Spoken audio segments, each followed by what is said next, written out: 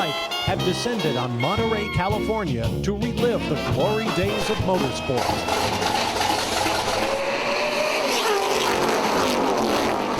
Today, more than 500 of these high-speed works of art will once again take to the track. From 100-year-old champions to one of the most iconic names in racing. It's the Rolex Monterey Motorsports Reunion from Mazda Raceway at Laguna Seca next.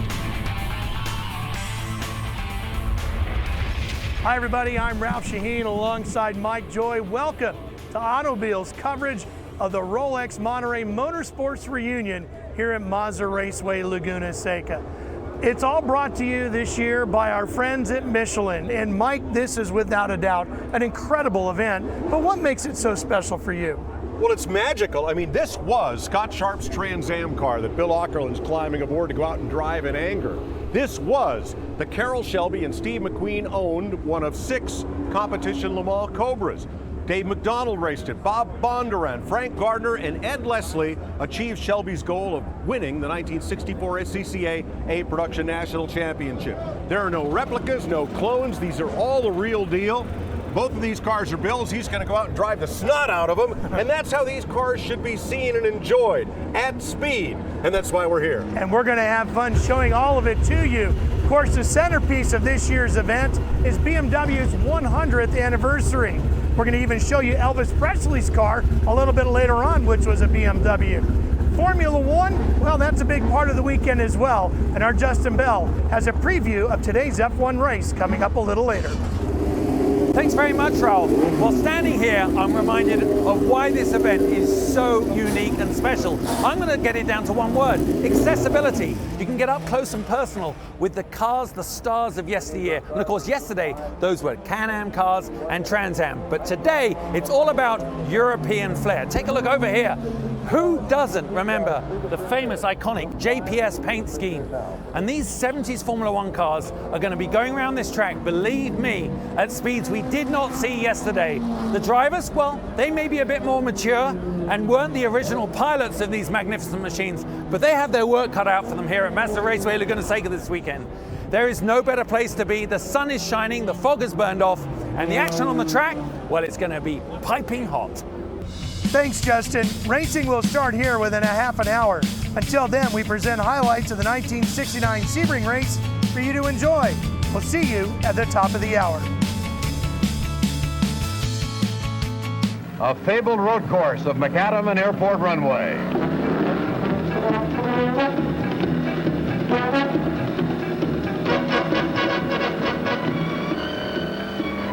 Sebring, punishing as any racing instructed to take their positions for the Classic Le Mans start.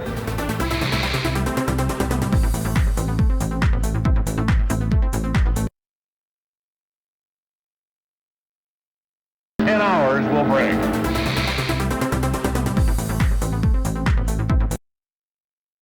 Number 31 Porsche, and at full bore.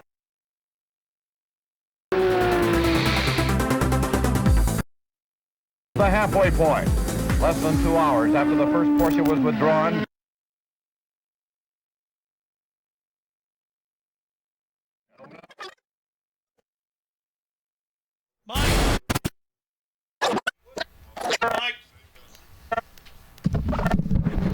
Well, hi everybody. Ralph Sheheen here with you, and Mike Joy as well. As you can see, we had a little bit of a tape problem there, Mike. So Goodness. Yeah, that'll happen.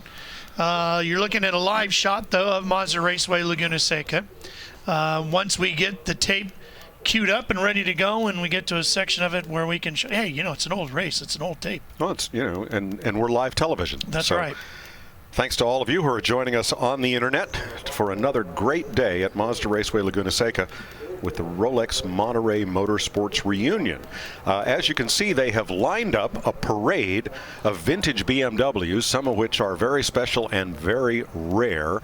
I believe that second car in line was one of the 1600 hatchbacks that were built, I think, by Bauer, and I'm doing this from the top of my head, so I could be completely wrong. But you see, most of those cars were 2- and 4-door sedans, but there was a limited series of hatchbacks built like that one. Of course, the pinnacle of this series of the a new class BMW. The car that transformed BMW into an enthusiast make was the 2002 Tii, and we'll see a bunch of those racing here. And these are the way these cars are meant to be enjoyed, on the track and being driven at 10/10ths and not sitting growing moldy in somebody's museum. I think it's just fantastic that the owners and the drivers bring them out here to share them with the fans and with the people that have so loved these cars, and look back and become 21 or whatever age you became an enthusiast. Yeah, so they're going to get a parade lap around the track here, and we're going to get to enjoy looking at some of these as they roll out of the paddock area here, which is just off of turn 5. Now, these cars come in pretty much two varieties. These early O2s, the roundies, have the round tail lights, like the cars going away from us right now. The later cars had bigger, fatter bumpers, what they called the swimming pool, the diving board bumpers, and the square tail lights. They're not quite as highly prized as these. Now, next week, here in the Monterey area, BMW celebrates its 100th anniversary with the BMW Club of America. There's a roundie, see the round tail lights. And there'll be thousands of BMWs and their owners here. They've driven in from all over the country to celebrate the century of BMW. And boy, they've been clogging up the roads, and but come out here to enjoy the races, enjoy the concourse, and all the weekends. So wish I'd driven mine, but the plane flight's a lot shorter. Yes, it is. Okay. Yeah. But just to get the thrill of the corkscrew, which I don't care how much iRacing you do, you just can't imagine the demon drop. For example, the car at the top right there, all you can see is air. You can see the tires to the inside of the corner, and all you see is air until gravity does its work and brings that car down the hill. There's nothing like it in motor racing anywhere in the world. The corkscrew at Laguna Seca is one of one. I've done it in a car. I've done it on a motorcycle. It is every bit as thrilling either way. Look at the CSL right there, Mike. Just stunning. Saw Gorgeous. that one in the paddock earlier Batmobile. today. Yeah, Batmobile. Just unbelievable. Beautiful, beautiful car. And they're everywhere. And, one of the things I think BMW did so brilliantly here a year ago was when the i8 came out, if you had ordered one, if you wanted early delivery, you could take delivery of it here during Monterey Car Week. And that entire week, there were brand new i8s with their drivers all over the Monterey Peninsula. Otherwise, you had to wait, like another 6 months to take delivery at your local dealer. And it was a great way for BMW to get incredible exposure. And those drivers included Roger Penske, Rick Hendrick. I saw him driving down Lighthouse Avenue. He and Christian Smith just waving and smiling and getting to drive one of the first ones. And that's my daily driver, and it's a fantastic car. Well done. Yeah. Well, at one point in time, that Batmobile right there was probably a daily driver, and now it's a pristine collectible. Pretty awesome machine back in its day. All those aerodynamic appendages were not seen on street cars. Maybe a little lip spoiler in the back, maybe just a little bit of a front, not a splitter, but let's say a front spoiler, and that raised the bar both on the nose and on the tail. So there's a bunch of the O2s out at the head of the pack. Well, there is a line of cars basically stretched just about all the way around the racetrack as these machines make their way around. Stunning to see all these BMWs, various vintage and eras of the car making their way around. And worth it. I mean, would I have driven my BMW from North Carolina to have a chance to drive around Mazda Raceway Laguna Seca? Absolutely. Oops. Well, it looks Show's like over. Their lap is done, and guess what? The tape is fixed. Back to the corral. Yeah, so we can go ahead and take you back to 1966. We're going to head down to the Caribbean, going to the Bahamas. Nassau Speed Weeks? We're going. So 1966. Here it comes. Nassau, the Bahamas. A history dating back to Columbus. A climate designed for year-round sun worship, and a gay, easygoing pace blending old world customs and new world luxury. For 51 weeks a year, Nassau lolls through a calypso-paced mood as host to hundreds of thousands of sun-worshipping vacationers. Then, for 1 week in December, Nassau becomes the speed capital of the world, for the traditional Bahamas Speed Week. One of the interesting aspects of the week-long activity here in Nassau is the Grand Prix of Volkswagens. Inexpensive Formula One cars, some people call them, powered with Volkswagen engines and using Volkswagen suspension and parts. The poor man's Grand Prix car, but it attracts many big-name drivers like Pedro Rodriguez of Mexico, U.S. road racing champion Chuck Parsons, and foreigners like Huken Rindt of Austria. The cars are pretty easy to handle, don't have too much power, and provide an interesting day of racing for their drivers. And more than that, a rather rich reward, for the organizers here have posted a substantial purse with over $4,000 to go to the winner of the 102.5-mile Formula V Grand Prix. The action is intense, and the little cars certainly demand a lot from the drivers, sometimes more than their bigger brothers do. And when trouble comes, it sometimes comes with a smile. They all come back to the circuit, avoid their brethren on the course. Huken Rindt of Austria, one of the top-ranked drivers in World Championship standings, led a three-car team of Austrovaus from Austria here and completely dominated the competition. Rindt scooted to the front early in the going, and despite some spin-outs, maintained an advantage. Right behind were his teammates, Hubert Gunther and Michael Wallachek. And when it was all over, the VW team from Austria had taken all the marbles in the Formula V Grand Prix. And though the Nassau Trophy race is open to all classes of cars, the big guns are the sports racing machines, the Lolas, the Chevrolet-powered machines. The big Chaparral with the wing above from Texas. And the McLarens from England. And a top field of drivers, two-time Indianapolis winner A.J. Foyt, twice national champion Mario Andretti, up-and-comer Skip Scott and Peter Revson, and Mark Donohue, Hap Sharp, the Chaparral driver. The flag show, 2 minutes to go for the Le Mans start. There are 44 cars in line and 44 drivers opposite. There's the Union Jack, it comes down, and the race is on. Hap Sharp, nearest us in the Chaparral, early in the car. First away is Peter Revson in his McLaren Ford, Bob Grossman in his 427 Cobra, and Mark Donohue in his Lola Chevrolet are the early ones in motion. It looks like Hap Sharp is having trouble with his Chaparral. The field pulls out. Yes, he's got a bulky engine. He cannot get that Chevrolet engine car started up, and Indianapolis winner A.J. Foyt is also having troubles with his Lola Ford just down the line. Now Sharp has called for his mechanic to help diagnose the trouble. There goes Foyt away in number 83. Sharp finally gets off just about last.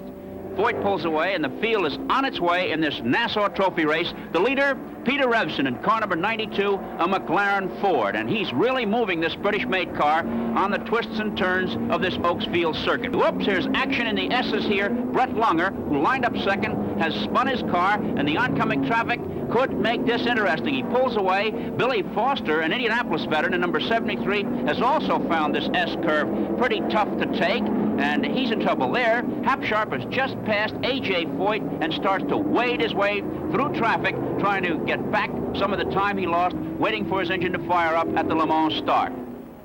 Revson is really pouring the coal to his McLaren. He's got one advantage. He has no traffic, passing the tennis courts portion of the Oaksfield Sports Center, and he's really got his foot to the floor on this fine handling automobile. Close behind is Mark Donohue in the Chevy engine Lola as they whiz under the Neisinger starting box. Revson, Donohue, and Scott, the top three, as they complete lap number 1 of the Nassau Trophy race. The green band on the nose of number 92. Oops, we've got problems. The bane of any automobile race, fire. One of the cars has apparently gone off the circuit, crashed, and caught fire, and we'll wait for a report from that area on just who is involved. The yellow caution flags come out, slowing the field down as they pass the danger point on the circuit, and Revson continues to lead. However, Donohue seems to be closing at this point.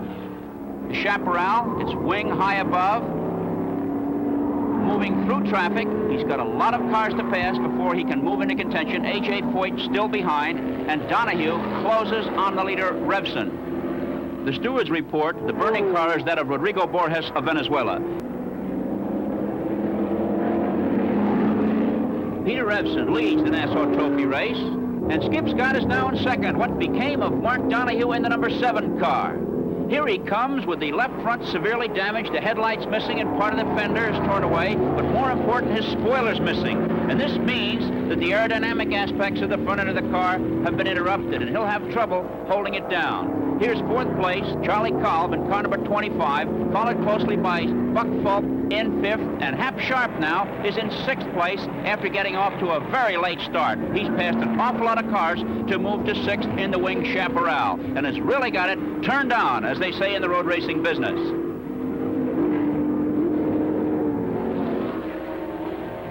The pace continues, and now Skip Scott goes right by Peter Revson, who appears to have missed a shift. The lead has changed now, traded between 2 teammates. Scott moves into the number 1 position, and Revson drops to 2nd, both driving British-made McLaren cars powered by 351 cubic inch Ford racing engines, and doing a good job. Buck Fulp waves Hap Sharp by on the inside, a sporting gesture by the sportsman from South Carolina, and Sharp now moves into 5th place on the inside as Fulp gives him all the racing room he needs on the Sharp left-hander.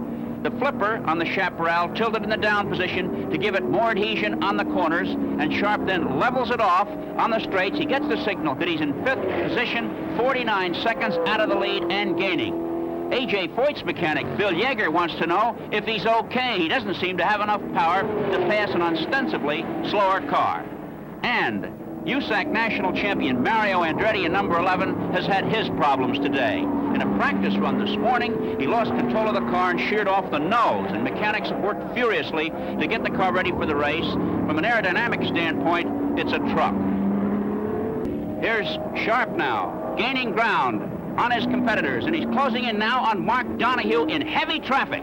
The blue flag signal is out, indicating to the slower cars that the faster ones are moving through. Sharp is doing a tremendous job. Remember, he won here last year as the defending champion in the Nassau Trophy race and wants to win this one today. And A.J. Foyt is in the pits. The pace quickens in the Nassau Trophy race, and we'll be back for more action in a moment.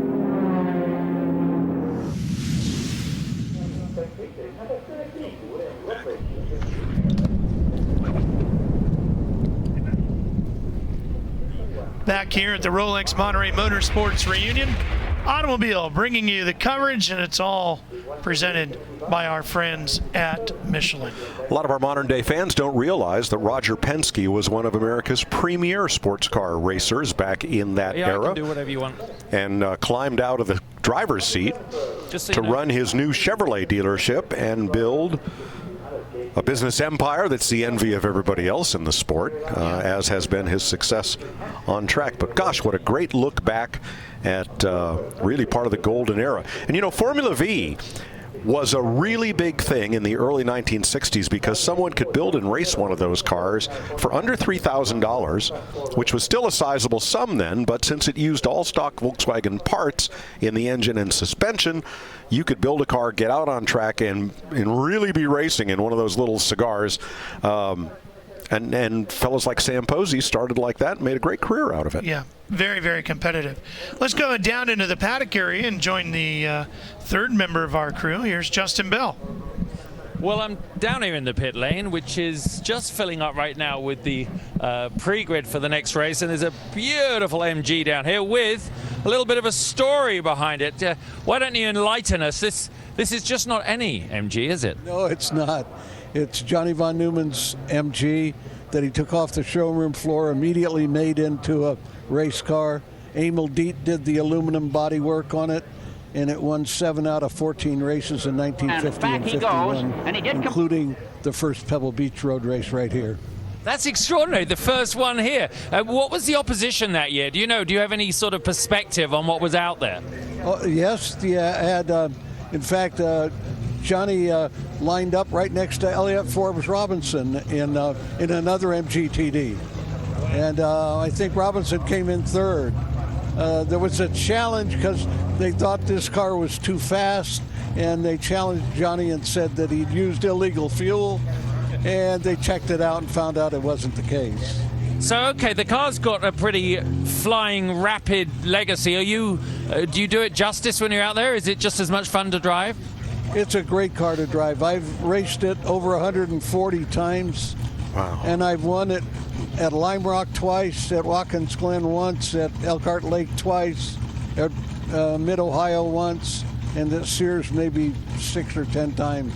Well, you know what? You put me in my place so beautifully there. Obviously, you are the right person to have your hands on the car. And I imagine that in a grid out here where some of this machinery is almost priceless, this is probably a great value for the return on the enjoyment, isn't it? Incredible. Yeah. This is not $1 million car. It might be a couple $100,000, but it's sure not $1 million car. And I can have a great time with it. So it's the right way to do it. Well, good luck in your race. We'll be following you. And, of course, it's live right now on the internet. So good luck out there. There's other cars out here. You can just give you a sort of perspective. Right behind him, we have an Allard. You can see the number 77 Allard right there. Yep. Tony, if we just spin to your left, we can see that. You know what happens is, guys, Allards, Mercedes, more Triumphs down there. I mean, it's really quite a... I don't know, it's like a buffet of cool cars that you'd want to be in this racing. And there is something about the accessibility of these cars, because when you're about to line up in something that is worth millions of dollars, I guess if you're worth billions of dollars, it's not a problem. But this is all quite affordable and fun racing with a legacy. So listen, Ralph, I'm going to have a little wander up and see what else I can find, and I'll join you back in a minute. And the headlights on that MG were amazing. You notice they turned them around backwards so they'd be more aerodynamic. Instead of having the glass sitting out there facing the wind, they spun them around for aero purposes. And he mentioned Emil Diet, who I believe was the fabricator on Lance Reventlo's Scarabs and one of the most talented metal men of his day. So it's great. The names that come to the surface here, as well as just the cars. Yeah, not just the names on the car, but the names of the men who helped bring those cars to life. We saw a Mercedes 190 SL just to the right of this fine little machine. Go back to Justin.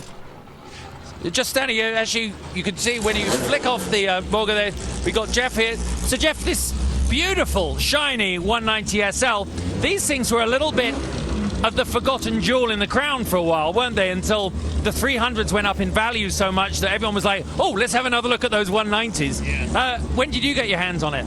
I've been racing this car for about 10 years now and built it, so had it for a while now.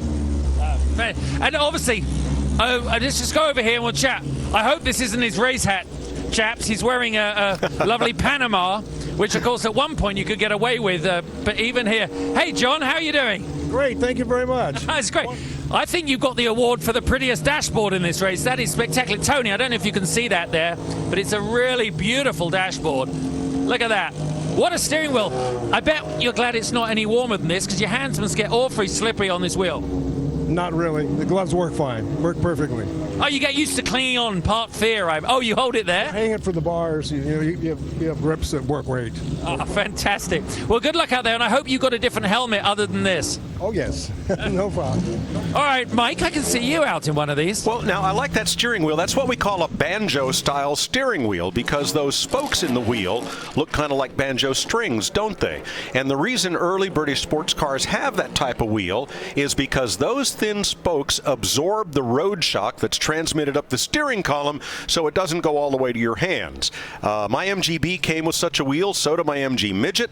Like everybody else, I went for the smaller leather-wrapped wheel with a bigger spoke, and I find my hands getting tired. So both those cars now have the banjo wheels back on them. They're much more fun to drive that way. You know, and what you just talked about there, the steering wheel, that's one of the little things that is so much fun about walking around here in the paddock area. Sure. Just looking at the different cockpits of all of the different race cars here and the variety of things that you see as the machines evolved over time. Now, let's go back to that 190 SL that was parked right alongside. You saw the plaid upholstery? Yeah. That was stock. Right. That was the stock upholstery. Well, here's what we get to show you today, and we're going to kick things off with Group 1B, 1947 to 55 sports racing and GT cars. And then, Mike, as we progress through the day, the speeds come up, the lap times go down, and the thunder thunder gets louder all the way through to the very end of the day, where we crown the weekend off with 1967 and 84 Formula One cars in Group 7B. Going to be awesome and going to be faster as they go. So we start off with the cars of modest performance. That 190 SL, they never raced those. Yeah. It was a boulevard car. It had a swing axle rear suspension like the Corvair or the Volkswagen, but now people want to race them. Justin. Well, people want to race them from all over the world, and you can understand why. And I must say, Mike, watching your enthusiasm yesterday, and I hope everyone watching right now caught a piece of the Mike Joy action and enthusiasm. It's a great leveler, isn't it, motorsport? Because when you're down here and you get behind the wheel, it really is an equalizer. Of course, we all think we're better than we are. That's why we get behind the wheel. But actually, over here, the camera's watching the cars coming in right now, but right at the head of the field, I'm going to go and track down Bernard, who is obviously the main man at Big Dog Garage with Jay Leno. He's a fearsome motorbike rider, rides a sidecar to great success. He is the one riding, not the one clinging on for dear life.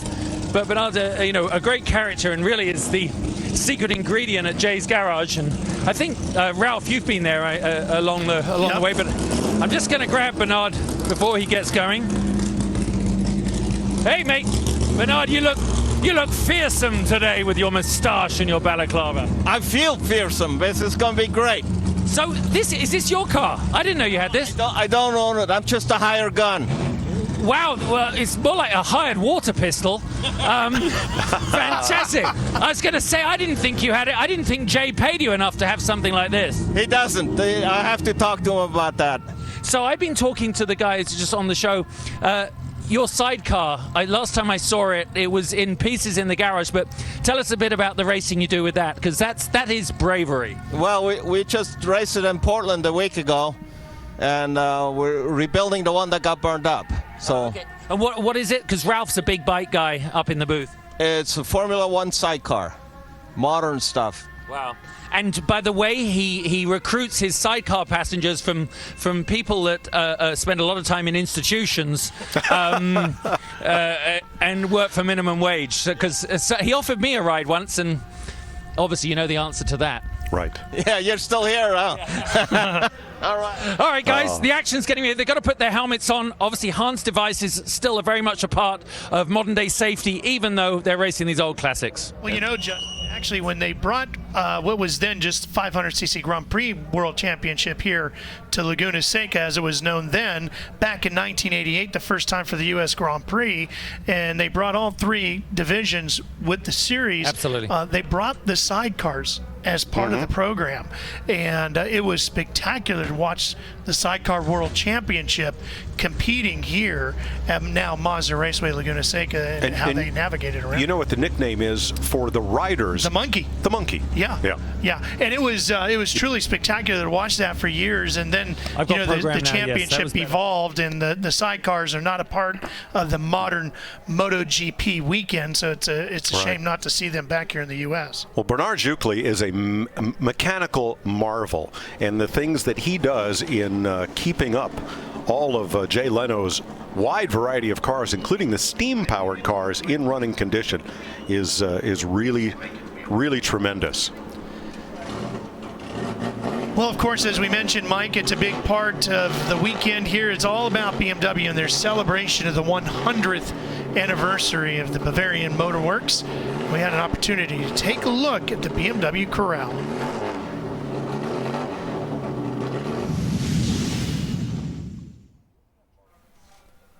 This is early in the morning as we arrived here at the racetrack. Fog had settled in here at Mazda Raceway Laguna Seca and is lifted now, but boy, the cars in the corral alone were worth walking through. Z4 Coupe's pretty rare, an M5 alongside, and virtually all eras. Little Z3 M Roadster there. There's an E46. Just built one of those for my son for the new BMW CCA and NASA Spec E46 class. Bimmerworld helped us out with that, and it's ready to go. I've seen more Z8s this weekend than I've seen combined in the last 10 years on the road. Yeah. Fantastic. Yeah. And we're getting ready to get started with the racing here. Group 1B making their way out onto the track. be 1947 and 1955 sports racing and GT cars. Now, everything today will be the B groups, all of the A groups. Mazda's ran varied yesterday. history as a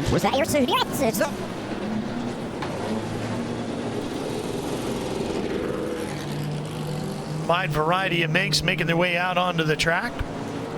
One of those Jags we profiled, and I believe you'll see it later on in the show. Here's a look at the starting grid for this one. The one we profiled was driven 1,100 miles to this event from British Columbia. Yeah, we had a chance to show that yesterday. Hopefully we'll get a chance to re-air it again here today. Yeah, the very unique story. And then that's a part of this event too, isn't it? You see a handful of people who will do things similar to that, whether they're going 1,000 miles or just down the road from the Bay Area or up from Southern California to compete. Well, when these cars first raced, you would literally race your road car. You would drive it to the track.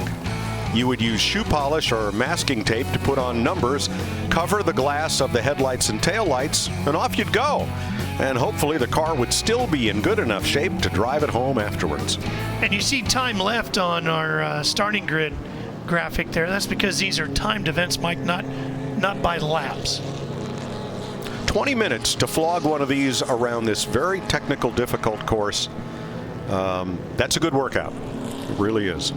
Now, you actually competed yesterday in the Trans Am division, and I'm sure we have quite a few viewers who may be taking in vintage car racing for the first time. Some people call it historic racing or classic racing. A lot of different terms being used these days. There's a different vibe about racing in this type of motorsport than a traditional NASCAR race or something along those lines. It's what they consider more gentlemanly. Well, the first difference is there's no purse. Yeah. You're not racing for money.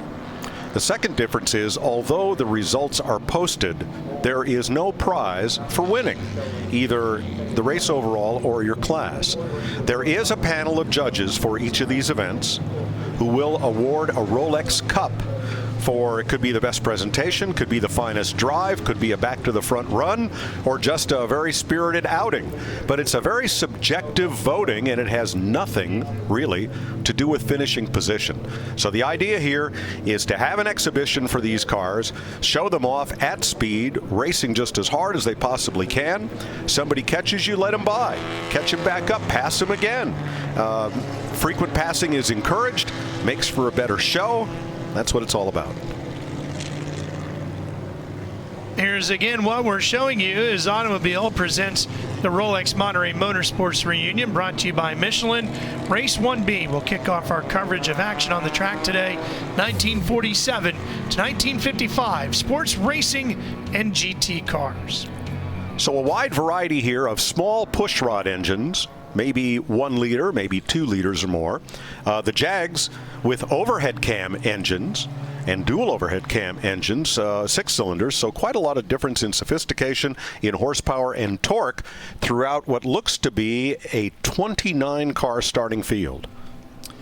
You'll see Italian brands like Ferrari in here, English brands like Jaguar and Austin Healey. Of course, we saw Mercedes, wide variety of vehicles, Porsches as well. So an Alfa go by, an Allard or two, a Seata. That might have been a Curtis up toward the front of the pack. There's a bathtub Porsche. Mike, we talked about how there's nothing to win here. However, if you do get a little too aggressive, you can get your hands slapped pretty good too. Well, there are severe, because of the value of these cars and their irreplaceability, severe rules about contact. If 2 cars make contact, avoidable contact, you get a 13-month vacation. The driver does, and is not allowed to participate in this event for 13 months, which would include next year's running. So everybody minds their P's and Q's. If you go off track with 4 off, you'll get to go visit the stewards in the pit lane at the Black Flag station. And otherwise, round the track and good luck. Here we go. Again, a timed race as we get ready to start the first one of the day.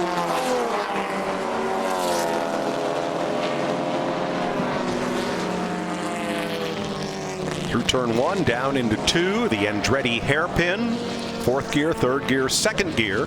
Some like to make this a double apex corner, and some take it wide on entry and just clip that 2nd apex coming out for the squirt to turn 3. What was it in the Trans Am car? For me, it was, since that car didn't like the double apex, we'd take the wide entry. Turn 3 is kind of a giveaway. It's a flat right-hander, leads you up a short straightaway. Turn 4 is pretty important because you get a good launch here, all the way down to turn 5, which has a good bit of bank to it. So this is probably the third most important straightaway on the course, going from turn 3 to 4. This is turn 5, and where the track actually reconnects with the old layout here, and you head up the hill to turn 6. Missed that one. Next stop, Salinas. Yes. We used to call it base camp if you were climbing the mountain here, and you're on your way up to the top of the hill at the Corkscrew, which is why everybody comes here. Blind entry. You go under that Rolex banner at the top of the hill, and again, all you're looking at is air. You really don't know what's over the hill on the other side, which is the entrance to the Corkscrew. You check the flag station. You head off here through 8 and 8A. You're on the power here, fighting the car. And here's the most difficult corner on the course. Turn 9, the rainy curve. It's a long, looping left-hander. You've got to have power down before the apex to get the run here to turn 10. There's a lot of banking in 10. There is, and you can use that to your advantage. Very much so, and get a good drive off to turn 11, which next to the Corkscrew is the slowest corner on the course. Back to the front straightaway.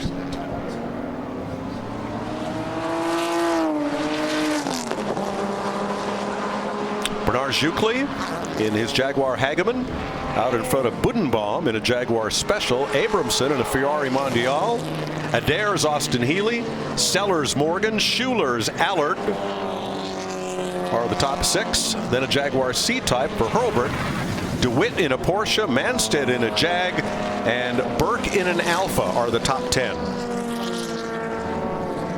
Jucli's Jag was built and raced by Babe Sulprizio in Northern California in the mid-50s. It was a one-off aluminum body by Jack Hageman. It's been vintage race for the past 36 years. Fantastic. So what a variety. Jaguar, Jaguar, Ferrari, Austin Healey, Morgan, Allard in the first 6 positions. There's the little Alfa in 10th. Burke's number 58 right behind DeWitt's Porsche and Mapstead's Jag. That's the 183 Mapstead, and then Burke in that light blue Alfa. 9th and 10th place here. Oh, you picked a fine time to leave me, loose wheel. Yes. Sorry, Darrell. Yeah. That's his line. He would have been singing it already. That's Patterson. Yeah, in an Allard coupe. And bye-bye. Oh, what a shame. Lost his knockoff, did he? And looking at that tire, I think it was probably shredded and flat before it came apart. So he's 3-wheeled it to a stop. He's well off course, off to the right side.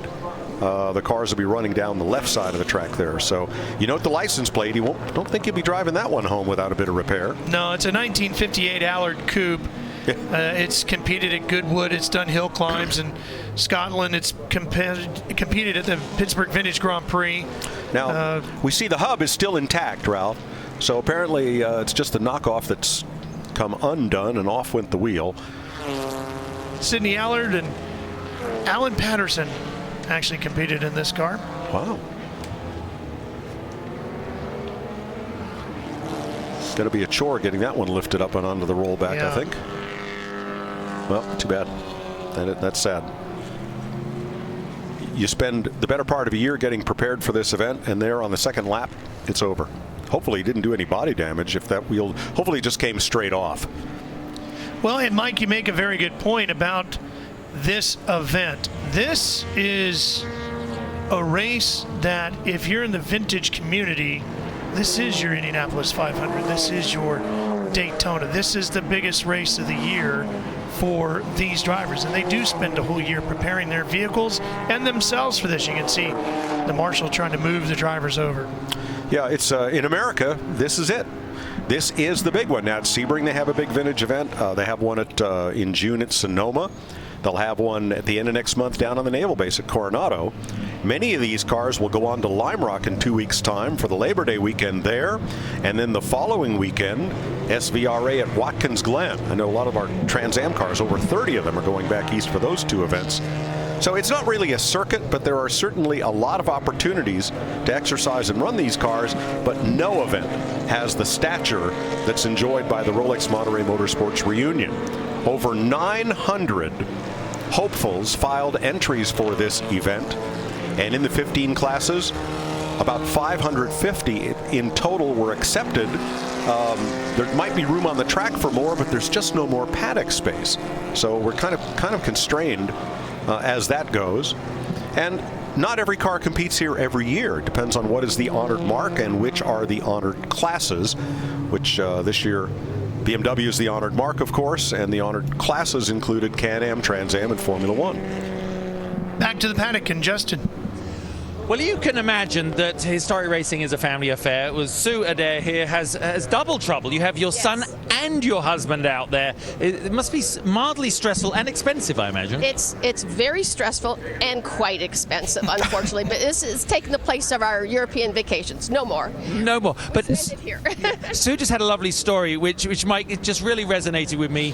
You used to go on dates in what was the contemporary car of the day for you and your husband, and now they are historics, and as you, I'm going to let you say it, and you said you are. We're vintage now, along with the cars. Right. That's fantastic. It must be lovely because it is a time capsule, isn't it? You walk around this paddock, and it must just bring back a flood of memories. It's fantastic to see all the cars here, and we've made lots of friends. We've got very good friends that we've met here. But yeah, seeing these cars and knowing that we saw them race when they were first in the beginning, and now they're still, the groups are so large that it's hard to be first. Yeah.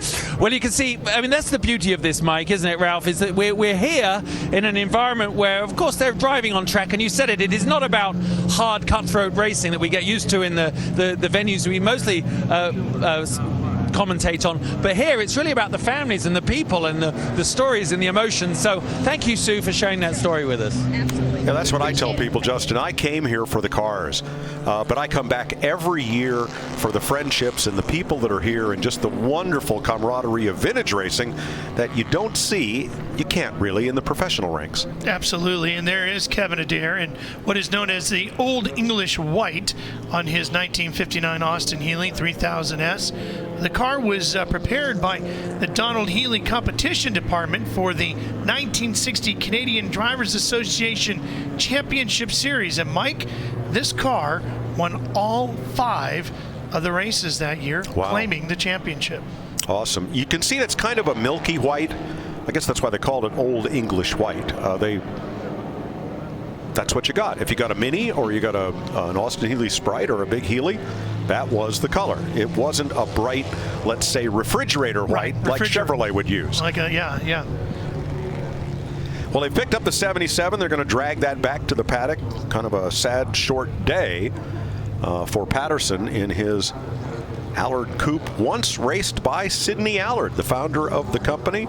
There you see some of the damage to the right front. Good. No damage to the bodywork.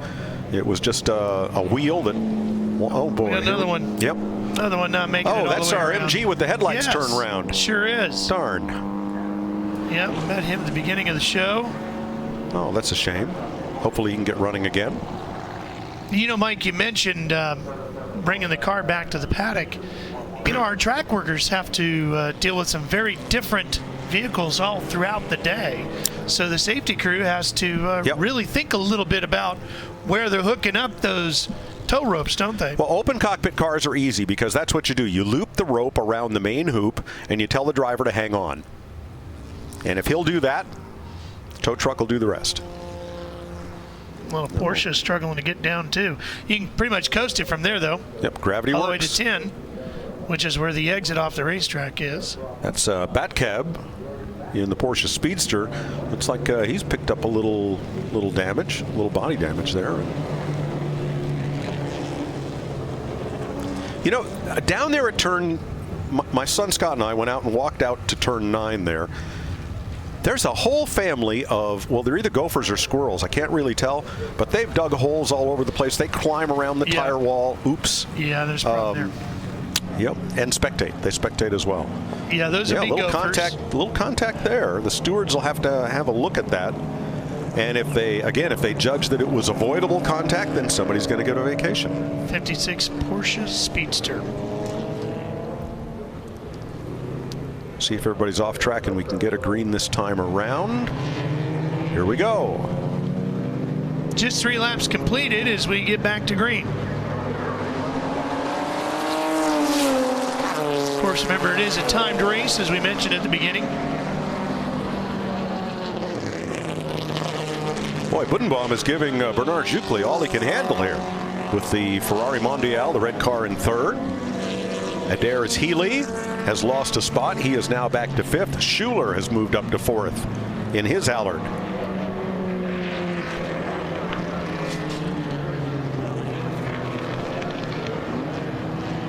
Budenbaum in that Jaguar 1949.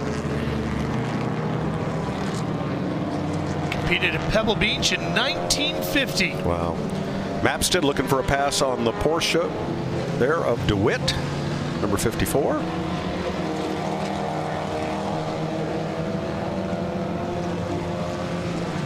Out of turn 4, down to 5. That's a 1500 Super Continental Coupe on that Porsche. Nice.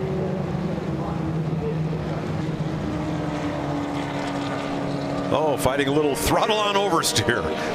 I could write you a book on that after yesterday. But fun, so much fun. Well, you to sure drift didn't these look cars like you around were the too course. upset about it. No. Turn 6 and up the hill. 6 the place you can get on the throttle early. And you have to carry all the speed up the hill. Now into Rainey. Hardest corner to maintain speed because you want to carry a lot of entry speed. If you do that, you run out of racetrack. On exit, Budenbaum had a great exit, but he can't outbrake Bernard for 10. Through the banking, and now set up for 11. Good braking zone, good passing opportunity here. Oh, like that right there. Yeah, Budenbaum gets inside. Whoa! Now it's a drag race. Yeah. He doesn't have the horsepower, though, does he? Nope, all the way up the hill. Turn 1 kind of looks like it's part of the straightaway, but you go up and over that hill full throttle, and the front end gets light, and you realize you're in a corner. You got to straighten out and then get to the braking zone for the Andretti hairpin here. So you see Bernard Jucli taking the double apex to the inside, whereas Budenbaum took the wider entry and the single apex for that turn. Budenbaum running in second in car 3. That's the Jag Special. Jucli just in front of it. A little loose coming off of 3 was Jucli. Now another good passing opportunity is the entrance to 5. They come out of 4 here. Yep, he's motioning to the inside, motioning Budenbaum to the inside. Here's a look at how he set him up, heading into 11. Got to get through 10 here. And he was motioning to the inside already, wasn't he? Yep. Here he comes. Late dive, left the inside open and then made it a drag race coming off 11.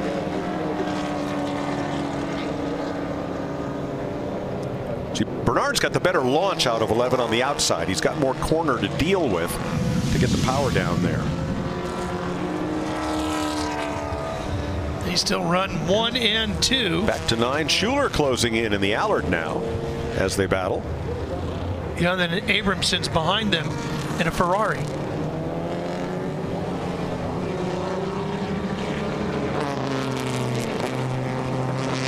Budenbaum not quite close enough to pull that move again.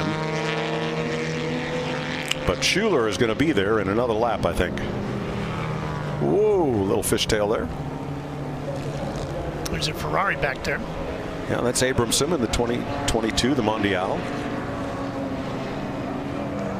And then a big gap.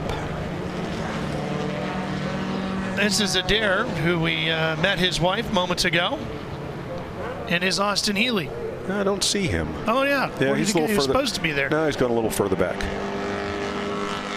That is going to be Salin in a Morgan +4. Followed by Hulbert's Jaguar C-Type. So we've lost Adair because he was supposedly in 5th there and has fallen off. Boy, nice line coming through there. While Hulbert using up a little more racetrack. The C-Types, those were the cars Jaguar first took to Le Mans in the late 40s. First cars to race with 4-wheel disc brakes. And of course they won Le Mans outright. Salins Morgan did a lot of NorCal regional races in the 50s and 60s.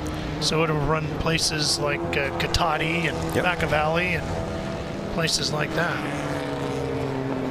Good line into 5, and Hulbert makes the pass, and he's throttle on coming off that corner and headed up to 6.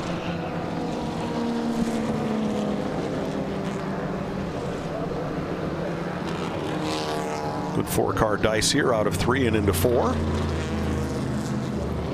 A whole passel of Jaguars, early Jaguar sports cars. This is 16th and 17th, Mike.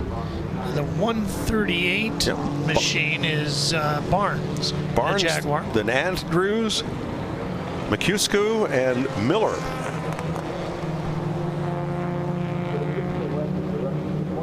They're having quite a battle. Barnes Jaguars in 1951 XK120. He actually took it over to Le Mans for the Legends event in 2013. Brian Andrews just ahead of him. That's a long hill to climb, and again at the top there's nothing but air. And you make that left-hander in, nothing but air there. Let gravity do the work and drag you down into 8A. A very difficult place to pass. You don't want to go too wide into that corkscrew and down the hill. Andrews Jag actually started as a street car until it was purchased by Jaguar historian and racer Terry Larson. Now Bernard Juckley, those tires have come up to temperature, and you can see him sawing on the wheel, working the oversteer. We're on the final lap.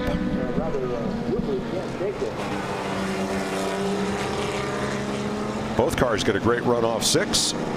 And somebody's spun. That's a Rookledge in a Jaguar.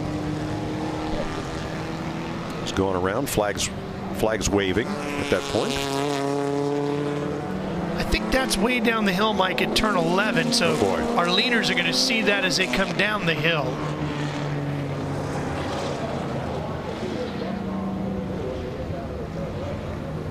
Here comes turn 10, and then it looks like the spinner is on the exit 11, and he's going now, so should be clear by the time these two get there.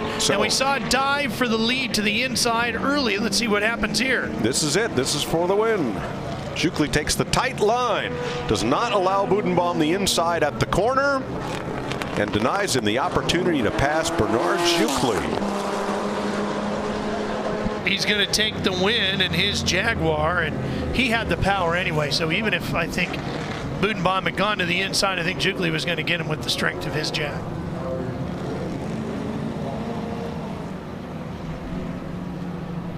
That beautiful Hageman body, certainly much more aerodynamic than some of those other open-wheeled specials.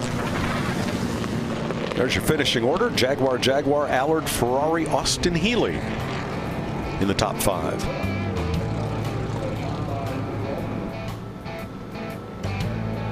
So 1B is in the books. 2B will be coming up. That'll be 1955 to 61 sports racing cars under 2,000 cc's. That'll be our next event. Those cars already lining up on the grid as these guys are on their cool down lap.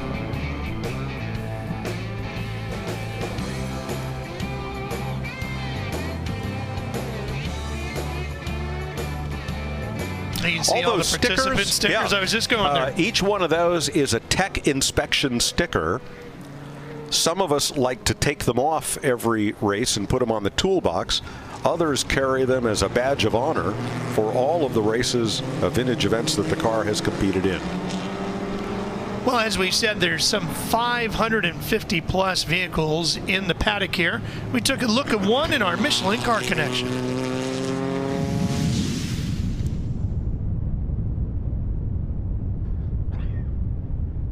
How did this passion for fast cars and particularly Trans Am cars develop for you? It developed me by my dad taking me to a Trans Am race at Sears Point in 1969, where I was rooting for the Mustangs versus the Camaros, watching George and Parnelli. And how long before you were able to reenact your boyhood dream and get behind the wheel of one of these? It took another 25 years after that, after getting through college and job and kids through college and saving a few bucks. And I started with a GT350 which I was very fortunate, went up in my value, and then I was able to trade it in some cash to get a Trans Am car. In addition to going fast, you're a guardian of history. Yeah, it's pretty cool. The car is obviously was an independent car. It's not one of the team cars, but I'm amazed how many people remember the car, especially if I'm on the East Coast and they come up and tell me history about the car, and actually have gotten me in touch with the original builder of the car who's still alive. So that's pretty cool. And the car number has a special significance. Yeah, the story is that the 45 came from the team trying to get sponsorship from Colt 45. In fact, I'm going to change it to the actual delivery where they had the 45, which was the same logo on the side of the bottle. I think you have more fun telling stories than you do driving this thing. Yeah, that's about the story of the whole group, though, too. You're absolutely correct. One of your Trans Am buddies there. Yep, Ken Adams. He's in the produce business. Up here in Gilroy, grows a lot of California's lettuce, and really, really loves that Mustang, and has so enjoyed learning about it over the years. We get to bring it back to Lime Rock for Labor Day weekend. Good to see. We're going to get the wheel back to the Allard. As it should be. Probably wouldn't fit many other cars. No, and it looks like Justin is caught up with our winner of race 1B. I can hear him cackling with laughter all the way from here. Bernard, much as though it pains me to say, that was a really great race. That was awesome, man. I couldn't get rid of that Parkinson, man. He's right there all the time. We saw that you started to get a little bit slidey. You could see the tires were obviously in full optimum working temperature, and the car moves an awful lot. Oh, you know, these cars with their skinny little tires on it, it's not like what you're used to. You know, they just slide, and you get used to it after a while. I bet. Well, you looked happy. Now, obviously, driving around this track, I mean, this car, 1955. What year were you born, Bernard? 49. Wow, so this is actually a very young car. You're dating your cradle robbing here.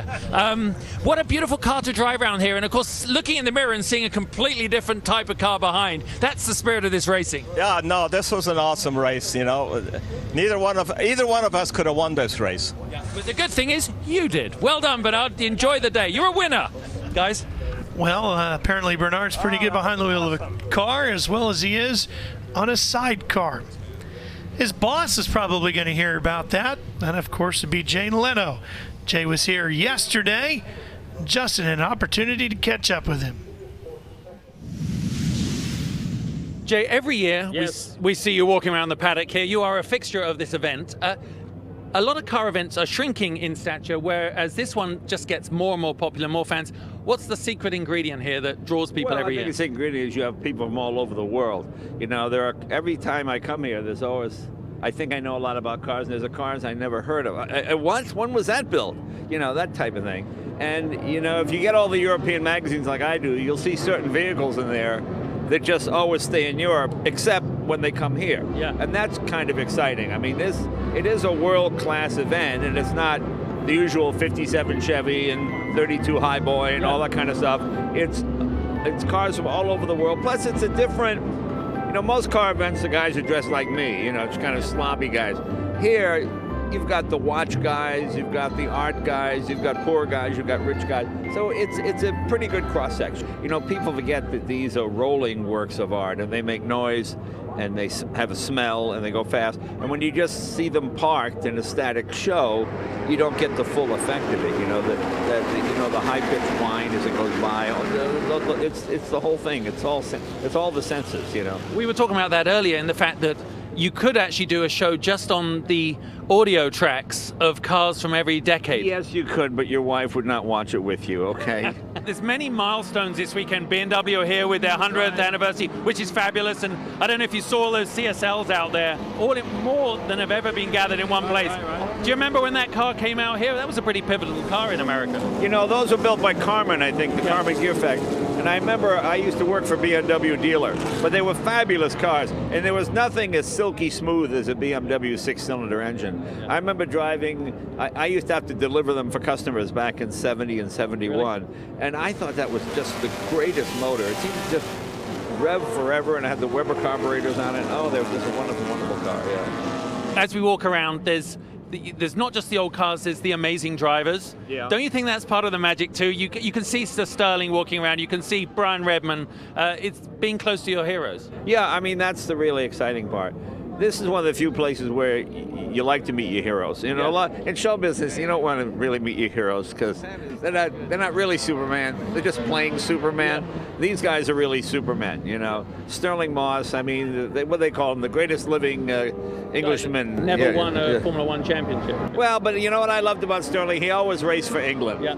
You know, he was one of those God and country kind of guys. You know, and that's what, and your dad certainly. And you guys. So it's I have a soft spot keep for going down the list. I like English racing drivers because it's I don't know, it's that nation of shopkeepers kind of thing. You know, they all so chin up and let's get out there and win the race with an undeveloped car that doesn't have enough power, and we still get out there and we win the race. So that's what's fun about seeing all those guys. I saw Jackie Stewart yesterday. What a thrill that was. You know, yeah, real exciting. On that note, that's the end of Tea and Crumpets with Jay Leno. There you are. Great to see Jay here yesterday. And cars for race 2B, Mike, are already out on the track. 1955, 1961 sports racing cars under 2,000 cc's. Now the difference here is in the last race we saw cars that looked like road cars, most of them. These are all rebodied and these are all specials. These cars use production engines for the most part, transmissions and rear ends, but they have purpose-built racing chassis and bodies. So much more of a nod to aerodynamics and single-purposeness than in Group 1. Now, as you look at the starting lineup, you might not recognize a ton of the names, but there will be a few as we go deeper through the day that will stand out to you. Sure. But there's one name in here you'll certainly know the last name, Arciero. Frank Arciero Jr. in this event. Yes, and the Arciero name, very, very synonymous with early 60s racing in California. They provided Dan Gurney with many of his early, most successful rides. And yeah, certainly legendary in SoCal. Frank driving a 1958 Lotus. Pace car is off, field coming out of 11, and we're getting ready for another timed race here. 20 minutes. Lola versus Lotus on the front row. Eric Broadley's Lola Works had that front engine car before they went into a succession of mid-engine machines that included the genesis of the first Ford GT40.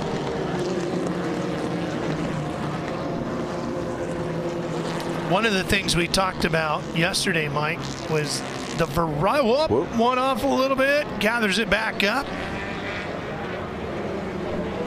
Beautiful job of keeping the number 5. That's Frank right there in his Lotus. Gets it back together, back on track. We talked about not just a wide variety of names, but even in a class like this, a wide variety of engine sounds that you'll hear. Engines and certainly chassis manufacturers. There's a Devon out there. That's what Campbell's driving in the 356. There's Lolas and Lotuses and a Quicksilver, Maserati, a Byers. All of these little cottage industry manufacturers of race cars, some just 1s and 2s and some built 10s and 20s of them, all with one purpose: getting to the front of this pack.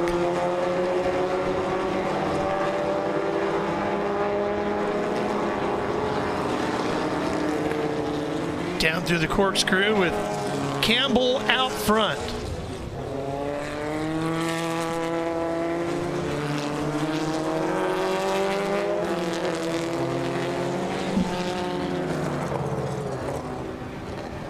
Arciero down the hill through 10. This is an interesting era to watch because it's such a variety of front engine and mid-engine machines, few rear engine cars as well, but as sports racing was morphing from the engine at the front of the car to the engine behind the driver. This is right in the midst of all that, is the era in which these cars came from.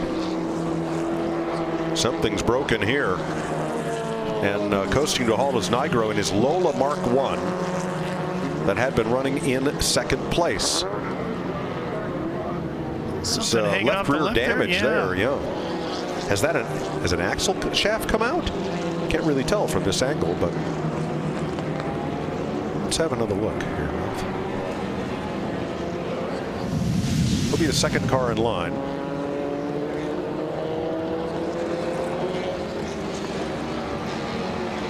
Well, it really snaps around a little bit right there. Well, it's probably just about the point where he'd be upshifting and grabbing the next gear.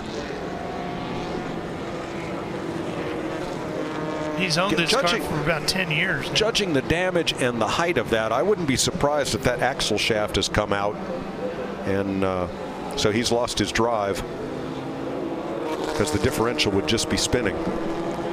This car has been raced at Silverstone, the Nürburgring, Spa, raced all over the world. Coming up a little bit short here today at Mazda Raceway.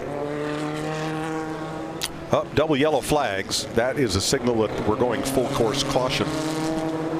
Probably to remove that wounded race car. When you see double yellow, that's full course caution all the way around, and we're likely to see the pace car. That was Minchoff's beautiful silver Lotus we were looking at. A single yellow flag would just mean be careful. There's danger in this area, but the rest of the course is still green. And all the flaggers are volunteers. They're members of the San Francisco region of the Sports Car Club of America, and they donate their time to come out and help make this a safe and successful event. And probably they're no more important than at this track, where there are at least 2 blind entry corners. The first thing you look at is the flag station. If you don't see a flag, then be as brave as you wish getting into the corner. Mike, while they take some time to remove that car and get the field back together behind the pace car, we're going to head back to the Bahamas and finish off the race from 1966. And listen to Chris Economaki. A.J. Foyt still in the pits, owner, driver, and here crew chief under the car with his mechanics taking care of his problem. Problem is a water hose has fallen off, and he's back in the car now only to discover a bulky transmission. It doesn't want to go in gear. He's fighting the lever there. Disappointed A.J. Foyt way back now after a poor start, and now troubles complicate his position as he tries to get this 427 cubic inch Ford engine Lola back into the race.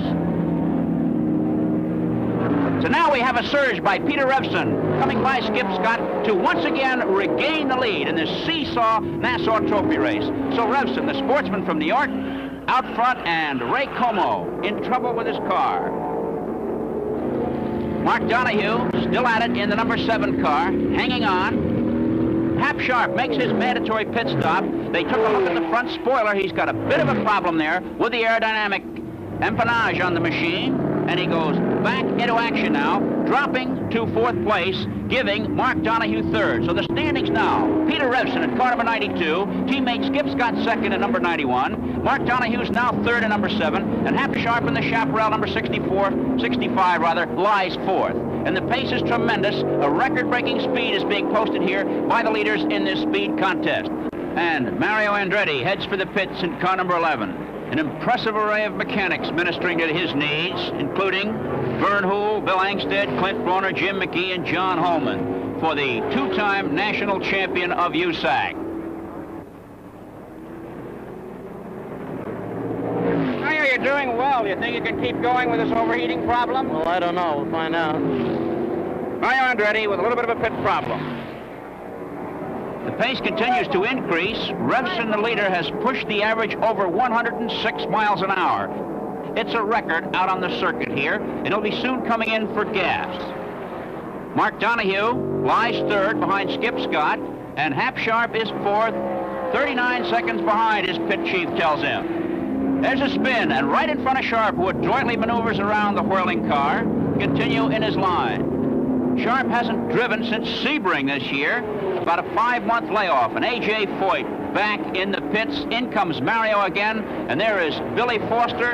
It looks as though the Indianapolis gentry, Foster, Andretti, and Foyt, are really having their troubles in this Nassau Trophy race today. All 3 of the cars in the pits.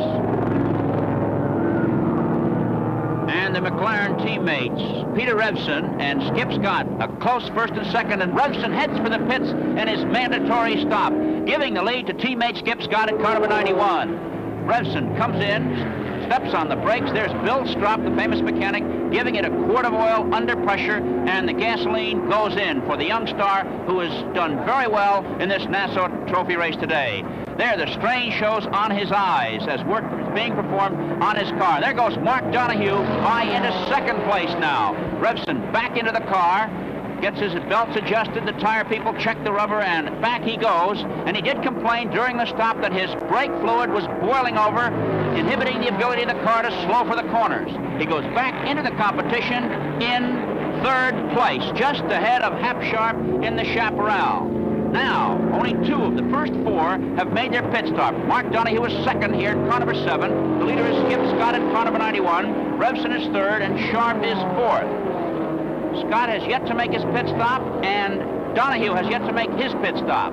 There, Revson, a 42-second advantage over Hap Sharp. Sharp lies fourth, 42 seconds behind Revson as this race nears the checkered flag. Up the straightaway, here's Hap Sharp with the flipper level. An interesting piece of equipment on the car, and he is really moving, gaining ground on his rivals.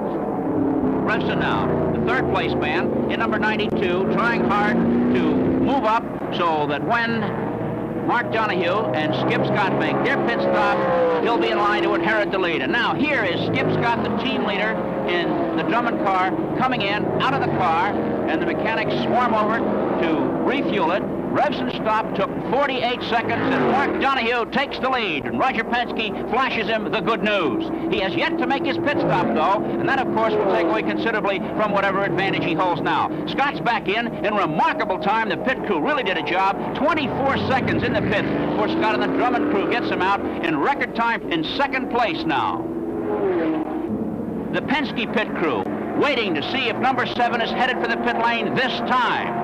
Over the wall, and there's the visual aid, the funnel. They want him in. He has to make the stop. The rules call for it. And Mark Donohue in car number 7 has gone a long way on the fuel supply he has in the tanks of that Lola. Roger Penske, a former winner here, the next Sports Car of America road racing champion, waits for his machine to enter the pits. It's 53 laps gone by. 53 laps gone by in this 56-lap race. The position, 7 Donohue, 91 Scott, and here comes Mark Donohue in. Now, how fast can they complete the work on this car? He's got his straps undone. He gets out of the car, and George McNulty of Indianapolis fame, along with Penske, helps him back in. No gas. A strategic coup here as the car is in and out in 7 4/10 seconds. A record stop for Mark Donohue, and Skip Scott goes back into the lead as Donohue surges back on the circuit, a close second. Just a little more than a lap of action left, and Scott was obviously smiling behind the wheel of number 91, looking for his first major victory, and in an international race, too. A great triumph for this young star from Pennsylvania, and Donohue hanging in there in second place in Roger Penske's number 7 Lola. The climax of a great day of racing here, and Scott comes up to pass Paul Lehman. Whoa, he's in trouble! Lehman changed his line, and Scott spins. He's okay, he'll get back in it. He's coming around, and Donohue goes by Scott, and Scott dropped to second. In a wild finish, never before seen here at Nassau. Donohue inherits the lead on his way to, hopefully, the checkered flag and victory in the Nassau Trophy, which is his. So Mark Donohue wins. And 4 7/10 seconds behind. Skip Scott in second place. Peter Revson third, but where's the Chaparral?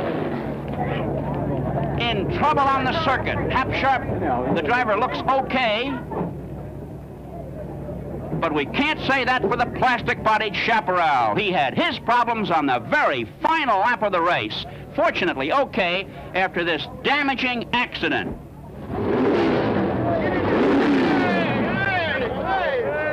And to the victors go the spoils.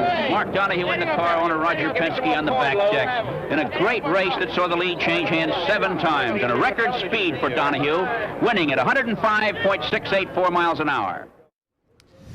Well, you saw Mark Donohue win there in the Bahamas, and David Donohue, his son, racing here with us today. We'll see him a little later on this afternoon, and looks like the number 2 Jaguar making its way back into the pit area, and let's go to Justin.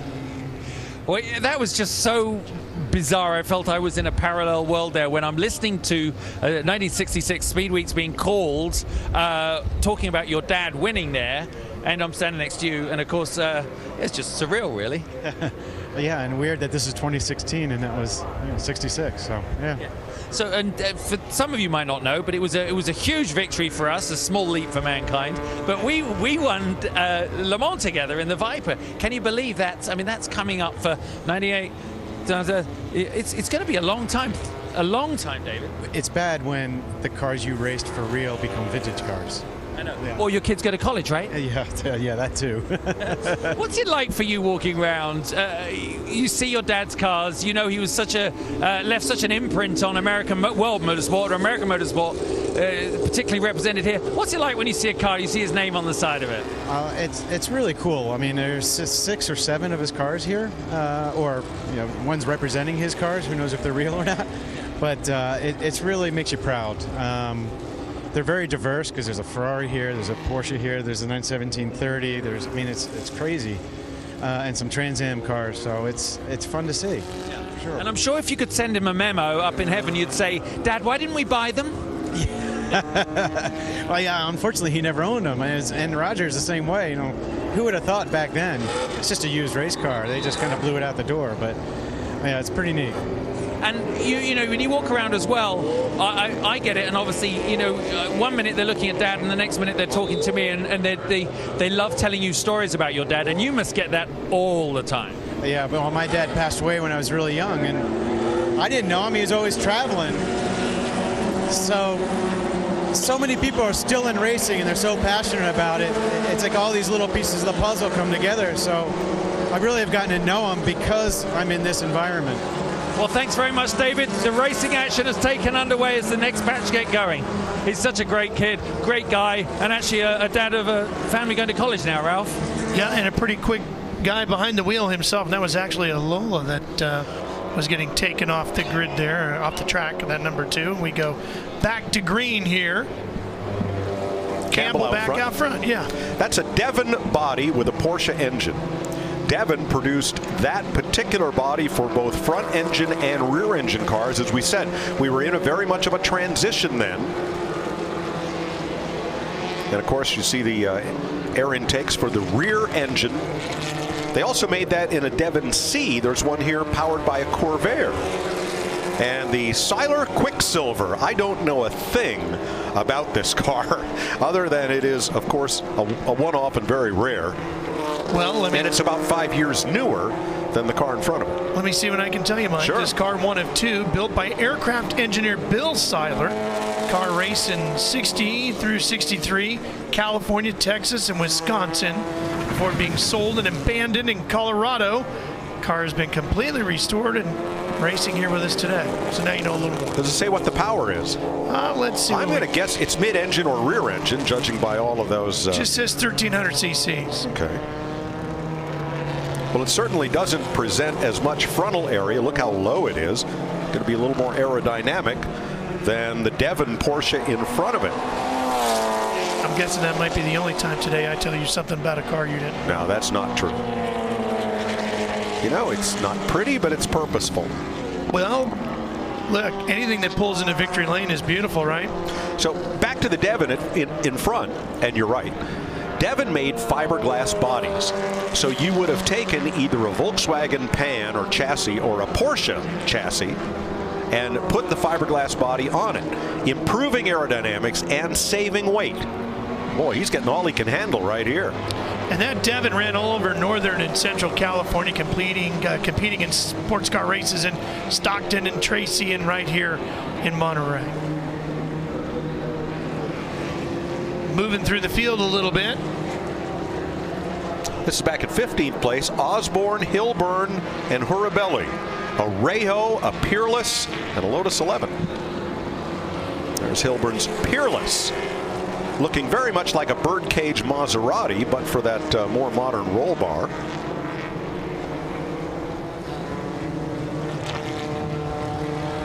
Kind of a frightening anteater-like air intake there at the front to get enough air to the radiator and keep everything cool.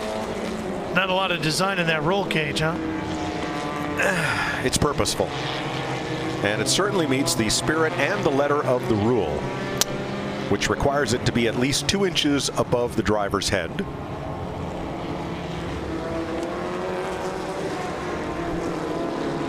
Beautiful Lotus just in front of it.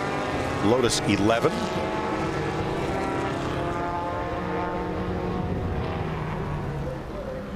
Coming to the top of the hill, and they'll begin rolling down off the mountain as our leaders. Was that the checker? Take the checkered flag. Yeah. Again, time limit race. We had that long caution flag to remove Nigro's Lola. Yep. And this will be it. And the Devon Porsche hangs on for the win. Over the silo.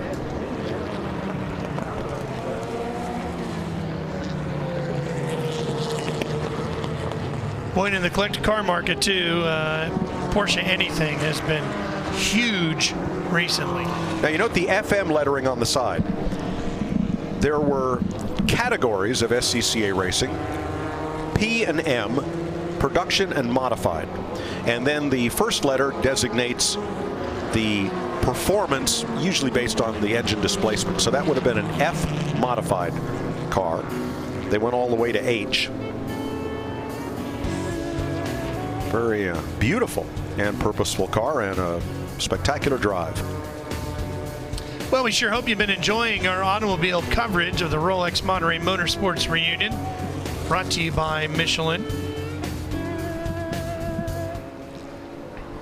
Got a lot more racing coming your way here this afternoon, and also showing you a lot of the things that you'll see in and around the paddock area here at Mazda Raceway Laguna Seca. One of the things I saw over the course of the weekend was a vehicle I did not even know existed. One of Elvis Presley's. It was a BMW 507. Beautiful car. Iconic. It was BMW's sports car of the decade. More a boulevard car than a race car. And yeah, Elvis Presley had one. And the owner had two 507s, brought them to BMW for restoration, and they said, look, if you'd give us the Elvis car, we'd restore your other car for you and be glad to do it. And so the car, there are pictures down in the BMW exhibit of Elvis with this car in period. So kind of an unquestioned provenance to it. And it was a convertible that was Elvis's car. Yep.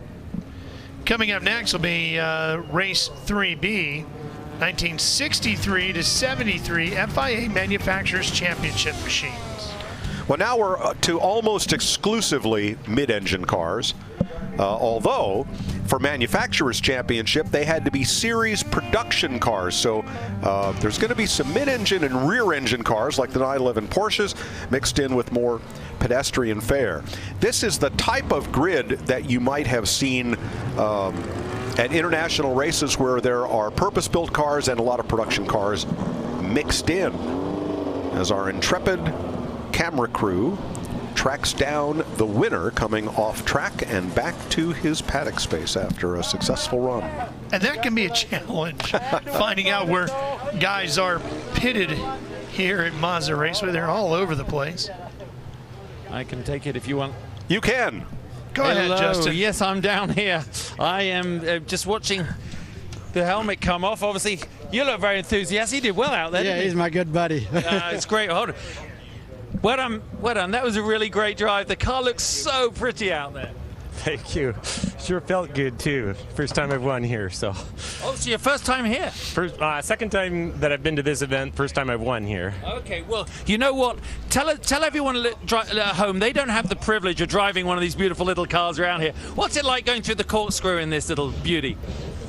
Corkscrew is really fun. It's a little bit blind, but once you've done it a few times, you just got to stick your foot in it, even though you can't see where you're going.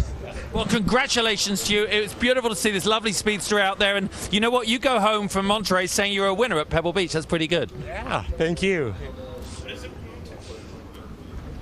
What a great drive, and boy, he had a mirror full the whole way.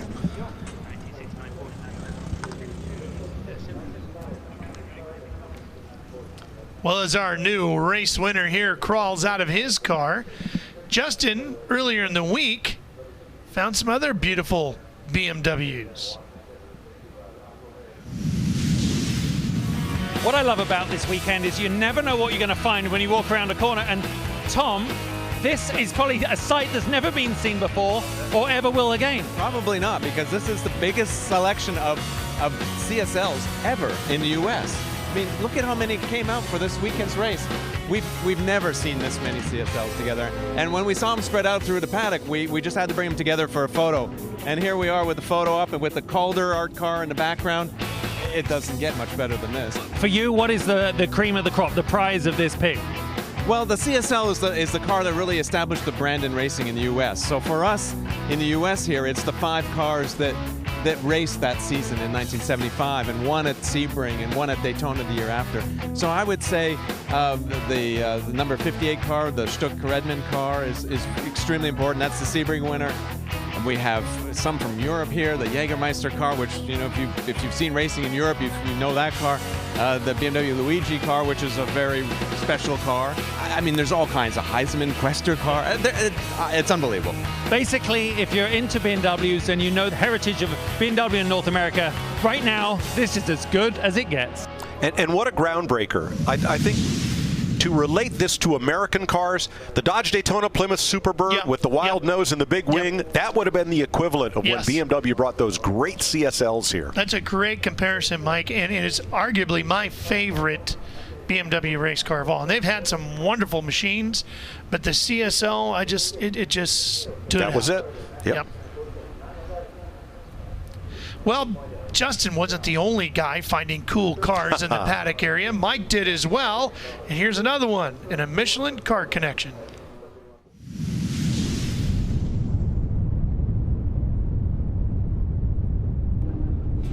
Sean DeLuna's MG first appeared on a racetrack 9 years before he was born. It's a 56. He's a 68. What so attracted you to a car much older than yourself? My father was very involved in vintage racing, and I enjoyed it myself, and so it was a car that was kind of done. It was an MG, it was affordable, and I was able to get into the sport. So what's it like to be a custodian of history here? Oh, it's a lot of fun. It's fun to get these cars out and drive them and let people see them, and it's an enjoyable sport. Now, so you're a second-generation racer, and you have a son who's recently come of driving age. How does he fit into this? He would like to be here at the track right now, but he's in school. He would actually like to be running the car rather than helping me clean it. But he has to apprentice his way into that seat, Absolutely. He has to clean a lot of tires, torque a lot of wheels, and make sure I have gas. So this passion for your entire family is lifelong. It is. I'm one of 6 kids. We're all involved in it. I have 5 kids. They're all involved in it, and we have a good time doing it. Well, it's the right way to be brought up, right? I love the family aspect of this. His dad, Dick DeLuna, drives a post-World War I car here, has for years, the Hall Scott. Just great family involvement.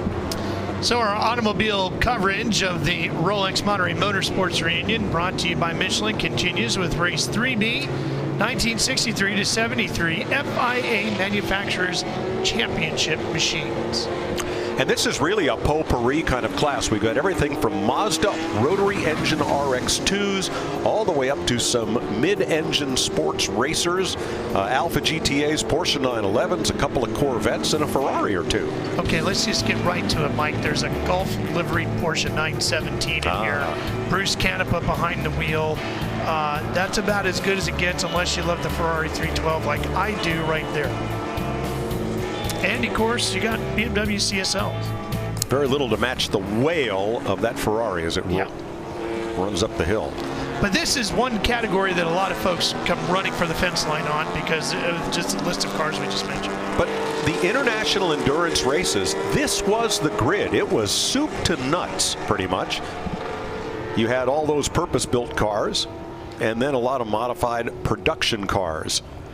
In that grid as well, of course, running much further back. Porsche 908s like that, 911s, Alfa GTAs, BMW 2002s, more 911s. There are the little rotary Mazdas.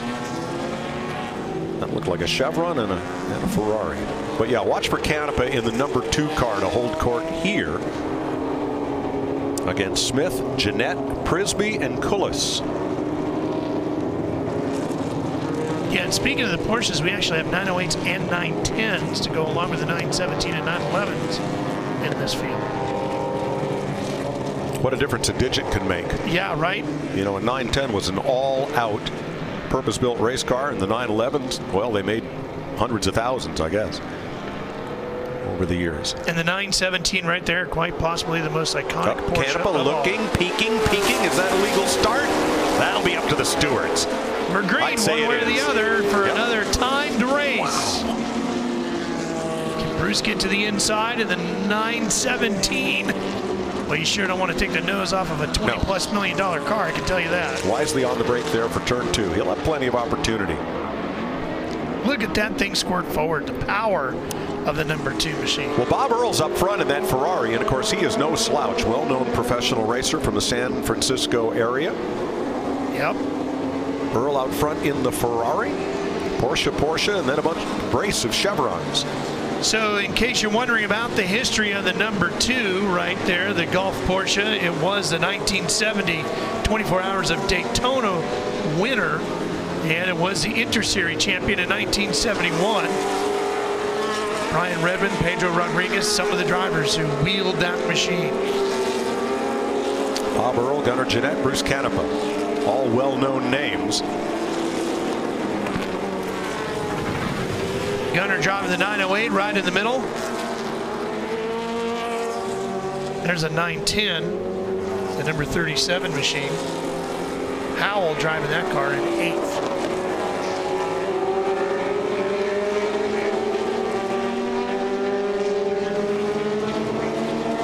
I would expect with the wide variety of this grid is we're going to have lappers come into play here before we get to the 20-minute limit.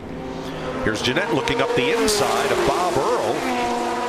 Now in these cars, that turn 1, that's a real corner right there up and over the top of the hill. Those cars will really get sliding. And then down here into the braking zone, all taking that late single apex entry into the Andretti hairpin.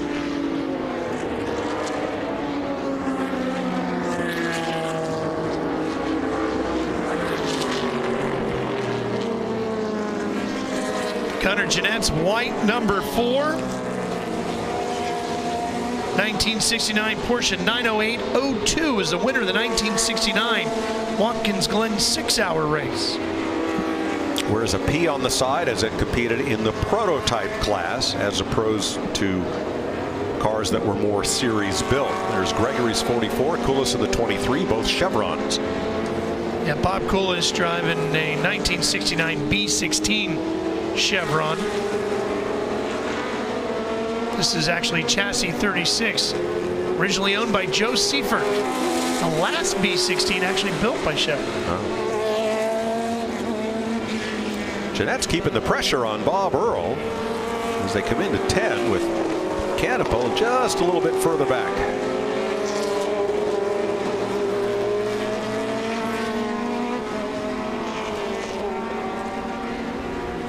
Whoa, hang on, Gunnar. Getting the power down. Yeah, it's a big slide off turn 11 because that's such a tight corner. The tendency is to want to get the power down early, and that'll carry you out there onto the rumble strips when you do it that way. Jeanette with a wide entry, looking to the inside. Not a great place to pass right there because you got to use all the racetrack to get off that corner. 3 kind of flat corner again, late apex, bit of a throwaway. This corner means more. Turn 4 because it leads onto a fairly long straightaway. You can get to the power early here. A little further back, Porsche, Chevron, and now Corvette versus BMW. Love hearing those big vets rumbling around here. Brady in the number 68, 1969 edition, running in 16th place. Yep, getting passed by Colbert there, who then in his CSL, who then takes off after Reindlov's Porsche 911, painted up like the Martini hippie car that finished second at Le Mans in 1970. Though that was a 917 and not a 911. Right. Long tail too, I believe. Yep, wild paint job. Colbert's CSL 1972 edition, delivered to its first owner, William Jacoby, in Germany back in 1971. It was originally an Inca orange. Looks better now. I agree. Go ahead, Justin. Yeah, I'm down here in the pits. My great mate, Martin Lauber's down here. Martin, you're normally behind the wheel of the 4th place Yellow Lola right now, but why aren't you there? It was a deal, right? This is payback. My good friend, Dr. Nick Colivas, is driving my Chevron B16 this weekend because several months ago, he let me drive his Shadow DN5 Formula One car at Monaco. So this is returning the favor. Although I'd say I got the better end of the deal. I think you got a pretty good end of the deal. And it's so weird watching someone else. It's like someone else taking your girlfriend out on a date. Well, yeah, and going quite quickly with her. So that's good. It just depends on how expensive the wine is. Anyway, Martin is watching his car. He's a great stalwart of the historic scene here. And you know, what's interesting as well, there's a lot of fans, a lot of people come out to support watching this race, guys, because this is really catching the emotion. It's just brilliant down here in the pit lane. Yeah, sadly, you have a visitor to your pit lane, too, Justin. Mark Colbert has brought his number 42 BMW CSL to the pit lane, and Mike Dennis, a 3.5-liter, 24-valve fuel-injected engine in it. Wow. And there's Smith's BMW Alpina 2002 off the course at turn 5 and being pushed back behind the wreckers. So waving yellow means caution at that location. As soon as the wreckers remove, they should pull the yellow in, and that part of the course will go green once again. And it does. Workers in white could not run this race without the flagging and communication workers. Now they'll use the blue flag. As we anticipated, this will show the slower cars that faster cars are coming to pass. And here's a BMW Mazda battle. Yeah, that's a pretty good one, too. Porter and Cato. Yeah. Porter in the BMW, Cato in the Mazda. I said RX-2. It's not. It's an R100, an even earlier car. There are 2 of them here, very similar. There's a couple of chevrons go whizzing by. 44 and the 23. Those 2 cars, let's see where they're Gregory and Koulias in 4th and 5th. Yep.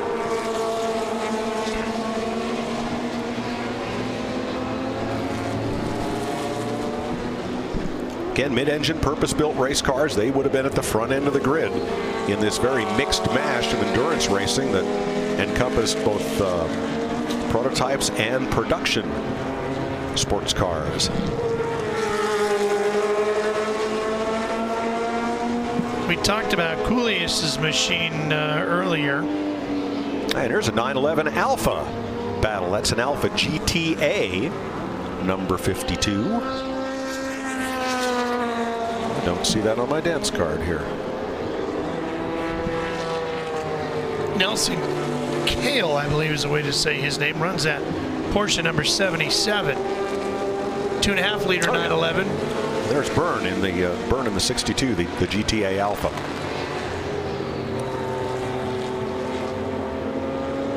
He just completed a tub-up restoration on that Porsche number 77.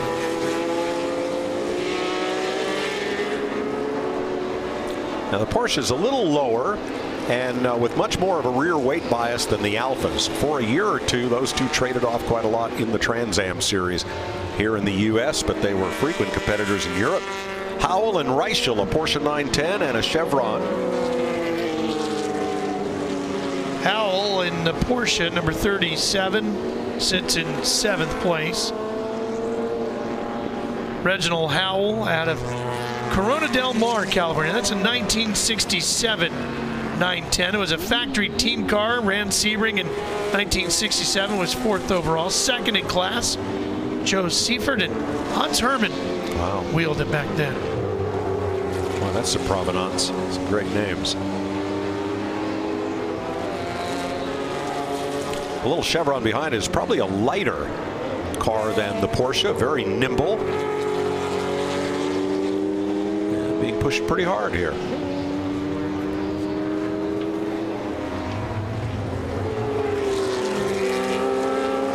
They're on their way up to the top of the mountain as well. Michael Reichel driving that Chevron. It's a 1967. Raced primarily as a club racer over in England in 68 and 69. Yeah, now the Corvette has transmission issues. Although we see a little smoke from the tailpipe as well. He was unable to, came by here unable to catch a gear. And gosh, that's too bad. That car was raced by Doug Rippey. Yeah. In the 70s. So that's Brady's Corvette number 78 that appears to be done. And there between turn 5 and 6, one of those two Chevron coupes, one of those B16s, has come to grief. They were having a great battle, those two cars. Yep. Good looking machines. Out of harm's way there, pretty much. Meanwhile, back to the battle between the Porsche and the Chevron. Whoop, little tire fire there, smoking a little deep into the corner. Yeah, he had to outbrake that Mazda R100 so he wouldn't lose touch with the Porsche. Now he's gathered it back up and he's on line for turn 3. And going to have to try one more time. Yeah. Yep, going to 4. There he goes. Retake track position.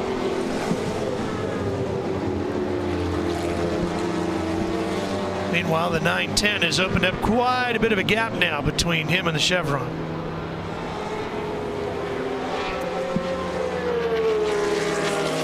Race leader, Bob Earl, 312 PB. What a magnificent car. And Earl was known as a driver who had a very calm hand on the wheel, rarely put a wheel wrong, rarely got his car upset or into trouble. He wasn't one of those charger kind of drivers. He was smooth and successful. Such a great sound of that car. Pulling up on John Norman's Alfa, the green number 63. That car very familiar to Trans Am fans and IMSA fans over the 70s and 80s. Whoa, took a little bit of the apex there. At 5, going up to 6, although he was waving Earl to the inside, who now completes the pass.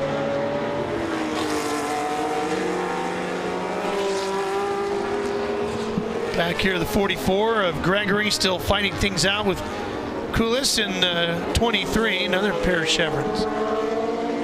Yeah, they've had a race-long battle, those two. Coulis in that guest drive, as Justin was telling us. And they are 4th and 5th right now. Colivas, Coulis, and Gregory, 3 Chevrons. That's Gregory, 44.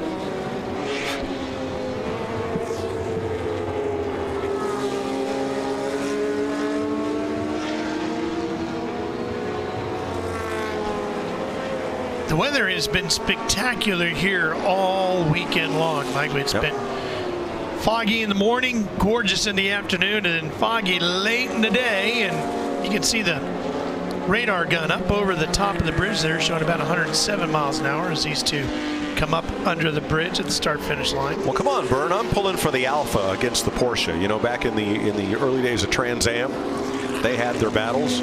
Horst Queck and the Alfa ended up winning a championship, and I had an Alfa at the time, so I had to pull for the Italian cars rather than, sorry, Nelson Cowley in the Porsche 911S, giving it a great drive here, but I'd sure like to see that GTA make the pass. Well, and you know, by most vintage Alfa experts, this car is considered to be the most fully documented, race-decorated vintage GTA Alfa in existence. That one right there. Well, then come on, make us proud. Easy to say, but I promise you, hard to do. He's running at 10/10 out there. Competed in over 118 documented races, 41 wins, culminating in winning the 1974 German GT Championship. Pretty spectacular car. Oh, he might get him under braking. Those cars pretty equal as they go up the hill. You know that car disappeared for 32 years before anybody knew where it went? Glad they found it. Brought it back. An absolute barn find. That's Howell still running in 7th in the Porsche 910. Yeah, got a little traffic to deal with here. A couple of lappers. Now the trouble with mixing these cars together is the drivers in the taller production cars, even with their mirrors set right, it's hard to see those low slung prototypes when they're right behind or alongside. Justin. Standing here, Mike, on the front straight, looking down as the 917 with Bruce behind the wheel came onto the front straight.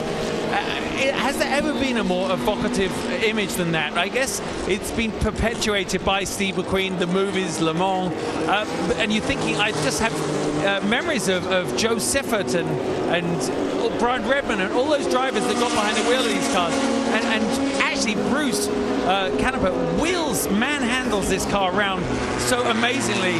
And he's obviously a natural. We talked about this is his local track. I've got a quick story about the 917. There was a round the streets race at Coventry. I mean, I'm talking in like 1978, and Dad was driving the 917 in the display round there, and I got in the passenger seat. And if you think about it, it wasn't that long after it was current. And I remember as we went over potholes and manhole covers in the streets of Coventry in the north of England, I thought, you know what, I may be too young to understand, but I think my dad's a bit of a bloody idiot. He's obviously a nut job. I mean, what about all the noise? And his hands are seesawing on the road. We had no helmets on. But you know what? I think that's one of those experiences that put those little, ingrain those little racing DNA strands in me, because look what happened in the end. Oh, what a wonderful memory. Absolutely. And Bruce actually has 2 of those. Wow. At his shops over in Scotts Valley, which is just north of here, up around Santa Cruz, California. He's got 2 just remarkable 917s, both in the Gulf livery, and they are just stunning. Well, he's got his work cut out for him, trying to get past Gunnar Jeanette here. He's got the inside. He's got room. And the outside going to 5, and let's see if Gunnar will hold him off there. Close for a moment. These 2 guys battling over second place right now. Boy, Bruce had a chance. Corkscrew is not the optimum passing place. We'll see how that all turns out when they come down the hill. Here are the 2 chevrons again. It's almost like they're in formation. Coolius and Gregory, 5th and 6th. That's how they've been the whole race. In fact, chevrons run 3rd, 4th, and 5th here today, and then pick back up in 8th and 9th. Yeah, Bob Earl putting on a demonstration. This is the final lap out of 11. And he'll come to the flag where the reward is glory, and that's it. No prize money in vintage racing, no trophy for the winner. There will be a Rolex Cup awarded to the finest driver of the race. And guess what? Bruce Canepa got Gunnar Jeanette in the 917. Yes, so he did on the final lap. 917 finishes in 2nd. Jeanette 3rd, Colivas 4th, Koulis 5th, Gregory, Howell, Reichel, Walker, Thien. Ferrari wins.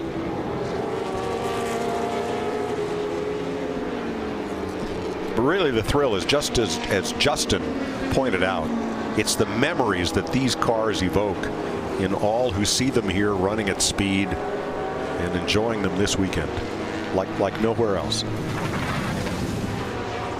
There's a look at your results page from race 3B.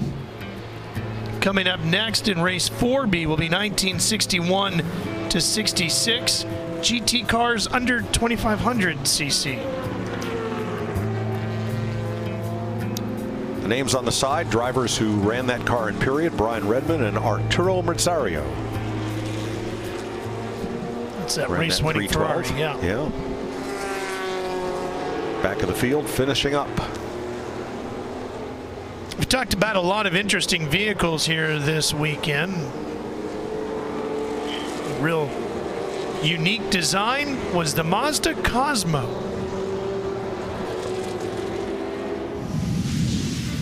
Mazda's 1967 Cosmo was powered by the world's first dual-rotor rotary engine.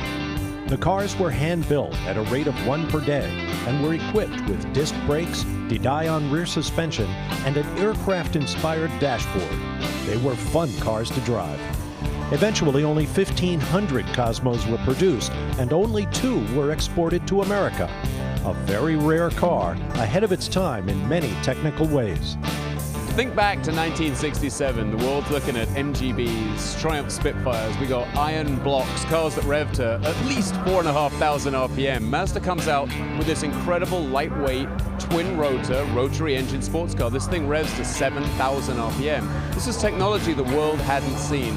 Fast forward nearly 50 years, and the spirit of the Cosmo is still very evident in Mazda's new models, including the Miata MX-5 and the SEMA CX-5. And these are the sorts of things that put the Japanese auto market on the map, certainly put Mazda on the map as a kind of company that simply doesn't follow the road that everyone else travels. We always done things our way. It started with a car like the Cosmo, and then today we look at 1 million MX-5 Miatas on the road. We haven't stopped, and we're not going to stop.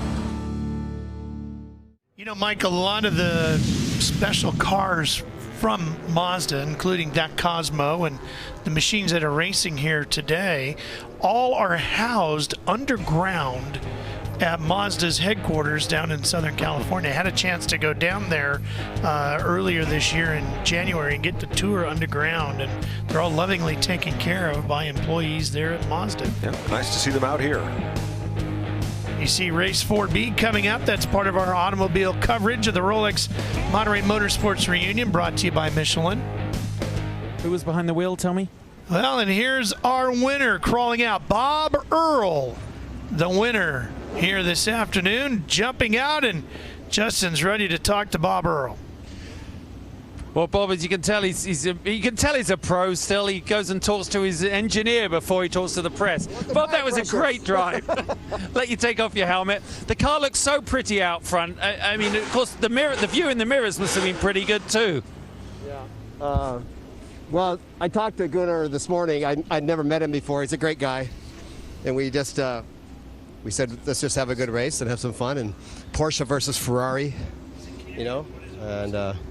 I got to thank Stephen Reed, the car owner, and these guys at CTC, Competition Touring Cars, for giving me a great car. How many races have you actually won here? Is it too long a list by now? Me? Yeah. Oh, in IMSA probably about 6, I think. Camel Lights, GTU, and never GTP, unfortunately. But yeah, I'm getting old. I don't remember. Yeah. Are you getting older? But you still have the chance. Well, actually, I don't know. Not as much as you, Bob. No, but we're getting there.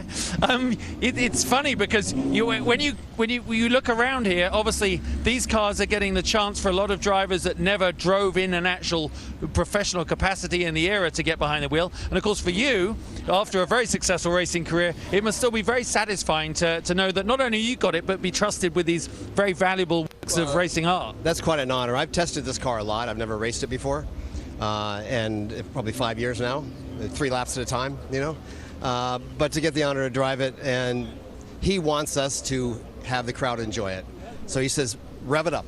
Rev it up, and you did. Congratulations, a great win here on Sunday at Monterey. Guys? Thank you, Justin. And hey, look who's there. Brian Redman. Brian Redman, yes, who drove that car in period. Yes. Yep. Releasing his new book here this weekend, which was fantastic. Encourage you to pick up a copy of that. Well, you know what? We've been enjoying these cars reliving their glory here this weekend. Let's go back to the 60s once again and Road America. In the wooded, rolling countryside of Wisconsin in mid-September, an arena comes to life. Testing 1, 2, 3, 4, 4, 3. In a few days, thousands of people will line these deserted banks, crowd these empty stands, and focus their attention on this placid roadway, the arena. For here will be enacted the thrilling climax to a year-long battle for the United States Road Racing Championship. It's Elkhart Lake's Road America and the Road America 500.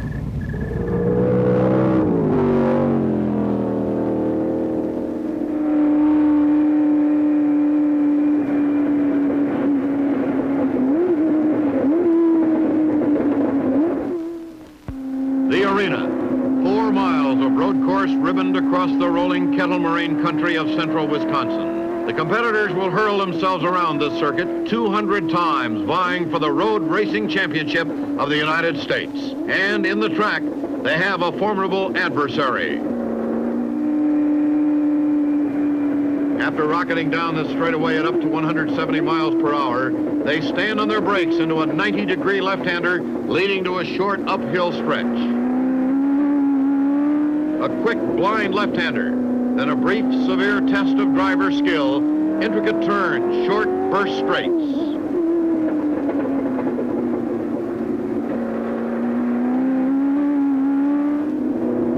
another highlight, the 180-degree carousel turn, a test of the car's handling and driver's skill.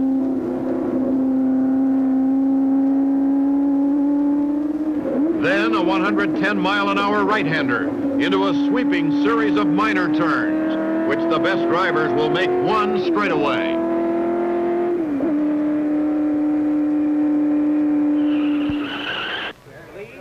Before any car takes to the track, tech inspection, a fine tooth comb double check to make sure these sports racing machines conform to the Sports Car Club of America regulations.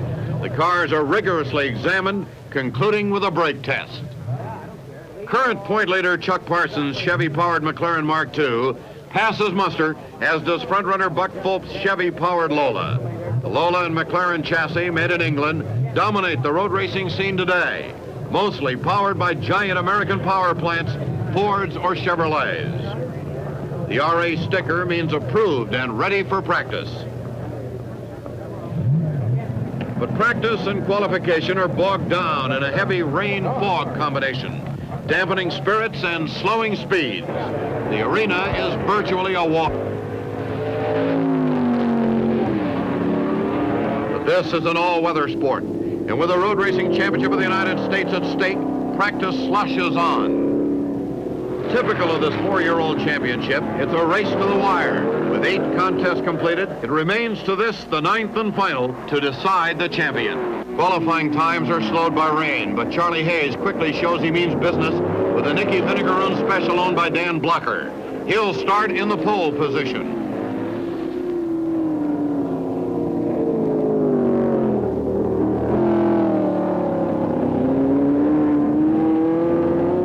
The championship is between Parsons with 26 points and Fulp with 22. 500 grueling miles in the arena will decide the winner.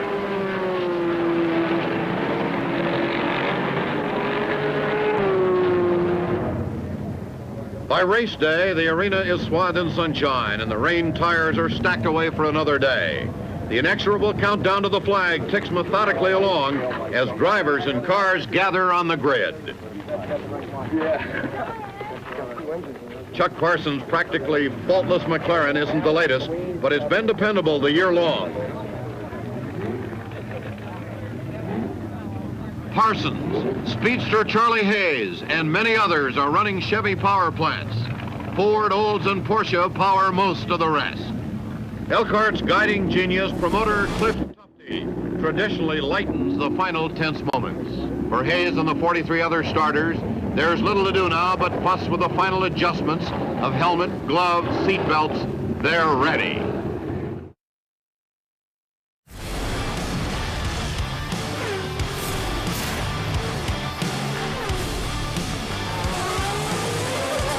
The car flew right up in the air.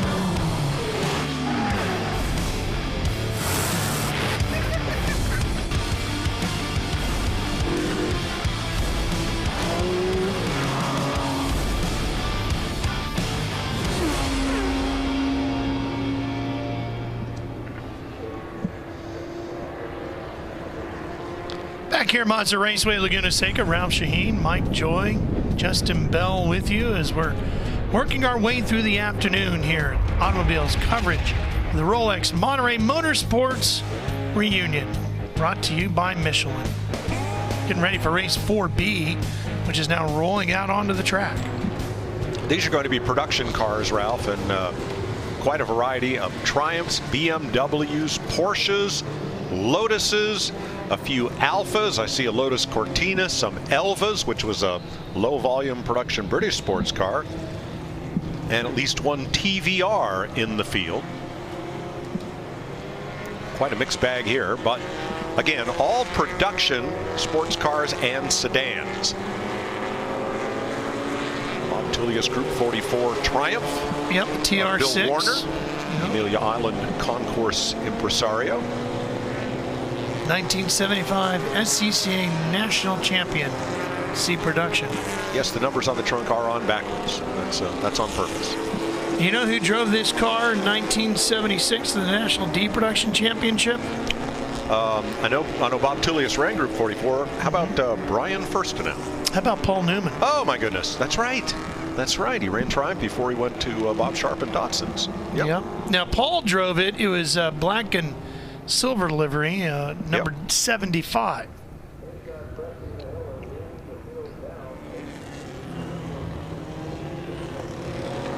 BMWs, Porsches, Alphas. There's the Triumph. There's the Lotus 7. I always loved TR6s too. They have a great sound to them, classic look to them, I think. They're torque monsters. You know, big Triumph 6, and very much classic English sit up high, arm on the door sill driving position. So that car restored back to its Group 44 livery. Green wheels.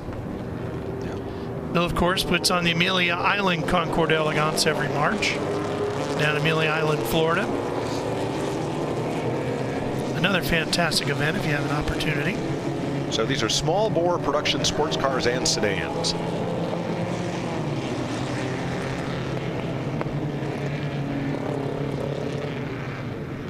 The Porsche convinced the Sports Car Club of America to class their 911 as a sedan because it had 4 seats. Of course, the back 2 are pretty unusable. That's right. Here we go. Green flag.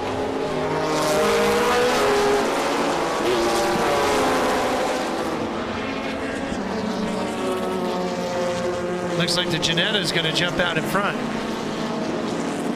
Ginetta was a very low-volume British sports car manufacturer. Ooh, tight corners there in fourth place. That was all too close. Man. You can't win it on turn 1, but or so they say. But you can lose it, and you can get a 13-month suspension, too. So the Ginetta out in front of Porsche, Alfa Romeo in third. BMW's in here as well.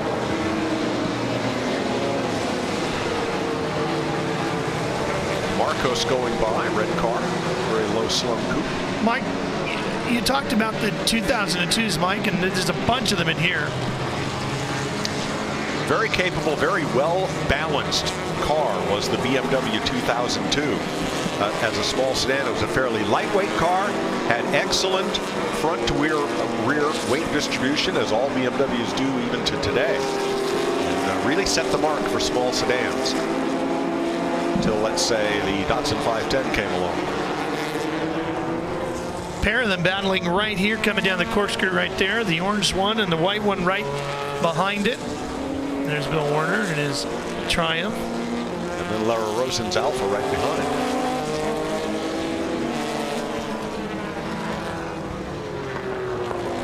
TR6 raced in Class C production at the time. A production, big block Corvettes and Cobras. B production, small block Corvettes and Cobras. And then C production were the 6-cylinder powered sports cars from England, Italy, Japan, and Germany. Fred Della Noce, that Ginetta G12. Ginetta was just barely a manufacturer. They didn't produce cars in large volume, and most of them ended up on track. That's actually David Donahue right there running in second place, son of legendary Mark Donahue. One of only 28 factory 911 TR models came from the factory with all the competition equipment aboard. Ran the 1969 Daytona 24 Hours, finished second in GT class. And then in 1975, it was first in GTU. First in GTU in 1979 at Sebring. Mike, that's 10 years apart. Yeah, very rare for a production-based race car to have that long a run of success. It's incredible history. Talked with David earlier today about driving that car as we see one car. Is that a Cortina? No, it's BMW. BMW stepping out a little bit. It's one of the earlier, I believe, Yes. 1600s, earlier new class BMWs. That's Lawrence. Yeah. Excuse me. No? No. Lawrence is in a Cortina. Yeah, but that's not good. I think he's a little further ahead. Yeah, I think you're right. In the white and green, perhaps. You know who that is? That's Walker in 17T. Oh, okay. And a BMW. You're right. So there's multiple numbers, and Steve Walker is in an 1800 Ti. All right, here's the Lotus Cortina right there. There it is, yeah. White green, just ahead of this Morgan, number 9, Carice. That BMW we were just looking at there was built to run the Carrera Panamericana.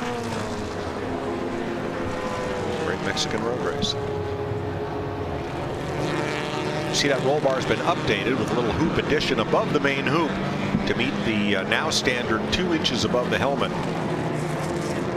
rule. Some of the folks watching, Mike, maybe watching vintage racing for the first time. Obviously, these cars, much older vehicles, the safety not what it is today. How much are you allowed to install into the car while still maintaining the heritage? Look at 61 there. That's an Elva Mark 7, very similar to the one that Mark Donohue started his career in.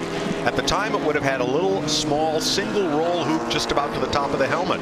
But now you've got to have a full rollover bar, cross-braced, and braced down to the floor in the passenger compartment with a headrest, as seen here. This driver wears a full-face helmet with a head and neck support, and likely has side bracing added as well. You really don't want to try to detract from the lines of the car.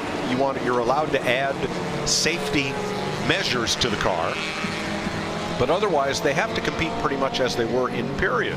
There are even cars in some of the slower classes that do run out here without a roll bar under approval of the organizers, because that's the way they raced them back then. So safety is kind of some regulated, some of personal choice, depending on what venues and what sanctioning bodies are going to race with.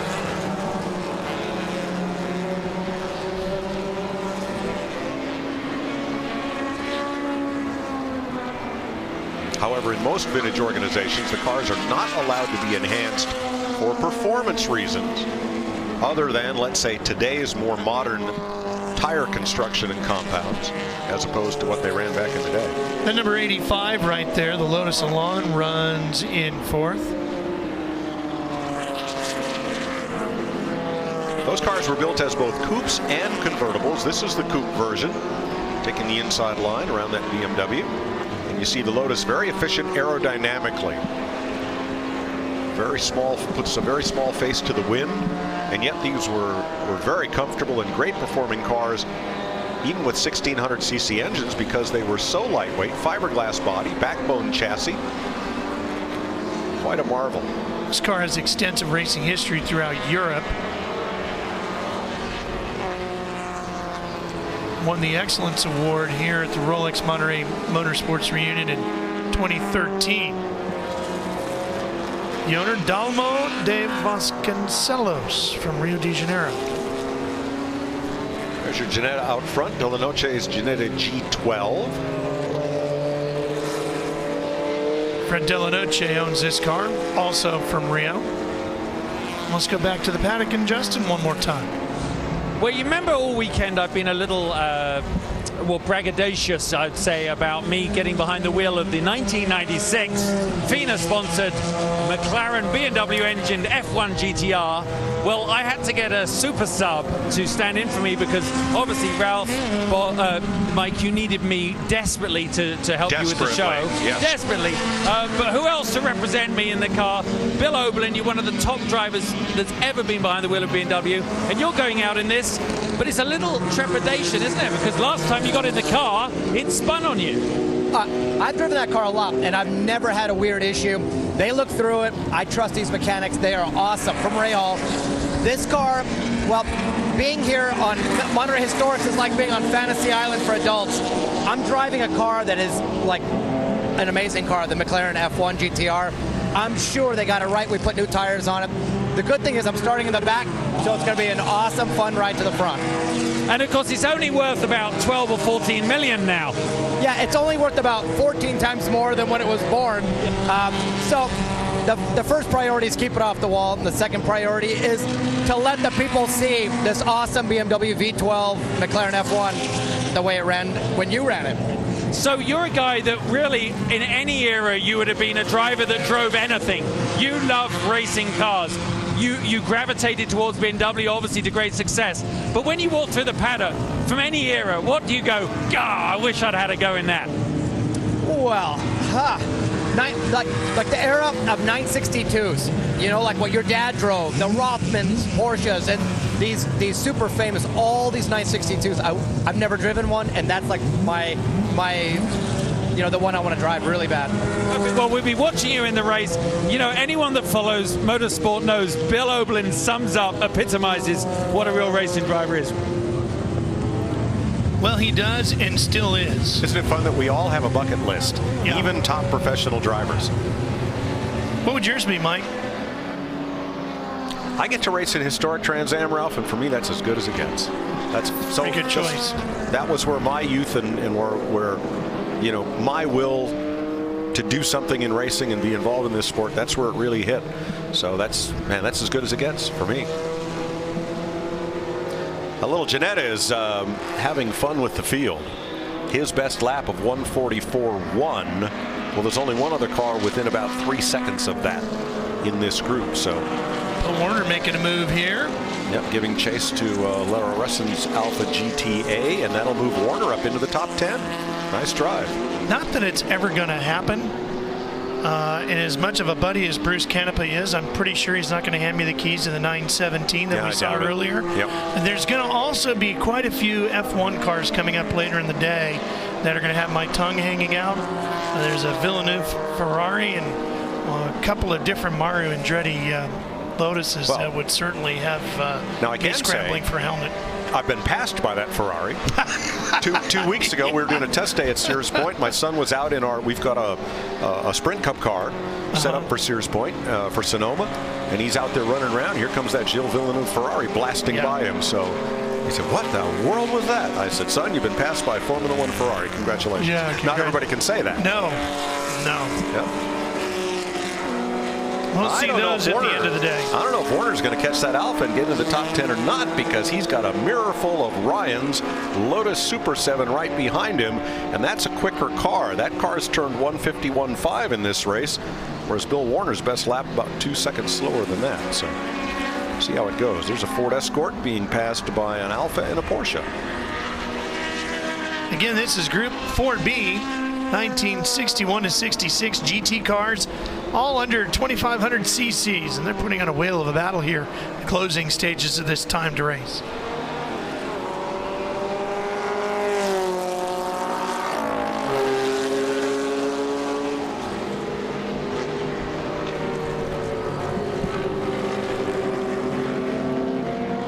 The 102 is Adrian in an Alfa Romeo GTA. Yep, he and Malachevsky's Escort having a fine battle there back of the pack. The racing every bit as spirited as it is up front. It's an Auto Delta X Works factory car, that Alpha. The number 9 going past is Carricho. No, it's not Carricho. He is on the lead lap. That's one of the 911s. Oh, that's number 90 now. It only started out as number 9. So that would be Hakim in 8th place. Yeah, 90A. Right. You get a lot of duplicate numbers and you have to improvise. Here comes the Cortina. Jim Clark cut his early racing teeth in a Lotus Cortina in sedan racing in England. One reason why that car is so iconic. The Lotus Cortinas had the green stripe down the side and the Lotus badge affixed, and a lot of Lotus tweaks to the engine and suspension, as opposed to the more pedestrian Ford Cortinas that were made in great quantity, but without the racing provenance. And the Alpha right behind, again, not only Mark Donohue, but Jay Signori, who went on to run the IROC series for Roger Penske. Signori and Donohue were great competitors in East Coast SCCA racing in Elvas, like that white black striped one. Comes our race leader, Della Noche. That Lotus isn't even going to see him in his mirror. No. Not going to be there. He could go under him. He's going to go around him instead. He and David Donohue running 144s. Everybody else 147s and up. So it's William Kirkwood. They called it the street version was the Alpha Courier. And again, most of those, like the Ginettas, found their way onto the racetrack. It's Colbert, his Alfa Romeo, holding down 13th, number 36.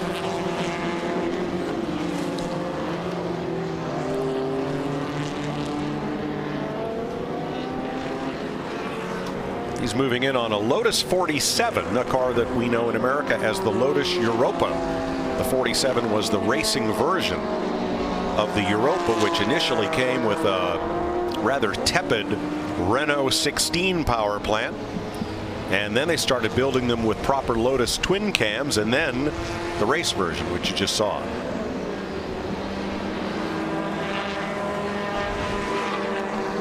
Phil Warner continuing to have a pretty good run in that Triumph, holding on in 10th. Yeah, he did make it in the top 10, but he's being chased by Ryan's Lotus Super 7. A much lighter, more agile car, but perhaps with nowhere near the torque of that big Triumph.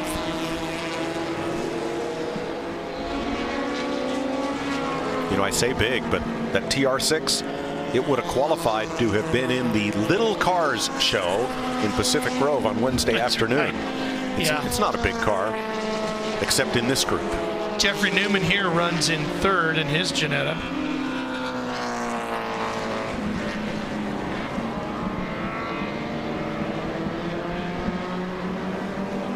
The Lotus Elan looks pint-sized compared to the BMW sedan it's running against, and it is a very compact, tidy little car.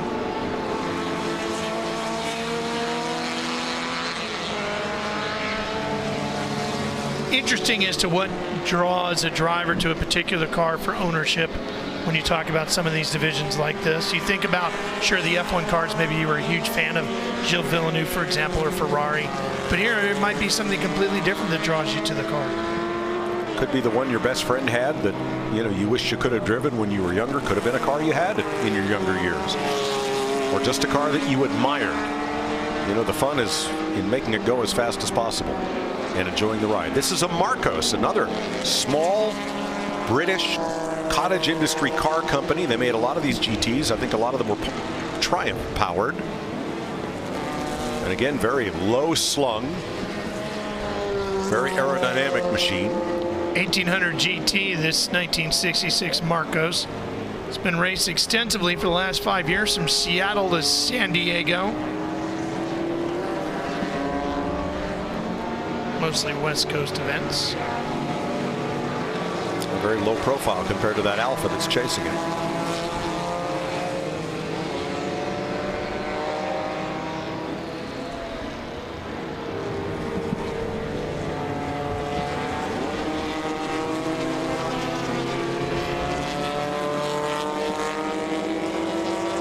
Race leader goes by.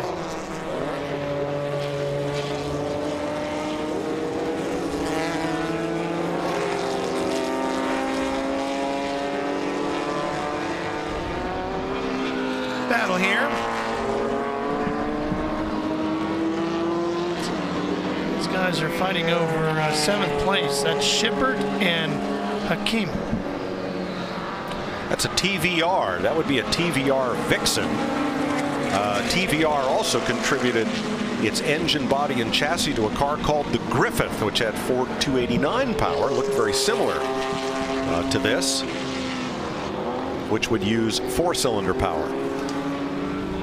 Made in England. See how huge those taillights look? They don't look as big when you see them on a Lotus Cortina, which is a much bigger car. It's Rick Carlisle out of Sacramento, California. 1969 TVR Vixen S2. David Donahue coming up on a bit of lap traffic, running in 2nd place. Final lap we're working here. Donahue makes his way to the inside in the 68.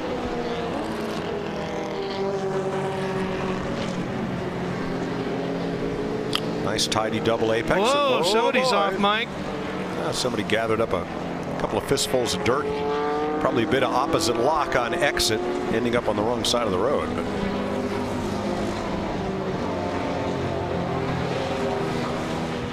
there's Delanoche. Not going to catch him today.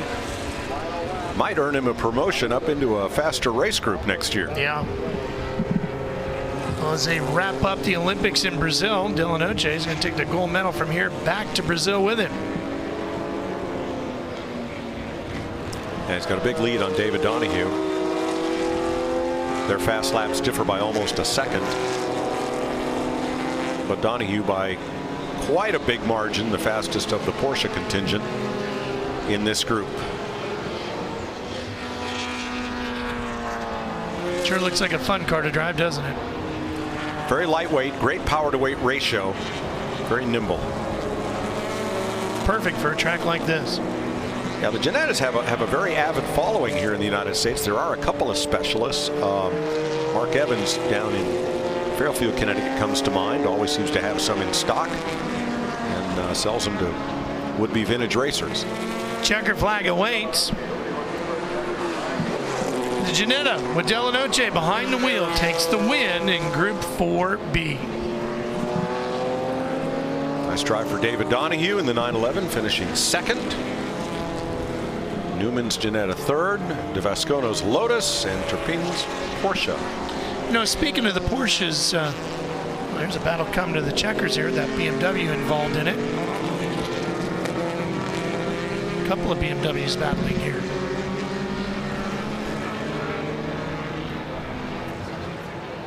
Elva Alpha, Lotus Alpha. It's quite a group coming off the final corner. The Alpina BMW. There's the Elva, the Alpha GTM, and the Lotus Cortina. Schipper in 7th place. Yeah, Lawrence was in the Cortina. Kirkwood and Calfo in that Porsche 911S takes 18th. Mike, we were talking about Porsches quite a bit in that race there, and I know you and I have both been involved in the collector car market, working the auctions and that sort of thing. Porsche as a street car, as you take a look at the results, has certainly done huge numbers lately. A variety of 911s doing extremely well. Provenance is a big part of the history of the racing cars and how they sell, but how do you see Porsche race cars in general doing in the marketplace these days? Oh, I think well. I think the 993 is the last air-cooled Porsches have suddenly seen a stratospheric jump in auction prices, because after 1998 there were no more air-cooled Porsches, and those are really starting to come into their own. But the good thing about a Porsche race car is you can find parts for them, and there are a number of specialists who prepare them. So if you want to go vintage racing, that's a pretty safe bet. Fun way to do it.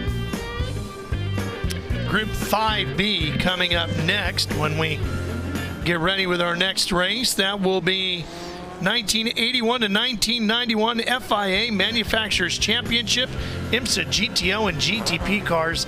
That one is going to be a lot of fun. But before we get to that, we're going to go back in time once again. Back to Road America, Elkhart Lake, Wisconsin.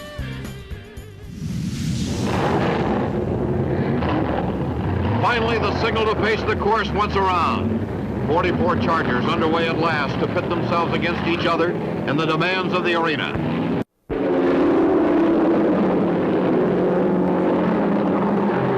Hayes wins the pit straight drag race for the lead. Hayes leads the way down the long pit straight, but it's Parsons next. Mutzenbacher's in trouble.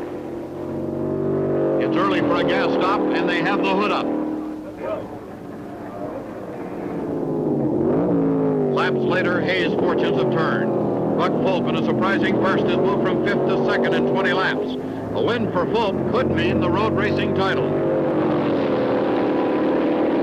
Current point leader Parsons is driving the same steady race which put him into the point lead without having won overall in any of the 8 previous contests.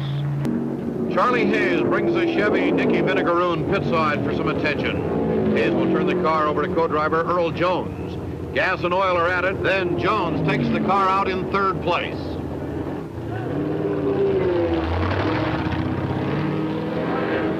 Parsons finds himself in the lead now by virtue of Fulp's retirement, which his crew flashes, and Hayes pit stop. Skip Hudson improves his position too, now 2nd behind Parsons in his Lancer Lola. Earl Jones in relief of Hayes through the heartbreaking 90-degree turn at the end of the back straight. He has ground to cover and is moving. So are Parsons and Hudson. Meantime, the Busetta Mitter Porsche had solidified its lead in the under 2-liter category and now stands 5th overall. Parsons calls for his second time. It appears Chuck is going to drive the entire 500 miles without relief. The affable Californian is as able a mechanic as he is a driver.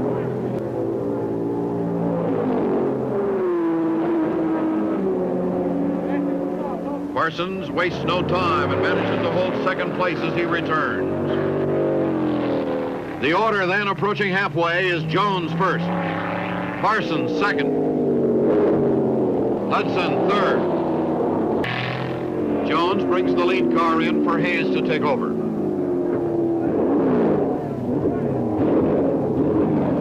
A quick stop here before Parsons gets by would preserve a one-lap margin.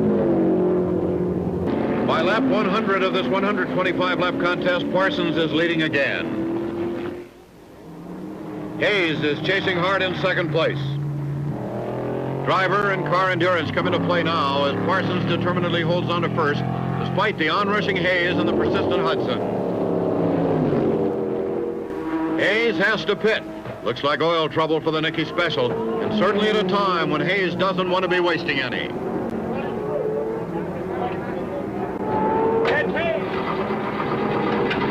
And onrushing Parsons could lap Hayes right here. Hayes gets out in time despite a wake of oil, which doesn't indicate all's well with the McLaren Chevy. Hudson is third. Motzenbacher fourth. The real race now is between Hayes and Parsons. Parsons can win the championship by finishing second, but he looks like he's going to try for all the marbles.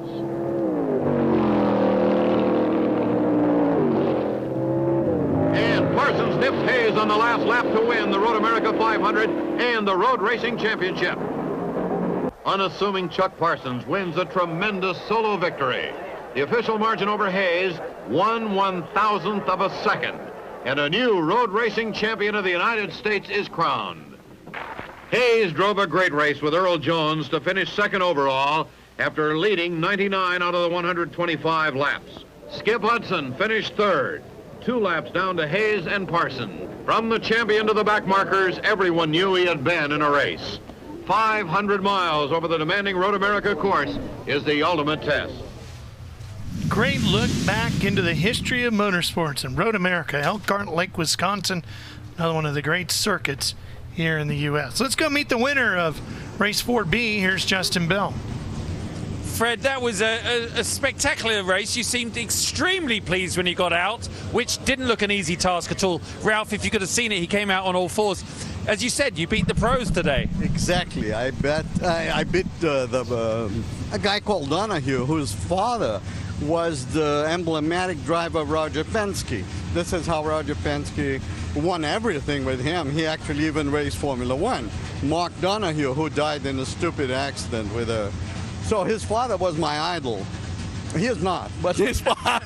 So you feel pretty good about the car looks so perfectly balanced. As a driver, to me, these cars look like the ultimate car to go around. The right power to weight ratio, everything, beautiful balance. As far as you do not abuse them, because the amateur level of skill, I mean, it requires a little bit more skill than what I have to listen to what the car want to do. So I'll better be very smooth in everything that I do in order to be able to do that. So if I try to overdo. Perfect. Well, you know what? He's a happy man, and he's a winner here at the Historics this weekend. Congratulations, Fred. Guys? Thank you, Justin. You know, we spent a lot of time talking about BMW here since we're celebrating the 100th anniversary, but we are here at Mazda Raceway Laguna Seca, and the folks at Mazda brought some of their most incredible pieces with them, including the 767. Bob Varsha took a look at that remarkable car. Mazda is the only Japanese manufacturer thus far to win the fabled 24 Hours of Le Mans with their 787B model in 1991. That victory was also the first for a rotary engine-powered car. But 2 years prior, in 1989, Mazda brought their 767B car to Le Mans, finishing 9th overall and 2nd in class. In addition, the 767B competed in IMSA GTP racing here in the United States, finishing first or second in 5 of the 6 races it entered. Well, this is a good combination of the future and the past for us. You know, we've got race cars here from the 80s and 90s, but we've also got our millionth Miata. You know, Miata is a great part of our lineup. It's the most popular roadster ever in the history of the industry, and it really represents where Mazda's products are going in the future. Lightweight, highly efficient, fun to drive. You know, Jinbei Itai at its best, which is the oneness between the horse and the rider. For the past 2 years, the car has undergone a complete restoration. And in typical Mazda fashion, the car will not only be displayed, it will take to the racetrack. Mazda design manager Ken Sayward will have the honor of driving this 630 horsepower beast. To me, this is a big honor. This is obviously the fastest car I've ever driven, most horsepower I've ever driven. So it's a question of just working your way up slowly with it and getting used to the car. And it's the first time the car's been on the track and run in anger. While the 767B is an important part of Mazda's racing history, it's also one of the many driving forces that inspire the company's employees to work on these race cars in their spare time. Every person in the Mazda paddock is an employee who has worked countless hours getting these cars ready for Monterey. It's a commitment driven by passion for the brand and an eye on the future as the company embraces the future both on and off the racetrack. They're really interesting, nothing's an off-the-shelf part. Everything's one of a kind, handmade, so working on them is a bit of a challenge. Finding parts, end up having to make most of it. But it's cool to get the history and keep it going, and keep it on track. It's what they're made to do. Something I learned this weekend, that green and orange livery with the dotted white stripe, it's the pattern of an Argyle sock. That is correct. Made by the car's sponsor. That's right. I'd always wondered, why does it look like it looks? Now I get it. Always a story behind those paint schemes. And speaking of stories, we're celebrating so many different things here. Michelin is celebrating a significant piece of their history, too. 25 wins at Le Mans. Down here behind the pits with Oscar Pereda, Director of High Performance for Michelin here in the States. And I mean, Oscar, this for me is one of the most exciting weekends of the year in the car world. What about for you guys in Michelin? Completely agree. I mean, from our perspective, this is the world's largest automotive festival, and it celebrates everything, the entire spectrum of automotive passion. And here at the track at Laguna Seca, we're celebrating motorsports in particular, and we're pretty excited about that as well. Now, of course, there's lots of anniversaries, BMW 100 years, but for you, 25 big victories at Le Mans. Today, what we're celebrating is our 25th victory at the most grueling, intense proof of technology, of grit, of determination, and we've won it 25 times. And finally, Oscar, I really enjoy Michelin's interaction with their fan base and with modern car customers. How important is it for the brand, for BIB, to get face time with the people that buy your products? Absolutely important. They're here this weekend giving us personal feedback. People really, when they see us, they want to do two things. If there's an issue, they want to come talk to us about it, and we want to hear it. But overwhelmingly, it also inspires us to have so many people come here and tell us great things about the experience they have with our tires. It just inspires us to go out and continue to do that. Michelin won 21 out of 24 Le Mans races, 19 consecutively. 1 went to Peugeot, 3 to Porsche, 1 to BMW, 1 to Bentley, 13 to Audi. Wow. As the cars now for the next race make their way out onto the track, this is Group 5B. Joining us in the booth here, Mike Joy, our buddy Charles Dressing, who spent a lot of time watching those 25 victories for Michelin over at Le Mans. They forgot one of the most important victories at Le Mans of all by Michelin. The first race ever to carry the title Grand Prix was at Le Mans, and it was won by Michelin because of Michelin technology in Wake Forest, 1906. Wow. There you go. Well, now we're into the IMSA era. And so we've got production-looking cars with tube frame chassis, big wings, lots of aerodynamics, both prototypes, GTO Grand Touring over a cutoff point and Grand Touring under the GTUs. Sometimes the cutoff was 2.5 liters, sometimes it was 3. But again, a wide variety here. There's Mr. Argyle Sock coming by. They're renowned, Michael. Renown is the brand. Correct. Couldn't resist. I know. Got a lot of BMWs in this one as well. And cars that competed in the later days of Trans Am and in IMSA, Prototype, GTO, and GTU. Stunning field of cars and a pair of Porsches at the front of the field. As we get ready to go green, here we go.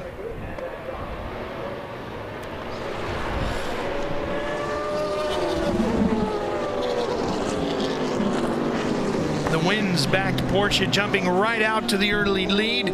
Bruce Canepa behind the wheel of the 962C. Well, that car had been owned and raced by the Hotchkiss family for a couple of decades, ever since its IMSA days, and then into vintage racing. Now Bruce Canepa at the controls. Porsche, Mazda, and Mustang at the front. One of the Toyota GTO cars, and one of the Nissans has failed to negotiate the corner. 240 Is that the SX. Bob Leitzinger car, perhaps? Yep, that's what it looks like.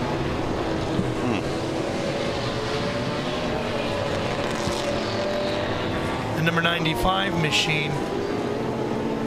Let's see who was driving that here.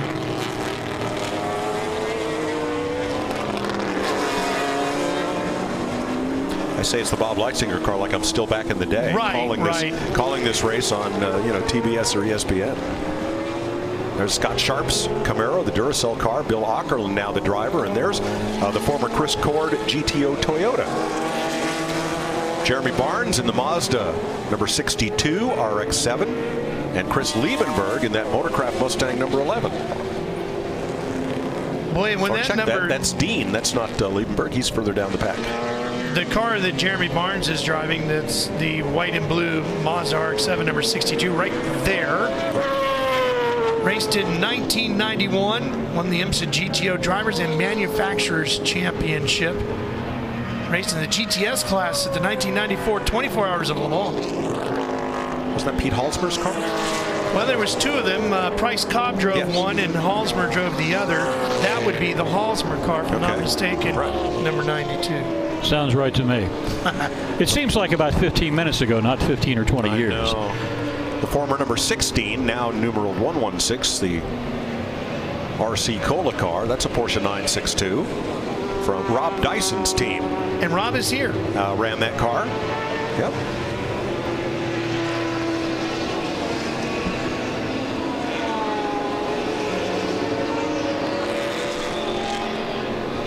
Up the hill goes Robinson behind the wheel of that machine. In chase of Canepa.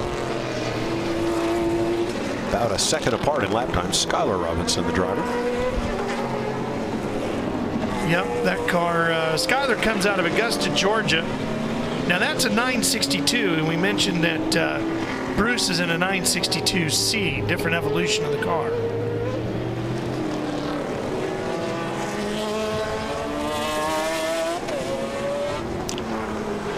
Barnes in third in the Mazda. Dean in fourth in the Mustang. In fifth is Aukerland in the Scott Sharp Camaro. And in sixth is Boris Said in that red, white, and blue BMW M3 GTR.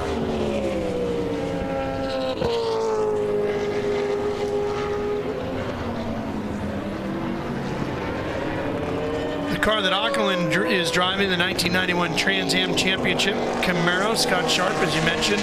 He's a third owner of this car. Car originally raced in 1991, and it's running in its original livery.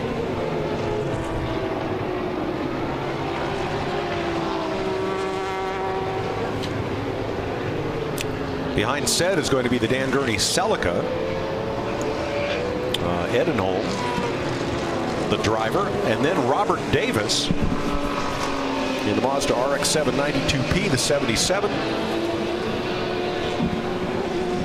And that Celica, Mike, if we get a look at that car, the number 98 white one, which is going to be behind Aukerland and Boris. There it goes, right up the hill. We'll see it coming down through the corkscrew here in just a minute. Right here. That's the 1986 IMSA GTO Championship winning car. Yep, Chris Cord drove that for Dan Gurney's All-American Racers. I think he won here in that car. I'm pretty sure he did. Now, the fellow right behind him, you've seen him interviewed throughout the weekend driving the Mazda prototype. That's Robert Davis, who is Mazda's head of U.S. operations. So it's pretty good when the boss wants to get behind the wheel and be one of those Mazda employees that volunteers to participate in the motorsports program and gets the full benefit of all the fun right here. That is a 4-rotor Mazda engine. No, your RX-7 never had one. It had a 2-rotor. But 4-rotor in these prototype cars. Boy, do they scream. I was going to say, you want to talk about one of the best sounding cars you'll ever hear. That is it. It was part of the Factory Le Mans effort, DNF'd in 1990.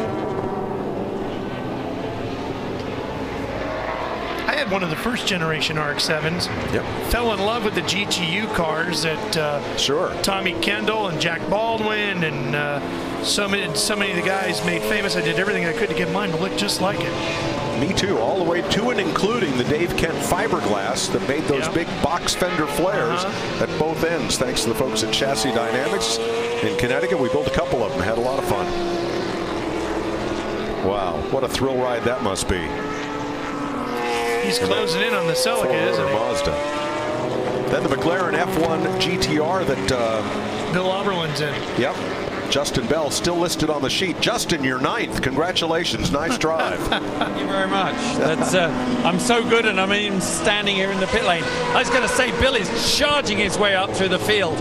It was incredible to me watching the 962s. Obviously, Bruce is an incredibly capable, talented driver, knows his way around here. But if you look back to show how technology just over a decade improved, Boris Said's lap times in that, I guess you said almost 2000 BMW is really incredibly quick. I mean, obviously a little way off the 962s, but it just shows how technology advanced over a very short period of time, that a GT car can run within a couple of seconds of a 962. The 962 for me, Mike, I actually did my first ever Le Mans in a 962, the ADA car with Dad, which was with Tiff Needell, and actually that's a car that Bruce Canepa's owned as well. Right. 226 miles an hour on the straight. We're looking at a great battle here. Chris Liebenberg is in the ex-Robbie Gordon Whistler Ford Mustang, a Jack Roush car. There's the car in which Elliott Forbes Robinson won the Trans Am Championship for Dennis Meekum in that number 50.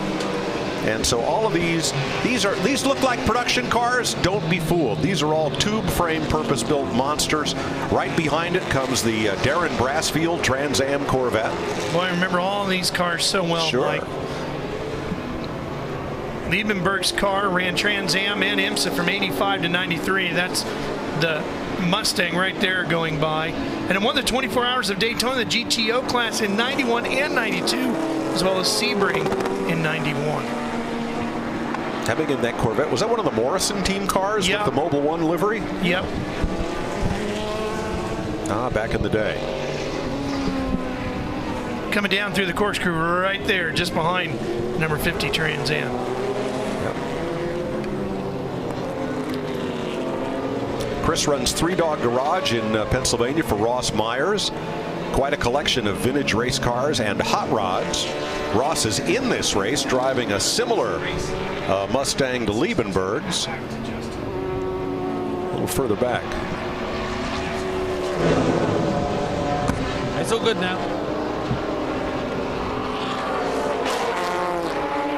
A lot of traffic here as our Whistler Mustang starts working its way through some of these BMW.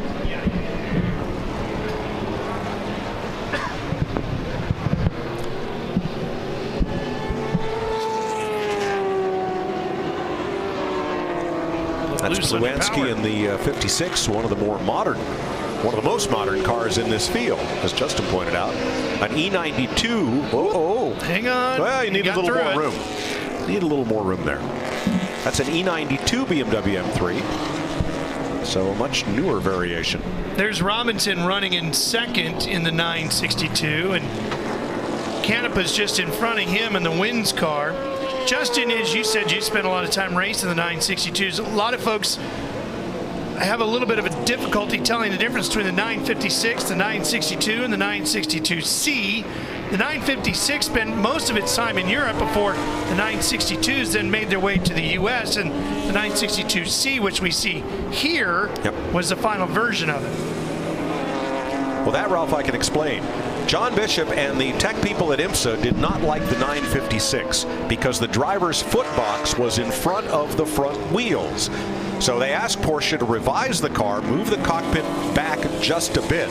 And that was the biggest difference between the 956 and the 962, which was approved for IMSA and had great success. Jesse, you want to add a little more to that story?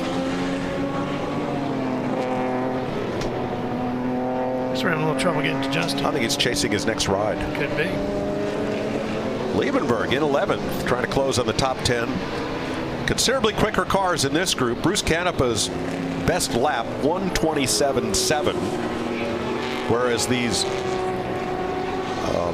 let's say, more pedestrian-looking cars like Liebenberg's running around 136. Let's see if we get to Justin this time. Yeah, guys, can you hear me now? Yeah, so it was wonderful hearing you talk about that 962 and the 962C. And down here in the paddock, I did a little bit on it yesterday. Porsche is celebrating Andile, Alvin Springer, who obviously was very instrumental all the way through on the engine development. But of course, the missing name and obviously a missing personality in American racing is the great Al Holbert. And without him, that whole 962, 962C program really wouldn't have had that level of success. So, you know, a lot of amazing people contributed to making sports cars so great in that era. And I guess we're still talking about it, aren't we? Sure. You're going to see a white flag at various locations around the course. That means not one lap to go, not NASCAR, folks. It means emergency vehicle on the course. The wreckers have been dispatched to pick somebody up. Mike, unfortunately, one car we're not seeing on the track today, one of Dan Gurney's famous All-American Racers Eagles. It was one of the prototype cars at Juan Manuel Fangio II and P.J. Jones. Spent so much time racing and that's what happened this morning blew in it the up warm-up. this morning, yeah. Also, Ken Epsman's Firebird, one of the Huffaker cars, lost a rear end this morning, became a non-starter for this afternoon. And Adam Carolla's Peerless Oldsmobile did not make the starting grid. Actually, there were about a dozen cars that came to grief either Friday in practice or in this morning warm-up. So the pace car picks up Bruce Canepa so that the wreckers can do their work. The field has been slowed under this full course caution. Chuck, this Hotchkiss family-owned car spent many years running up and down the IMSA Tour. It was when I began work. And when I began, there was the Hotchkiss car, and he was part of that GTP deal. And I remember he and Jim Adams almost won Watkins Glen in that thing, and they had to fly in a helicopter to come from another race to get to Watkins Glen to do it. And the Wins car was a permanent fixture practically on the IMSA GTP Tour. This was the EFR car, David Doyle's, and it's the one that's come to stall. Its teammate was the Dennis Meekum car, the number 50. They ran in black and white livery one season, and then they ran in yellow with STP Son of a Gun sponsorship and full factory Pontiac backing for the Huffaker team. Right, and not only that, but everybody thinks that Mark Donohue and people like Parnelli Jones were the earliest Trans Am champions. The first Trans Am champion driver was in '82 in one of those cars, and it was Elliott Forbes Robinson. It's also the only Pontiac to win the Trans Am Championship. Yep.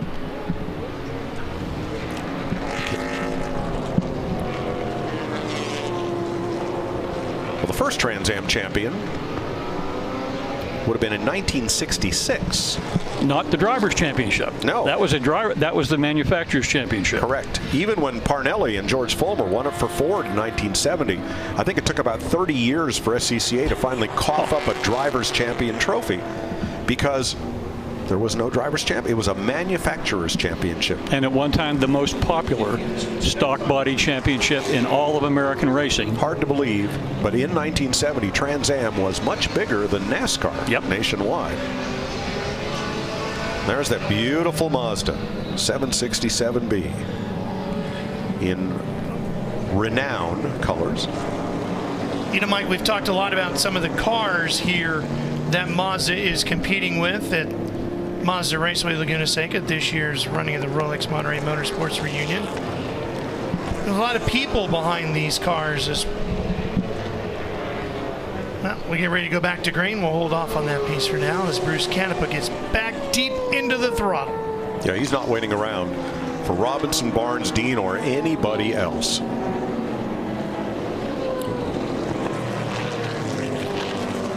Going to be some movement back about 5th place. A lot of jostling as they got into turn 2 there. Look at all this nose to tail action here. Barnes in the Mazda trying to overtake and lap that BMW. The 11 coming with him is Dean. That Motorcraft machine, a teammate, I think a generation, maybe a generation or a year earlier than Lieberberg's car. But this was the early days of downforce cars in Trans Am. I got to drive one once at Road Atlanta in a Jack Roush day, and Dorsey Schrader gave me one instruction. He said, if you go through turn 7 at 70 miles an hour, it's all downforce. If you go through at 60 miles an hour, it's all mechanical grip from the tires. Which led me to ask, what if I went through at 65? He said, you crash, because you don't have enough of either, as Jeremy Barnes gets a couple of wheels off, kicks up some dust, and loses a spot. So I didn't take to the downforce cars. I didn't want to get to that point where mechanical grip gave way to downforce. And I was a little afraid of being right in that nether zone of not having enough of either. What a battle here. Dean and Barnes, Ford and Mazda, really going at it through 10 and down into 11. See that Mazda belch fire from the exhaust on the downshift? Now, who's got the power? I'm betting on the Ford. Oh, the 202 there slowing down a little bit. And the Mustang pulls away up the hill where it's got that torque advantage. Barnes catches him up under braking. Wow, great battle here.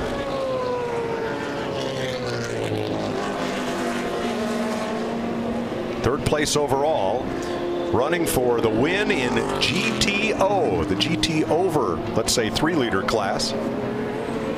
3 to 4, get a good launch here for that straightaway to 5. That car owned by Zach Brown. Oh, sure.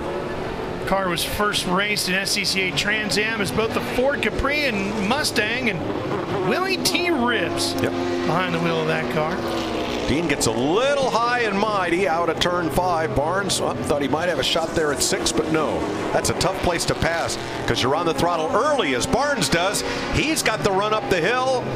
Who's going to be the bravest at the top? That's the question. Willie grabbed 7 wins with that car back in '85.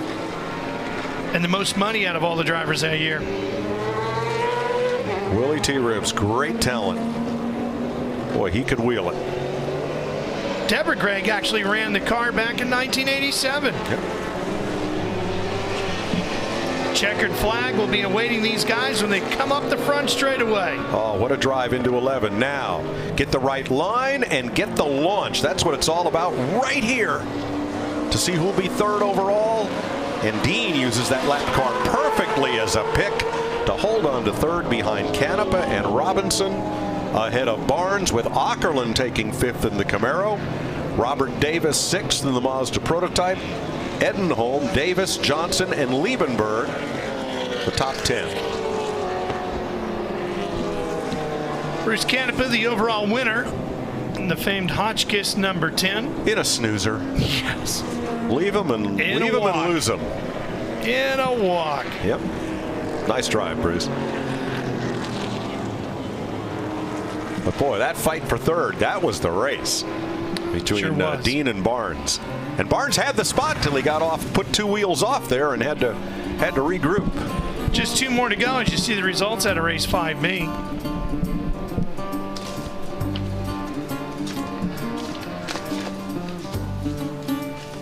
Race 6B coming up will be 1963 to 66 GT cars over 2,500 cc's.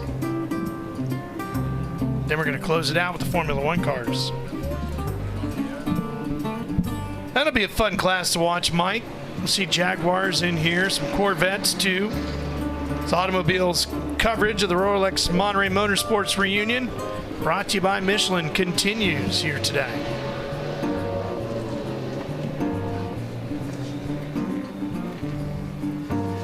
You know, we've been talking about the history and racing of Mazda throughout the course of the weekend. Mike Joy takes a deeper look. Mazda's varied history as a manufacturer and as a racing company is but prologue to its future. Their first road car was this little R360 coupe, followed by small sedans and people movers, and then a groundbreaker, Mazda's first rotary engine vehicle, the Cosmo Sport, early in the 1970s. Some really quick pocket rockets like the RX-3 would follow, and then the RX-7 stood sports car fans on their ear. It was fast, it was fun, and it was affordable. But Mazda wasn't done yet. The first MX-5 Miata debuted in late 1989 as a 90 model, and it would go on to become the most produced sports car of all time. To the greatest of challenges, Le Mans. And Mazda became the first and so far only Japanese automaker to score an overall win in the 24 hours.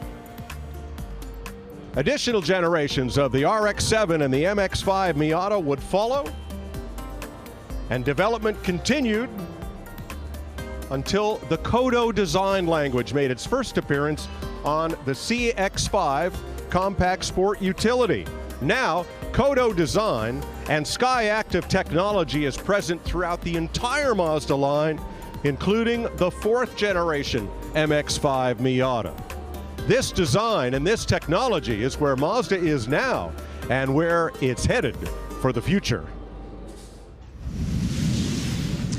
Well, as you can see, the beautiful 962 Win livery sitting here right now. Bruce just shot off. I'm going to head towards his motorhome right now. I think it took a little bit more effort than we thought. Tony, follow me over here. Got to find him under the, if you don't know where it is, it's a massive Canepa Motorsport tent. Bruce, congratulations. I mean, the way you look and feel obviously getting out, it's not the walk in the park it might appear. Well, you know, you've driven those cars. They steer heavy, especially when they stick. And you got a lot of downforce around here, a lot of grip. A lot of grip here, and so, and yet not a long course, so you're kind of steering all the time, and you know, but when the car works and you trust it, you just kind of check out, right? And that's really the key, isn't it? You're a curator now of the legacy of these Porsches in so many ways. You know how they're prepared. You know the work it takes. What was it about them that when you're driving them, you must be able to really be in touch with what made them great back in the 80s and early 90s? Well, having started in a March with Rahal and then climbing in a Porsche, it was, you know, like getting in a car 50 years later. I mean, the first thing Porsche does is they make the driver comfortable, and so that the pedals and the steering wheel and everything's in the right place, because, you know, you got to go to work and you don't need to be hanging onto the steering wheel to go through the corner. And, you know, those cars are so comfortable to sit in, and then you can work. Then you can really work. And, you know, they shift good, they run good, and they're reliable. I mean, you can make a few little mistakes and nobody knows the difference, you know. Well, Bruce, congratulations again to see you at the top step of the podium here. And if anyone, by the way, does want to purchase a 917 or a 935 or even a 962, just go to Canepa's website and, you know, they may have just something for you. And Ralph, Mike, that includes you guys. Yeah, just bring a tractor trailer full of money and see Bruce Canepa in Scotts Valley, USA. No, I'm kidding. Bruce is one of the greatest restorers and vintage race car dealers in the country. In addition to running these cars for his customers, he's pretty much cornered the market on Porsche 959s, both street and track versions. And some beautiful race cars are there at Canepa Motorsport. Yeah, in fact, he's got a 959 that he's been using as his daily driver to and from the track this week. Yeah, how nice. It's good to be Bruce. Yes. You know, there's one race car that is quite possibly one of the most popular you could see at the racetracks these days that is not racing here, but has a great history, the MX-5. The timing could not have been better. In 1990, when other manufacturers such as MG, Triumph, and Fiat were pulling out of the roadster business in the U.S., Mazda introduced the Miata. It was a true sports car, incredibly fun to drive with its rigid chassis and manual transmission, not to mention great balance and handling. Yeah, it's wonderful. I mean, it's kind of the embodiment of what, you know, driving is all about, you know, having the top down, even on a day like this where it's kind of iffy weather, it's still being able to feel the environment, feeling just the road and everything. I mean, it's awesome. At a base price of just $14,000, the Miata was a bargain, and it was an instant hit. For the last 26 years, it has developed into one of the world's most iconic sports cars. It could be argued that it's the most popular roadster of all time, and there's no doubt it is the most raced car in the world. There's always been this history of innovation, this incredibly clear focus on developing a real sports car, a driver's car. This car was never about power, it was never about handling, it was never about brakes. It was about the combination of all of those things, and then the sum of its numbers or the sum of the vehicle is always better than the sum of its individual numbers, and that really is what makes it so magic. 2016 marks the 4th generation of the Miata with the introduction of the MX-5. The roots of the car have stayed true. It is still a fun, inexpensive roadster whose legacy just keeps growing. In 26 years, we've gone from a car with 115 horsepower to a car with 170 horsepower, but we've never lost sight of that. Who knows what the next 26 years looks like? I'm going to bet that this is never going to be an autonomous car. This is always going to be a car for drivers first and foremost. Public affection for the Miata is evident as the 1 millionth example is on display here in Monterey, while the company collects the signatures of owners who have made it one of the most popular sports cars in the world. Well, Bob, I had one of the first ones in 1990, and right from the get-go was easily better than the previous best-selling roadster of all time, the MGB, of which I have several. The Miata was great. 2 weeks ago, we were running spec Miatas up at Sonoma. They are the SCCA's most popular race class, and that presents an interesting conundrum. The first Miatas are now more than 25 years old. Should they be eligible for vintage racing? I'd say not yet. Let's let another generation pass. Well, the modern car is a spectacular car. It is. That 1 millionth car will, once all the signatures are put on it, it will go to the museum in Japan. And oh, by the way, did you know that there was only one ever made as a hardtop? I did not. It was a concept car, and it sits in that garage in Orange County. I was telling you about. I had a chance to see it. Kind of cool. Only one of one. Well, so let's go back an era from the IMSA days to what we used to call the big bore cars. Shelby GT 350s, Corvettes, and the cars that competed against them with more than 2.5-liter displacement. There weren't that many of them back in the 1960s, but here they are. 63 to 66 GT cars over 2,500 cc's. Green flag. Cobras, Corvettes, and Shelbys, oh my. Jaguars and more. Tommy Steuer is apt to be right at the head of the pack of this one, along with Lauren Leibel, who last year had a great battle in this race with Jim Click in their nearly identical Cobras. Yeah, this is a big classic cars too. Yep, 41 strong. Corvette out in front, leading right now. Stewart is 65. Saw Bizzarini go by. That's Chip Fudge. Very, very rare car. He's out of Oklahoma. A couple of Camaros. Down to the inside. Is that Ackerland? No, that's the 96, not the 98. That's Lauren Leibel in second place. And here comes the 5 of Abramson and the 10 of Ridgely in another Cobra. Abramson running a 64 Corvette. 400 horsepower machine. MGN Racing Enterprises Limited.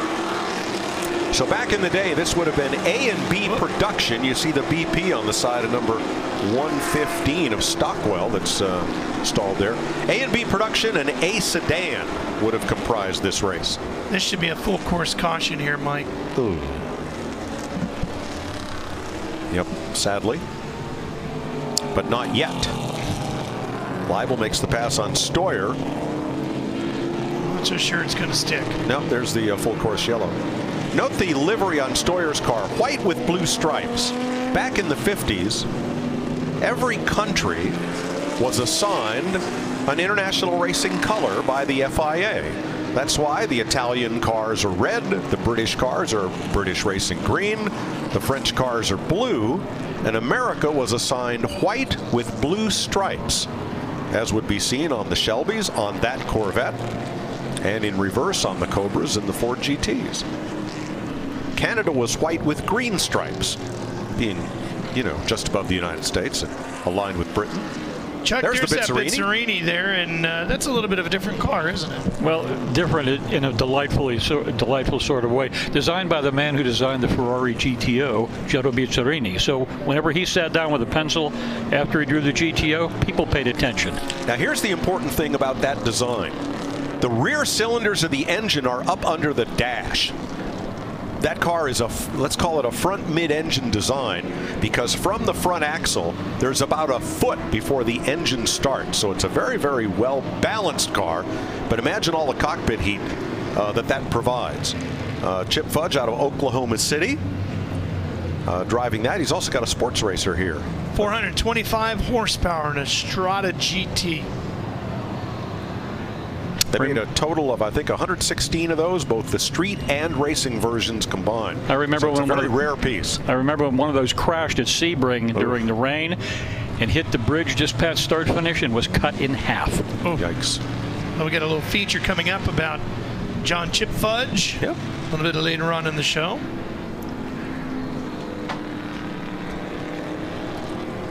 Look at all those Cobras and Corvettes. Boy, big steam. The Shelbys. Now, the Mustang, you'd think that'd be an A sedan car. Well, Carroll Shelby and then John Bishop was the head of SCCA at the time and said, we want to race these Mustangs, but not as sedans. How can I make the Mustang into a sports car? And Bishop told Shelby, we'll take the back seat out, then it's only a two-seater. And that's how the GT350 came to be. The R model with that front valance and a little different rear window, and of course no back seat, just a spare tire inside, really became SCCA B Production National Champion for Carroll Shelby against the Corvettes.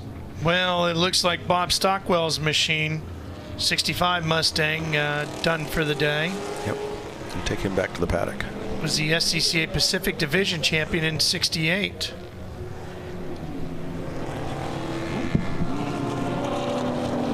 Let's see if we go green this time. Lights are off on the safety car. That's usually an indication that he will hit pit road.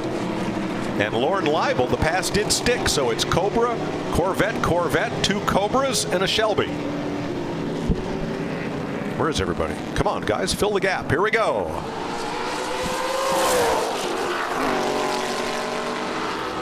Back under green. Yeah, the Cobra jumps out to the quick lead, doesn't he? 289 four-speed cars now. And the 427s, of course, that would come along in '66. Lawrence, the leading car, the Cobra up front, is a 289 and participated in SCCA events back in the day. So that'd be a small block of B production car. Wow, such thunder as these come by our broadcast location. See him working that wheel. Well, you got a lot of power to put down, and you've got a solid axle in the rear and a very lightweight car. So that really takes quite a bit of finesse with both the wheel and the throttle.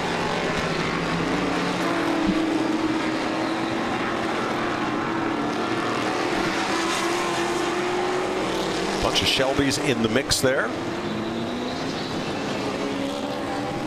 Reed and McKee, Sittner, and Ross.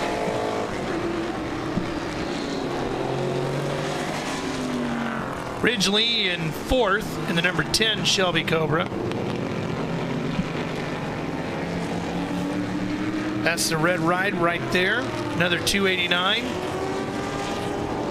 Ran SCCA B production 1967. And McAllister in hot pursuit in that car, which looks to me to have the Targa Florio livery when the Cobras went racing internationally. That would be Chris McAllister, who we've seen wheel some amazing vehicles here over the weekend. Chris's car, another 289, 1964. It's a Shelby American team car, one of 5 FIA Roadsters, driven by Dan Gurney and Jerry Grant at Targa Florio. Well, finished 8th, by the way. Wow, look at all the body lean, and had to put a lot of wheel in it to get through that corner. Crashed hard at the Nürburgring.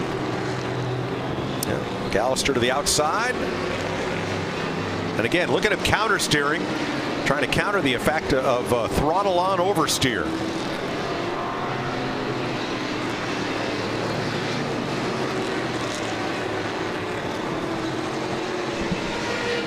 Great battle for 4th place. You know, I think, Chuck, so many of us are mesmerized by the 427, but the 289 was quite a car. The 260, the 289, they all were. The 427 was a special project. I think Carroll Shelby just let Ken Miles have his way, made it, debuted at Sebring, and everybody lined up to buy one. 289 was a much lighter, more nimble car, especially over the front wheels. And still had plenty of horsepower and torque. I guess you could say the same thing about the Corvette, couldn't you too, Mike? A lot of people go for the big block, but the small block was every bit as good and very competitive. The big block makes all the noise, it has all the torque, but you know, the small block car is a better balanced handler and revs higher. Now, which is going to be faster? Well, that depends on how long the straightaways are at your particular racetrack. Right. McAllister in the blue with the red stripe across the nose. That whole stripe thing was a means of the team being able to identify which car was which as they came toward the pits. You see those hash mark strakes on the, let's say, the Corvette Grand Sports. That all goes back to the team trying to identify their particular car on the racetrack. Well, while we're enjoying our 1963 to 66 GT cars over 2,500 cc's. Back in the paddock area, Justin, they're getting ready for race 7B, which is going to be the highlight for quite a few folks. Oh my God, Ralph, it's just so brilliant. I'm suddenly transported back to being a 10-year-old. I know I said at the top of the show, I love the JPS paint scheme, but this name says it all, doesn't it? What an icon of motorsport. But just take a look here. This is what I wanted to show you. When those cars are going around on track, it's very easy to I just forget how state-of-the-art they were at the time and how completely sort of prehistoric they are compared to now. Just look at the dashboard. No buttons on the steering wheel at all. You've got a rev counter here, which they turn around a little, so obviously you can see it depending on the driver's head height. It's literally just got oil pressure, water pressure, battery pressure. I mean, a few little switches on it. It really was all about the driver. You've got a little roll bar adjustment here, and obviously the straight cut gearbox. These are the cars that, for me, captured my imagination in Formula One, and these guys are getting ready to drive out there. If you ask me now what car I'd like to drive today, well, I think I've just found it. Ralph, Mike, I mean, we're in for a real treat. Anyway, let's get back to the race going on, but I wanted to show you what's getting ready. That's incredible. Just incredible cars. And we're about to see them race run around leader here at speed. down Pit Road, Mike. Lauren Leibel heading for the pit entry. That's going to turn the race over to Abramson, or Tommy Stoyer, and Abramson in Corvettes, then Ridgely and McAllister in Cobras. So Tommy Stoyer, the beneficiary of Lauren Leibel's problem. But look, there's your front four.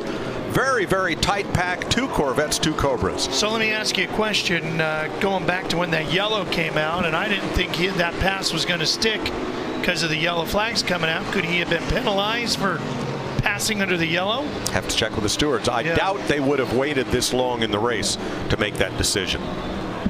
Question about that again, Michael. You said in your previous, one of your previous features, you were talking about so many wheels off get you a visit and so many other wheels off get you fired. Well, no, only contact will get you a 13-month vacation. Avoidable contact is prohibited in vintage racing. So there's no push to pass, there's no bump and run. You know, you've got to keep it clean. But they did say if you went 2 off at the left entering the corkscrew, or if you got 4 off at any other place, that would get you a visit to pit road. It's up to the stewards, and of course, they have the video available in the stewards room just as we do. They have the output from all of our cameras and the ability to take a look at those incidents. But I don't think they would have waited this late in the race to assess that penalty. Watch Stoyer slide that big Corvette around, the race leader of the 75. This is a battle for second with Abramson in the black Corvette, the 64 in Ridgely, and a 64 Shelby Cobra right behind him. No power steering in these cars, so they are definitely a handful. Now, Dyke Ridgely's Cobra it could be in race trim 500 to 700 pounds lighter than that Corvette, which is going to have a slightly larger engine, but Abramson gives way, gives the apex to Ridgely, and he's off and running in second place now. Where's McAllister? Right behind him. There he is. As they lap past the number 8, a 63 split window coupe of, I think it's Dan Haney. He's going to battle between a couple of Mustangs. Forrest Strait in the number 79 and Oldenbrook in the 99. Forrest also runs a Trans Am Mustang that's 3 years newer, but in the pretty much same paint scheme. And he can wheel it.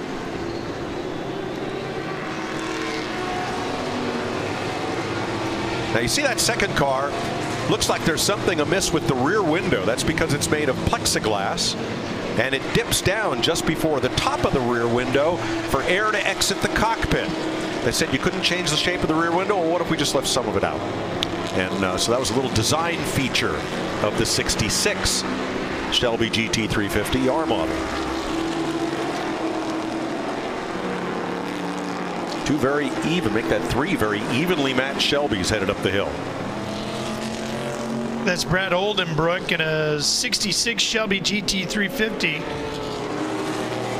The car was kept on the street until the early 1990s when it was race prepped for vintage racing. Yeah, a lot of these cars found their way from the road to the track and then back to the road again, and vice versa. Are they more valuable as road cars or as race cars? What do you think? Depends on who's writing the check. Yeah. I would say a race car with provenance and success of having been raced back in period would be the most valuable Shelby of all. Well, we celebrated the Shelby GTs here last year. You know, we're going to find out in a couple of months. One GT350, one only, was built with a vinyl roof, brand new.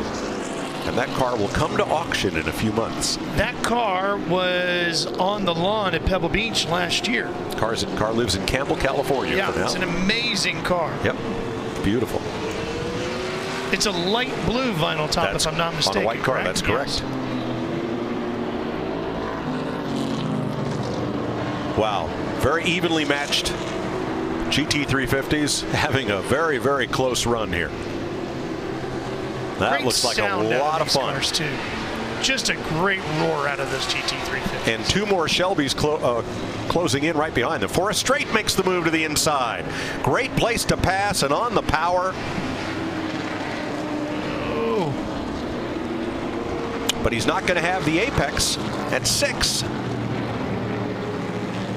He got outbraved going into turn 6. Have to chase him up the hill again. Wow. Oh boy.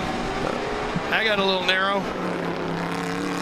Well, that's a curve there. It's not entirely straight. Oh, no. Problem here for Reed. No, that's Dyke Ridgely. Yeah, I thought that was gosh, he's way off track in the kitty litter. 10. He was the 4th place car. Can't let this battle go. It's too good. Lindsey Ross holding the place of honor among these 4, now 5 Shelbys that have all kind of packed together as they get to turn 11. Dive to the inside, but that's not the way to get the traction off the turn. And Ross has it.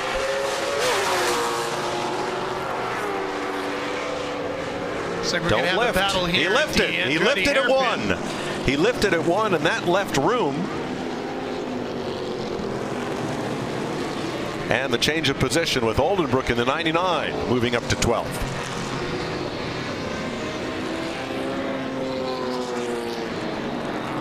Oh, that was a power move up and over turn 1 because the front end gets really light there, and the car wants to slide when you get your right foot flat on the floor.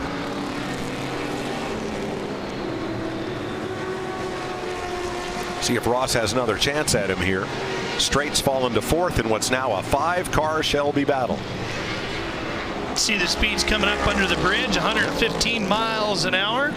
And look, McAllister in the Cobra has all but caught Abramson's Corvette for 2nd place. Little lock up there, and that forced McAllister wide because it looked like the back end of the Corvette was going to come around on him just in front. Well, you can see Chris just sawing at the wheel in that Cobra. Well, Abramson didn't leave him much room coming into the corner, and then the back end stepped out. So a very wise defensive move by Chris McAllister to keep his Cobra in one piece.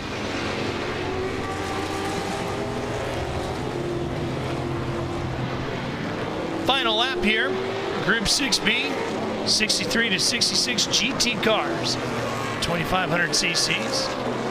McAllister will chase him up the hill one more time.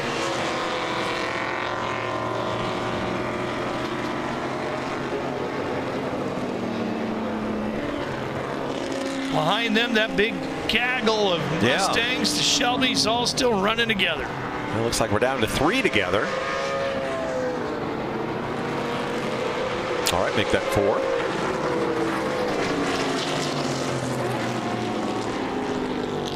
Here's your race leader. Yep, Tommy Stoyer. Slides it out of 10, catches it right before he gets off track. One corner to navigate. Checker flag awaits. So it'll be Tommy Stoyer picking up another checkered flag here at Mazda Raceway Laguna Seca. Abramson and McAllister nose to tail, second and third. And boy, that group of Shelbys is still going at it hammer and tong. They were side by side in the hairpin, and now they come out of 4 heading for 5. And even though it's for 12th place, look at this, it's still a great pitched battle. Straight on the outside. Is that Drew Alcazar up the inside? Is that the 6 car? Yep, Alcazar in the 6. And behind him comes Parsons. Wow. What a great pack. Whoa, Forrest. Give him a little room there. That's not going to work as you go into the corkscrew. The neck of that bottle is just not that wide. No. Here they come, fighting for hard for 12th, 13th, and on. And Forrest Straight's got himself up to 13th behind Ross. Then Alcazar and Parsons. Well, that's a battle that they'll get to talk about for quite a while. That went race long among those Shelby Mustangs.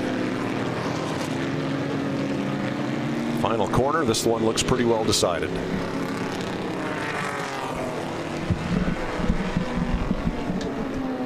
There's a checker flag ending their race.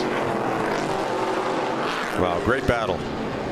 Straight's going to beat Parsons, and McNeil will get just in front of Alcazar. And Ross ends up the winner among those Shelbys, 13th overall.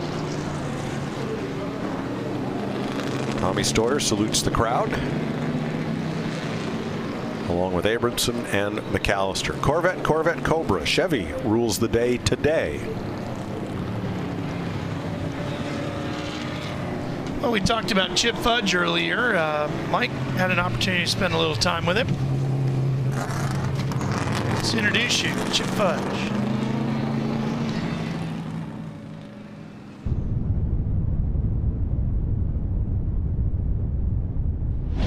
How did you acquire your passion for vintage racing?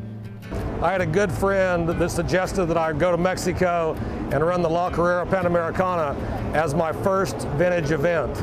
And I bought a car in 2000, went to Mexico, and quickly realized I was over my head, but loved the event, and came back and decided to go to driving school so that I could do that race more competitively and much more safely. Well, now this particular car is rare, has a high power to weight ratio. Does that ever get into your head when you're out there that you're a guardian of history and going like hammers in this thing? No, I think it's important to drive everything that I own, and I drive the fire out of this car. The competitors out there know I will leave the track from time to time, but I'm doing my best to drive the car at speed, the way it should be driven, the way it was driven in the day. Wonderful, and we love seeing these cars at speed. What is it about the Rolex that brings you all the way out here from Oklahoma? It's a rolling museum. There's no place in the world that you can go and see the type and quality and caliber of automobile that is here. You know, the folks that put this deal together are not concerned about who shows up to drive the cars. The car is the star of the show. And I just feel honored to be able to be here and to run around the track with some of these incredible cars. That's very evident, the kind of passion that people bring here to the Rolex Monterey Motorsports reunion. We've had 14 classes of race cars, from the pre-World War II machines all the way up to the pointy end of the pencil, Formula One. All of these cars competed in the pre-computer managed era of engines. You don't need an entire race team or the Ferrari Corsa Clienti to get these things started and running. This was Formula One from 1967, the end of the era when these cars were styled and the beginning of aerodynamics in Formula One all the way up through 1984. Beautiful, beautiful cars and a fantastic era. And the birth of the Cosworth DFV. Yeah, the Cosworth DFV engine certainly held sway during most of that period. The great thing is that they were produced in large numbers, so they are still relatively obtainable for the owners trying to keep these cars on the track. And that's definitely a plus, as opposed to, let's say, you running a 1.5 liter Ferrari engine, of which there are none to be had anywhere. So you'll see Penske's and Shadows and Ferraris and Lotuses and Benettons and more, as Dyke Ridgely's Cobra gets an unceremonial return to the paddock after getting off track in the Big Bore race for 1960s sports cars.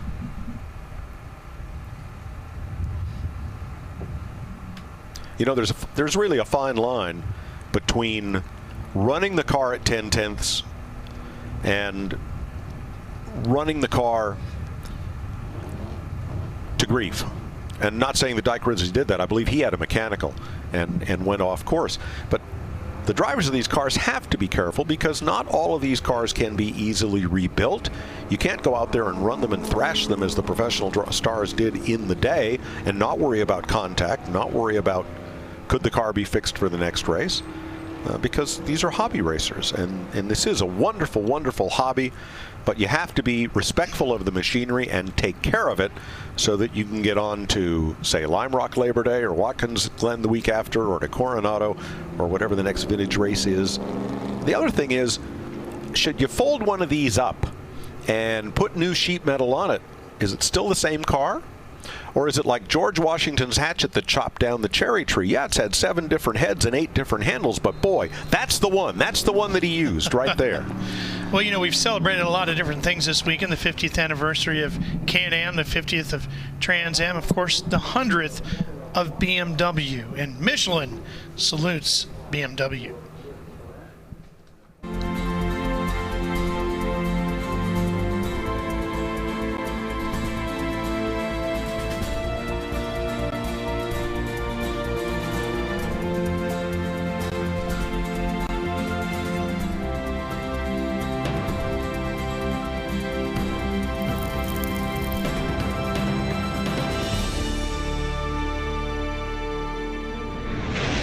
In the latter half of the 20th century, the motor car has spread throughout the world. There can be therefore few people in the world who haven't heard of the name of BMW. Bavarian Motor Works.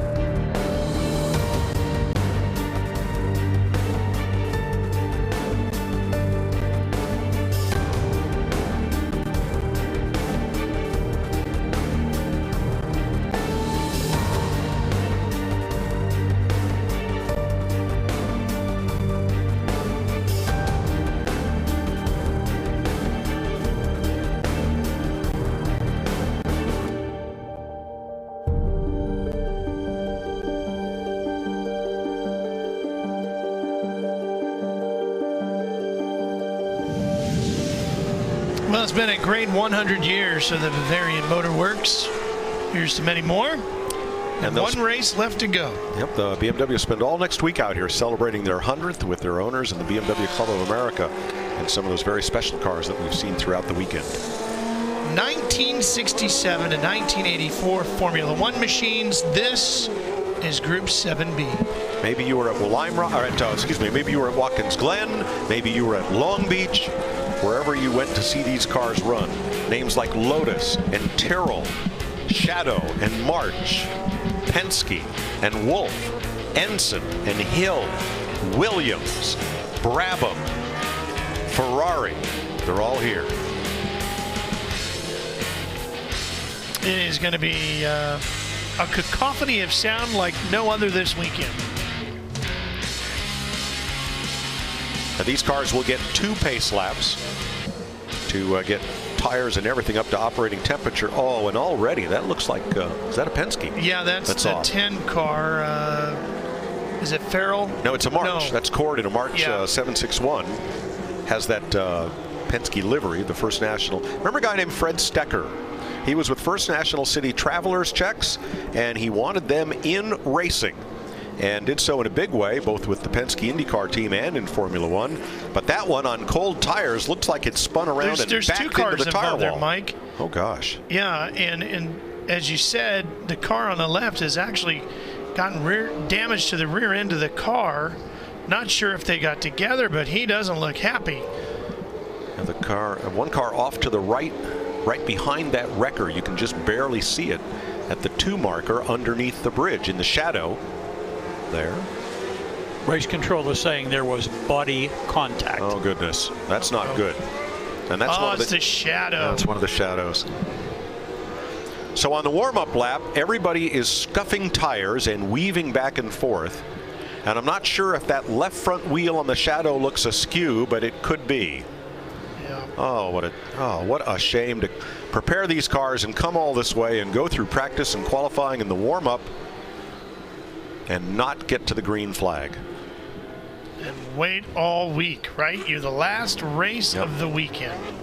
So that's Cord in the March. We're not sure which of the shadows that would be. There are 3 of them entered: Warner, De Silva, and Earl, and then Dernick in a 4th one. So 4 shadows. And Chuck, do we have a number on that car? Can't see it. Nope.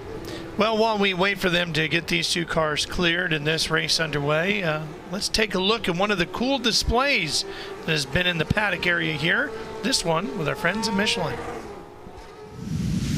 Well, here's something that's a spot of fun. As we know, Michelin is a tire company that truly embraces technology on and off the track.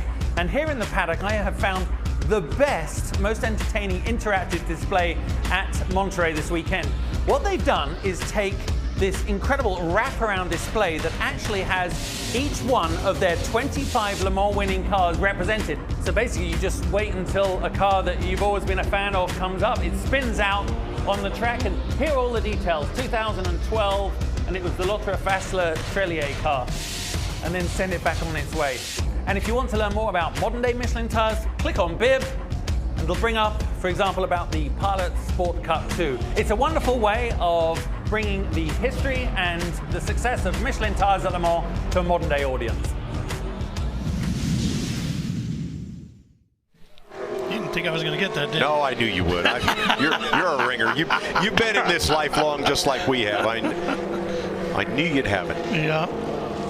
Well, it's going to take both wreckers, and they've each got an F1 car on the hook. I'd like to see the front of that other car just to see what kind of damage there might have been, but clearly some right rear damage to the number 10, and when it went into the wall, the rear wing, the other car appeared to have left front damage, which would coincide with right rear damage if drivers are weaving back and forth scuffing tires. So that's the number 8 Shadow. That's Dernick's car, the 1979, one of the most modern of that group, the DN9. Oh, such a shame. The warm-up lap.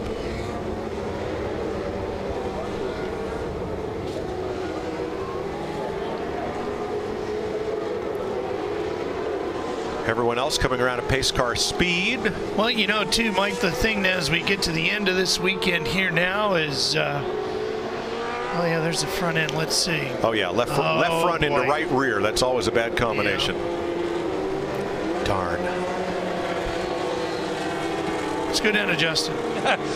Well, you know, when you find someone with a necktie on at Mazda Racer Laguna Seca, they didn't start their day here. Jim, so glad to have you back. You went down to the finery and the champagne, but like a real racer, you came back to watch the Formula One. Caviar was not enough for me. I had to come back to the Formula One race here at Laguna.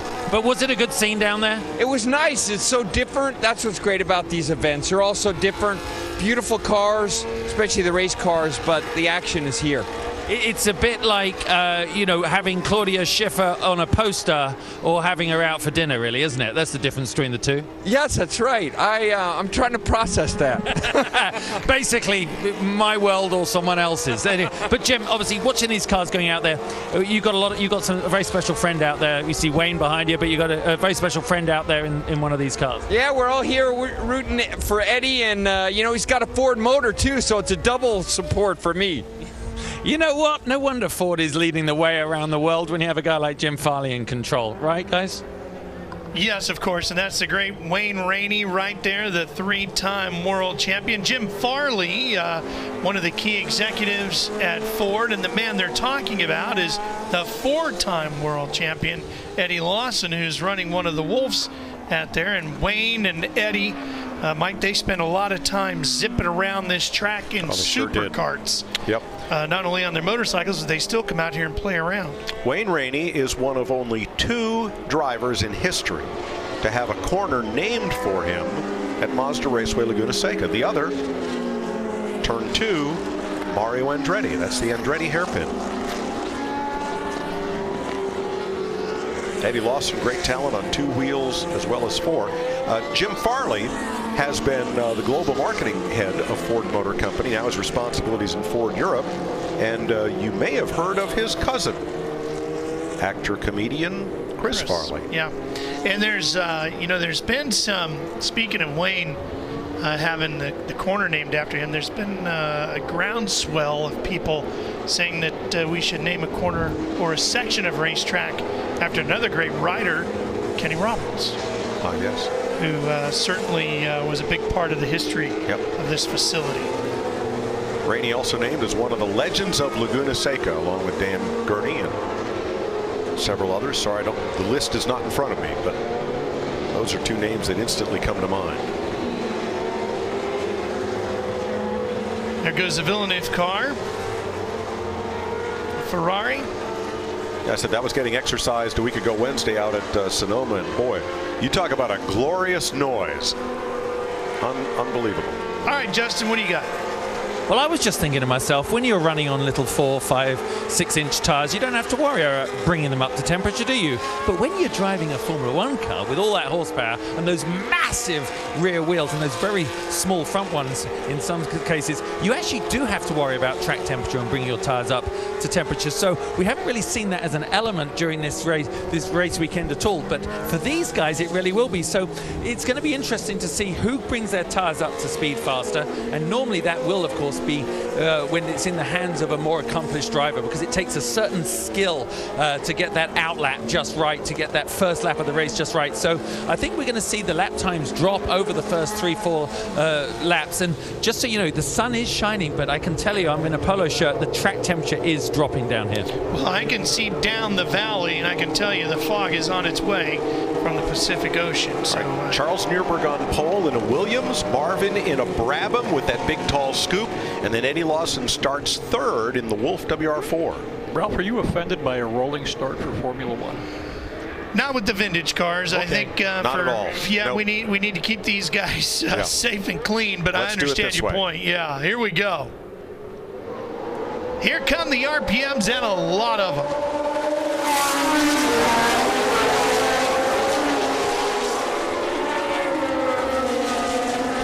Just as they started, Nürburg, Marvin, and Lawson, with Farrell in a March, Kubota's Lotus, and Kolivas in the Terrell.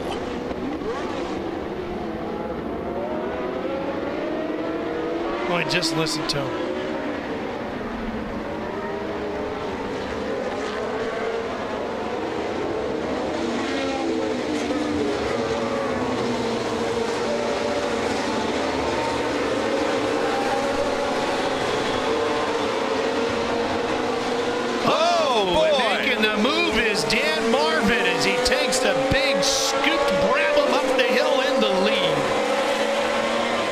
was a big last-minute jump under braking there at turn 5 to take the lead away from Charles Nearberg.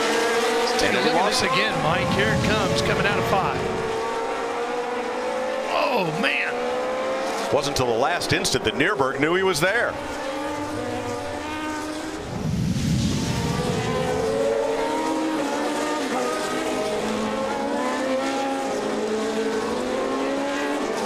That's a Francois Sever Tyrrell in the Elf colors down the hill.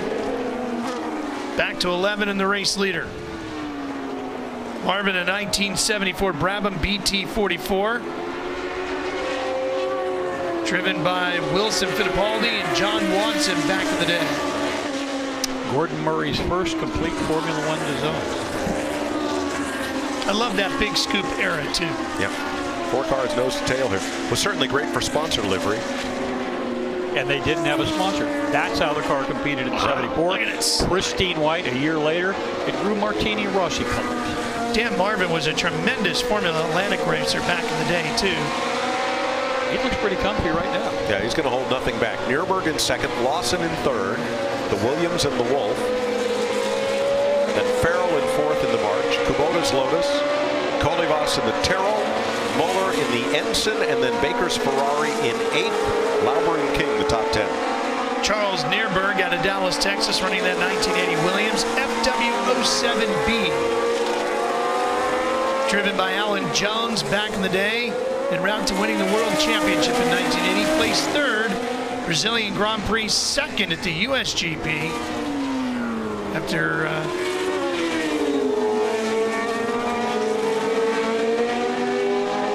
Farrell's really putting the pressure to Eddie Lawson. Braking move at 11? Not this time.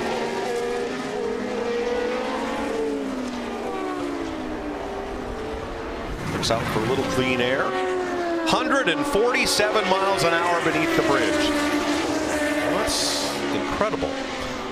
For Eddie, it's a 1977 Wolf WR4 that was driven by Jody Scheckter, KK Rosberg, for example. At the bridge, at start-finish, these are only about 35 miles an hour faster than our Trans Am cars. Only 35. These are awesome. Oh my gosh, what wonderful machines. As stout as that is, the year they ran the first MotoGP race here in '88, I watched Wayne Rainey, who we saw there earlier, on the rear wheel only at over 150 miles an hour under that bridge. Spectacular. Chris Farrell up the hill in his March. The Rockman's colors. Powered by Ford, it must be said.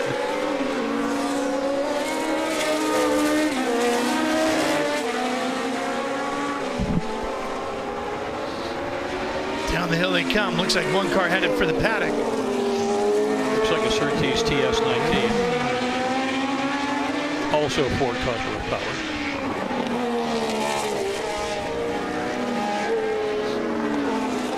Still a pretty good battle here at the front of the field. Yeah, this is no runaway among these 5. Brabham, Williams, Wolf, March, and Lotus all represented in the front 5.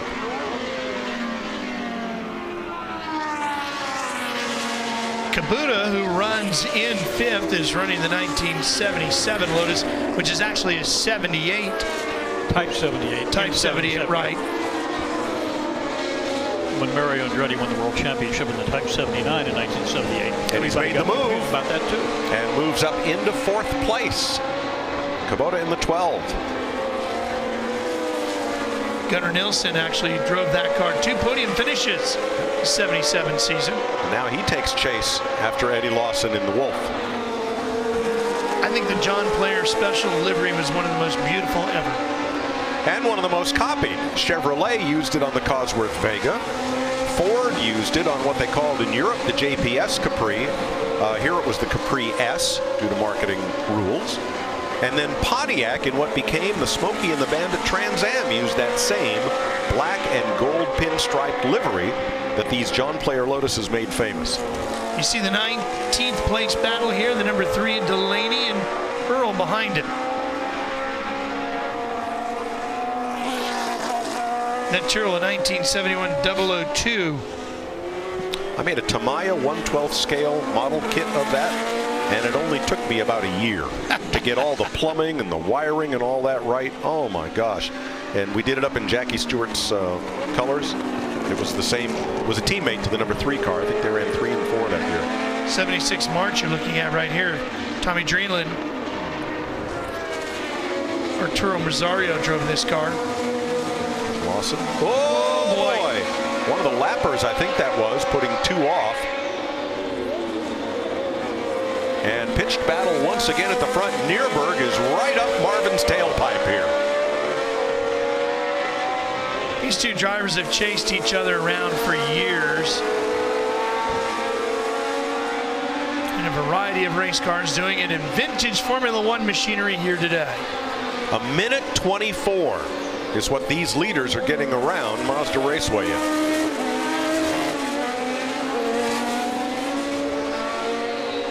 Here's Lawson right here, 4-time world champ. Wonder if he's just sitting back waiting a little bit, Mike, or told me earlier that the car was very, very quick. Felt very confident in it. Well, remember, Ralph, this is an exhibition. There's no prize money at the front of the field. So take that car out, give it a great run. Give it all it's got, but bring it back in one piece, please.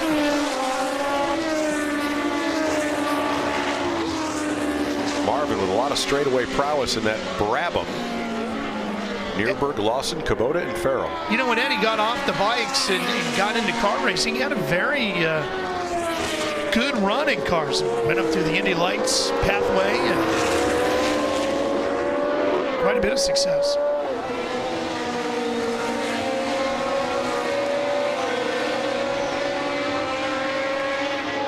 Great stance to that car with the big wheels out back and that huge scoop.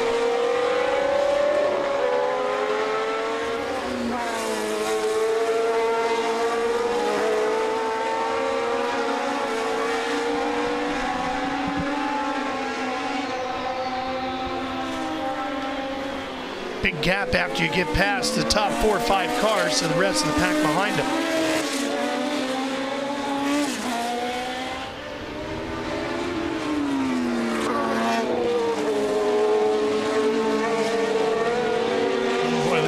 Leader dipped a wheel there too, huh? Nierberg to the inside there.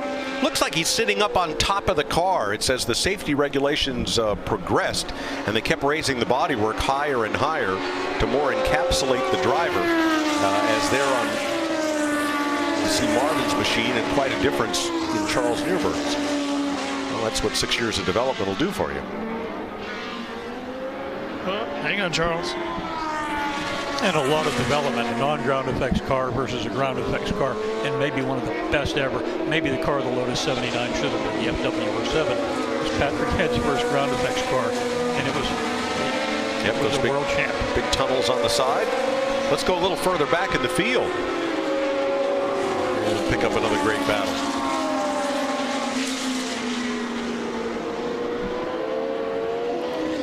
Big outbreaking move there.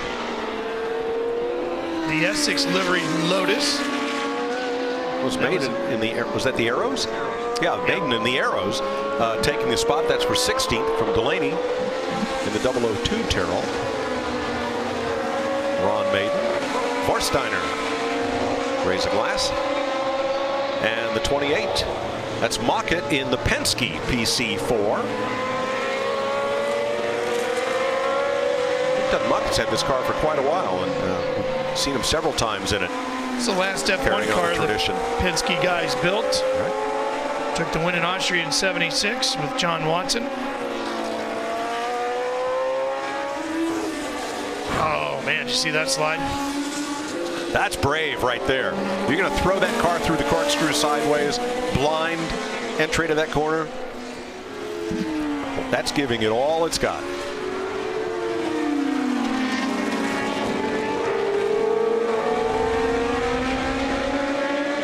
Should be getting near the end of this race, I would think. Well, the last time's allowing these guys to put in a few more than average. All but inches apart there. We're about 8 to 9 minutes out at this point. 28-minute race. So we've got a few more laps to go. Locke running 77 Lotus, 1976-77 model, ex-Mario Andretti car. This car actually was featured in the movie Rush. Mario drove the car the 76 season, his first year driving for Team Lotus. Used it in qualifying, Austrian and German GPs, where he came home 5th and 12th respectively. For the movie Rush, all of the owners, or many of the owners of the cars of this era, were invited to participate, and they all agreed on one condition, that they could do their own driving in their own cars, and for the most part, they did. No stunt drivers were employed.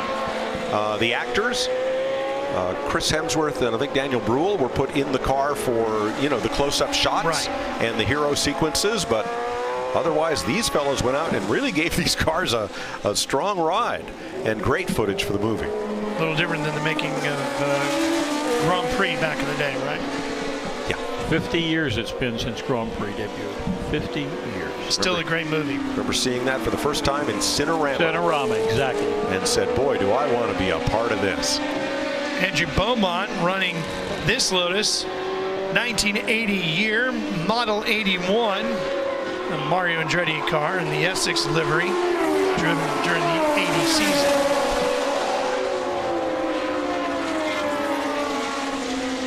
What was Essex? Essex Petroleum. Yeah, okay. So that was about the time that they were starting to wipe all the cigarette advertising off the race cars, wasn't it? Oh, everybody got cranky about that. I'm not sure why, but you're absolutely right. And then there's no advertising as on our leader. But that only lasted a year. Yep. Eddie Lawson, by the way, has fallen back a little bit and lost touch with the battle for the lead here. Still third. There he is.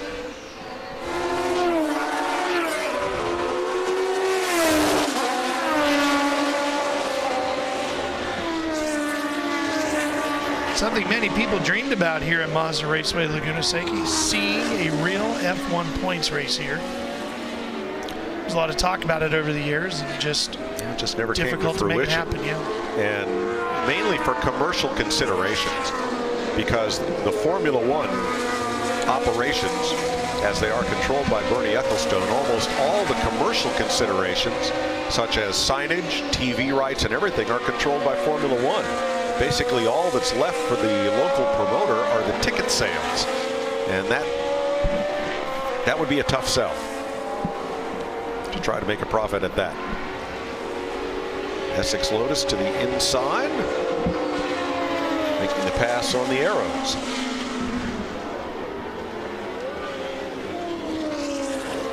And back. Ron Maiden runs that Arrows. It's a 1978. Model is an FA1. Carlo Patrese drove that car.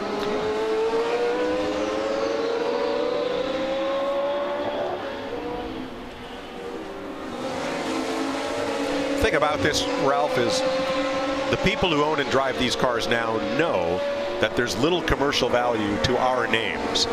The cars are the stars. Yes. And the best that we can do, as I like to say, as stewards of history, is give the car a great ride, give it a great result as possible, let people see, enjoy, and experience it as it was back in the day. But with no pretense that any of us are Dan Gurney or Parnelli Jones or any of the other of our heroes, no matter what it may say on our helmet. We're here to show these cars off and put on a great exhibition. About 5 minutes of this left to go.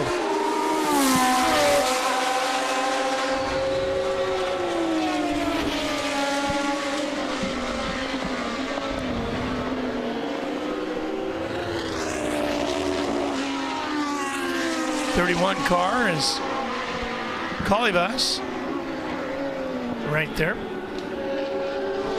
The next iteration of material from the 003 François Sevère car. Battle for 8th place.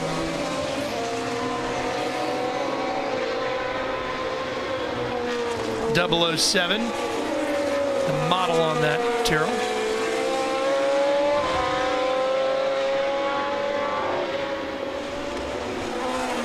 .073, built in the '74 season. Back up front, Dan Marvin, Charles Nearburg continues to give chase, but the gap widening just a little bit.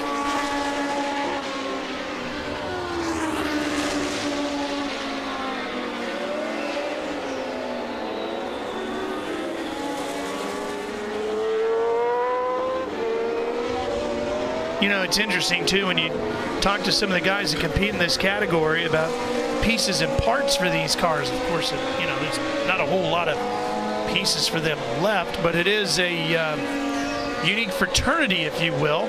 So they all share information about where they can get things and who has what, and help each other source the pieces and parts if something gets broken. And generally, if you're going to make a rare set of wheels, if you're going to mold up for a set of wheels for one of these cars, you're going to make 4 or 5 sets because people, as time goes on, are going to need them. It's a battle for ninth here, Mike. It's a March 761, very much in the style restored brilliantly right down to the helmet of the 1975 Austrian Grand Prix winner of Vittorio Brambilla, who had an unusual nickname. The Baby Bull. Was it not? No? La Monza Brilla, the Monza Gorilla. The Utensil Beta, March 751. This is the 761, chased by a Hill GH1. You know who the team manager for that car for the Graham Hill Racing team was? Believe it or not, was Alan de Cadenet. Really? Yes, sir. Our good friend Alan. Our dear friend Alan. Over at Pebble Beach today, is he not? Yes. I would sincerely hope so. And the Benetton behind him.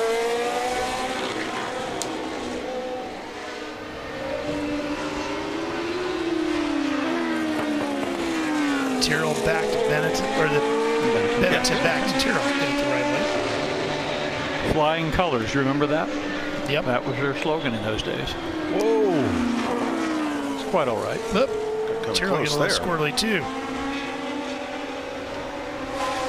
It's amazing the pains that these people who own these cars and racing go to make sure they're authentic and genuine looking, right down to the helmets. A little battle getting heated here. Yep. King left quite a bit of room there for Thornton.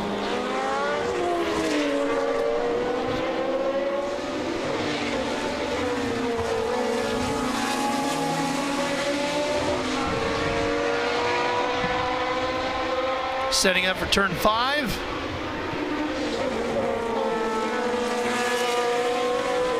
Beautiful looking car in the Embassy livery. Built by Lola. You see the shear lines of the 332 Formula 5000 car, and it's only somewhat more delicate in Formula 1 trim. Final lap here of our 19 Group 7B 67 to 84 Formula 1 cars. Always a big highlight of the weekend, and sadly the last race on the calendar, about the time most of the fans have been sunburned and headed for the exits. But those who have stayed are rewarded by seeing the fastest cars ever to race at Mazda Raceway Laguna Seca.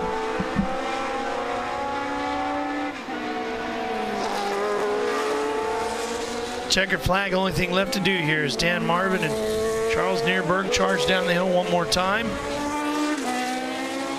A very stylish way to end a glorious weekend. I think Marvin put 2 off right here exiting 10 early on in the race, but otherwise pretty flawless drive for both of these competitors. Car's still clean. Oh, looks like Charles closed up, didn't he? Sure did. And he got a little loose coming off the final corner. And it looks here's like your winner. Marvin's going to hold him off for the win. Dan Marvin, Charles Neerberg, the Brabham in the Williams, then Eddie Lawson in the Wolf. Farrell on the last lap in the March took 4th from Kubota in the Lotus.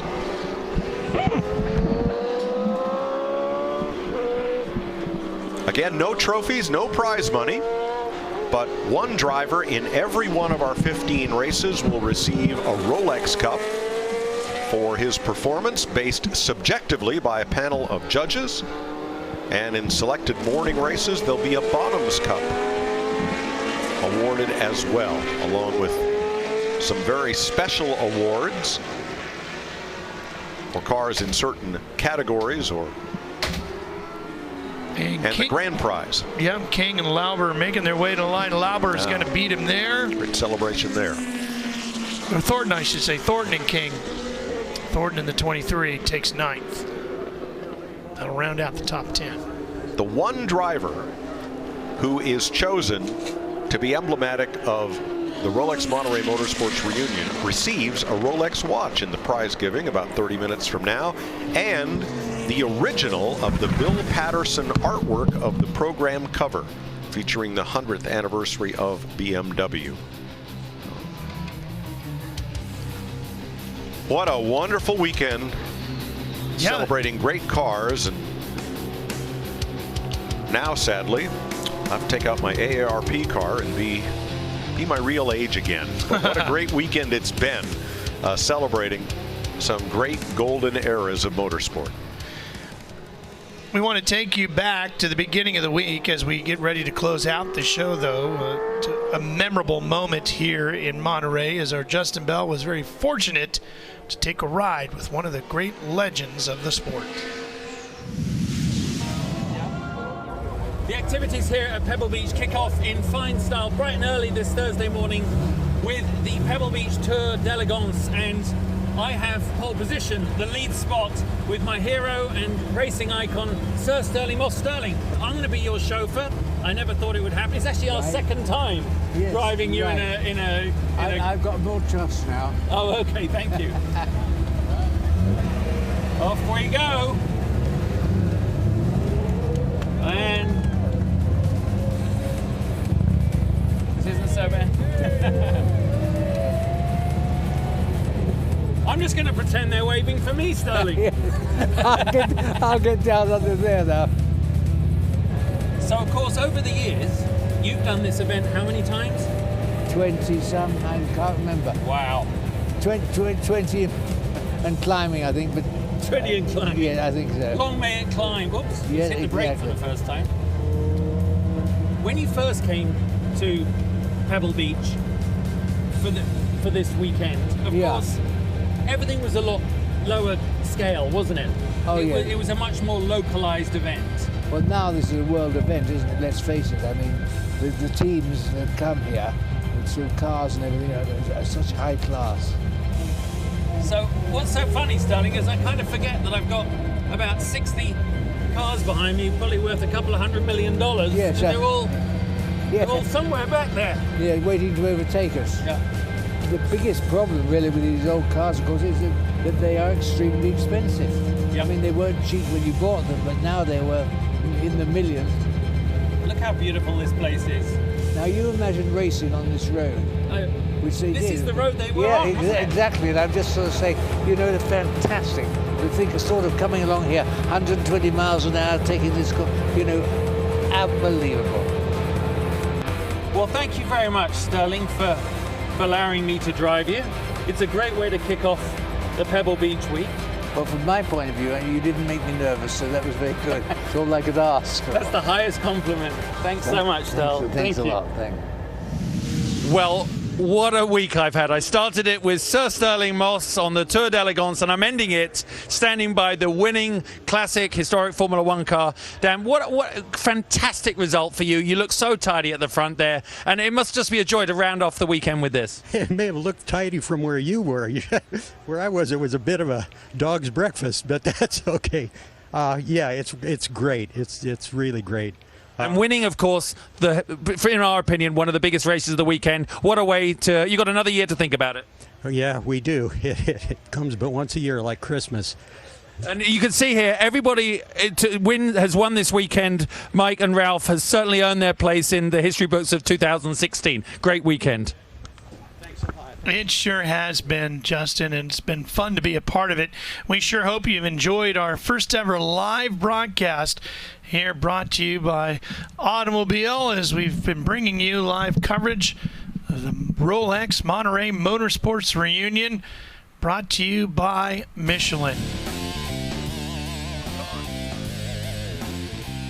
It's been a wonderful opportunity to bring this all to you. I want to thank our buddies Justin Bell, Mike Joy, Charles Dressing, and Bob Varsha for helping to bring it all to you. I'm Ralph Shaheen. Thanks for joining us. The only question left now is what will be the featured mark we get to enjoy in 2017 when we all come back. For now, it's been a wonderful tribute as BMW celebrates their 100th, the 50th for Can-Am, and the 50th for Trans Am. I'm Ralph Shaheen. So long for now.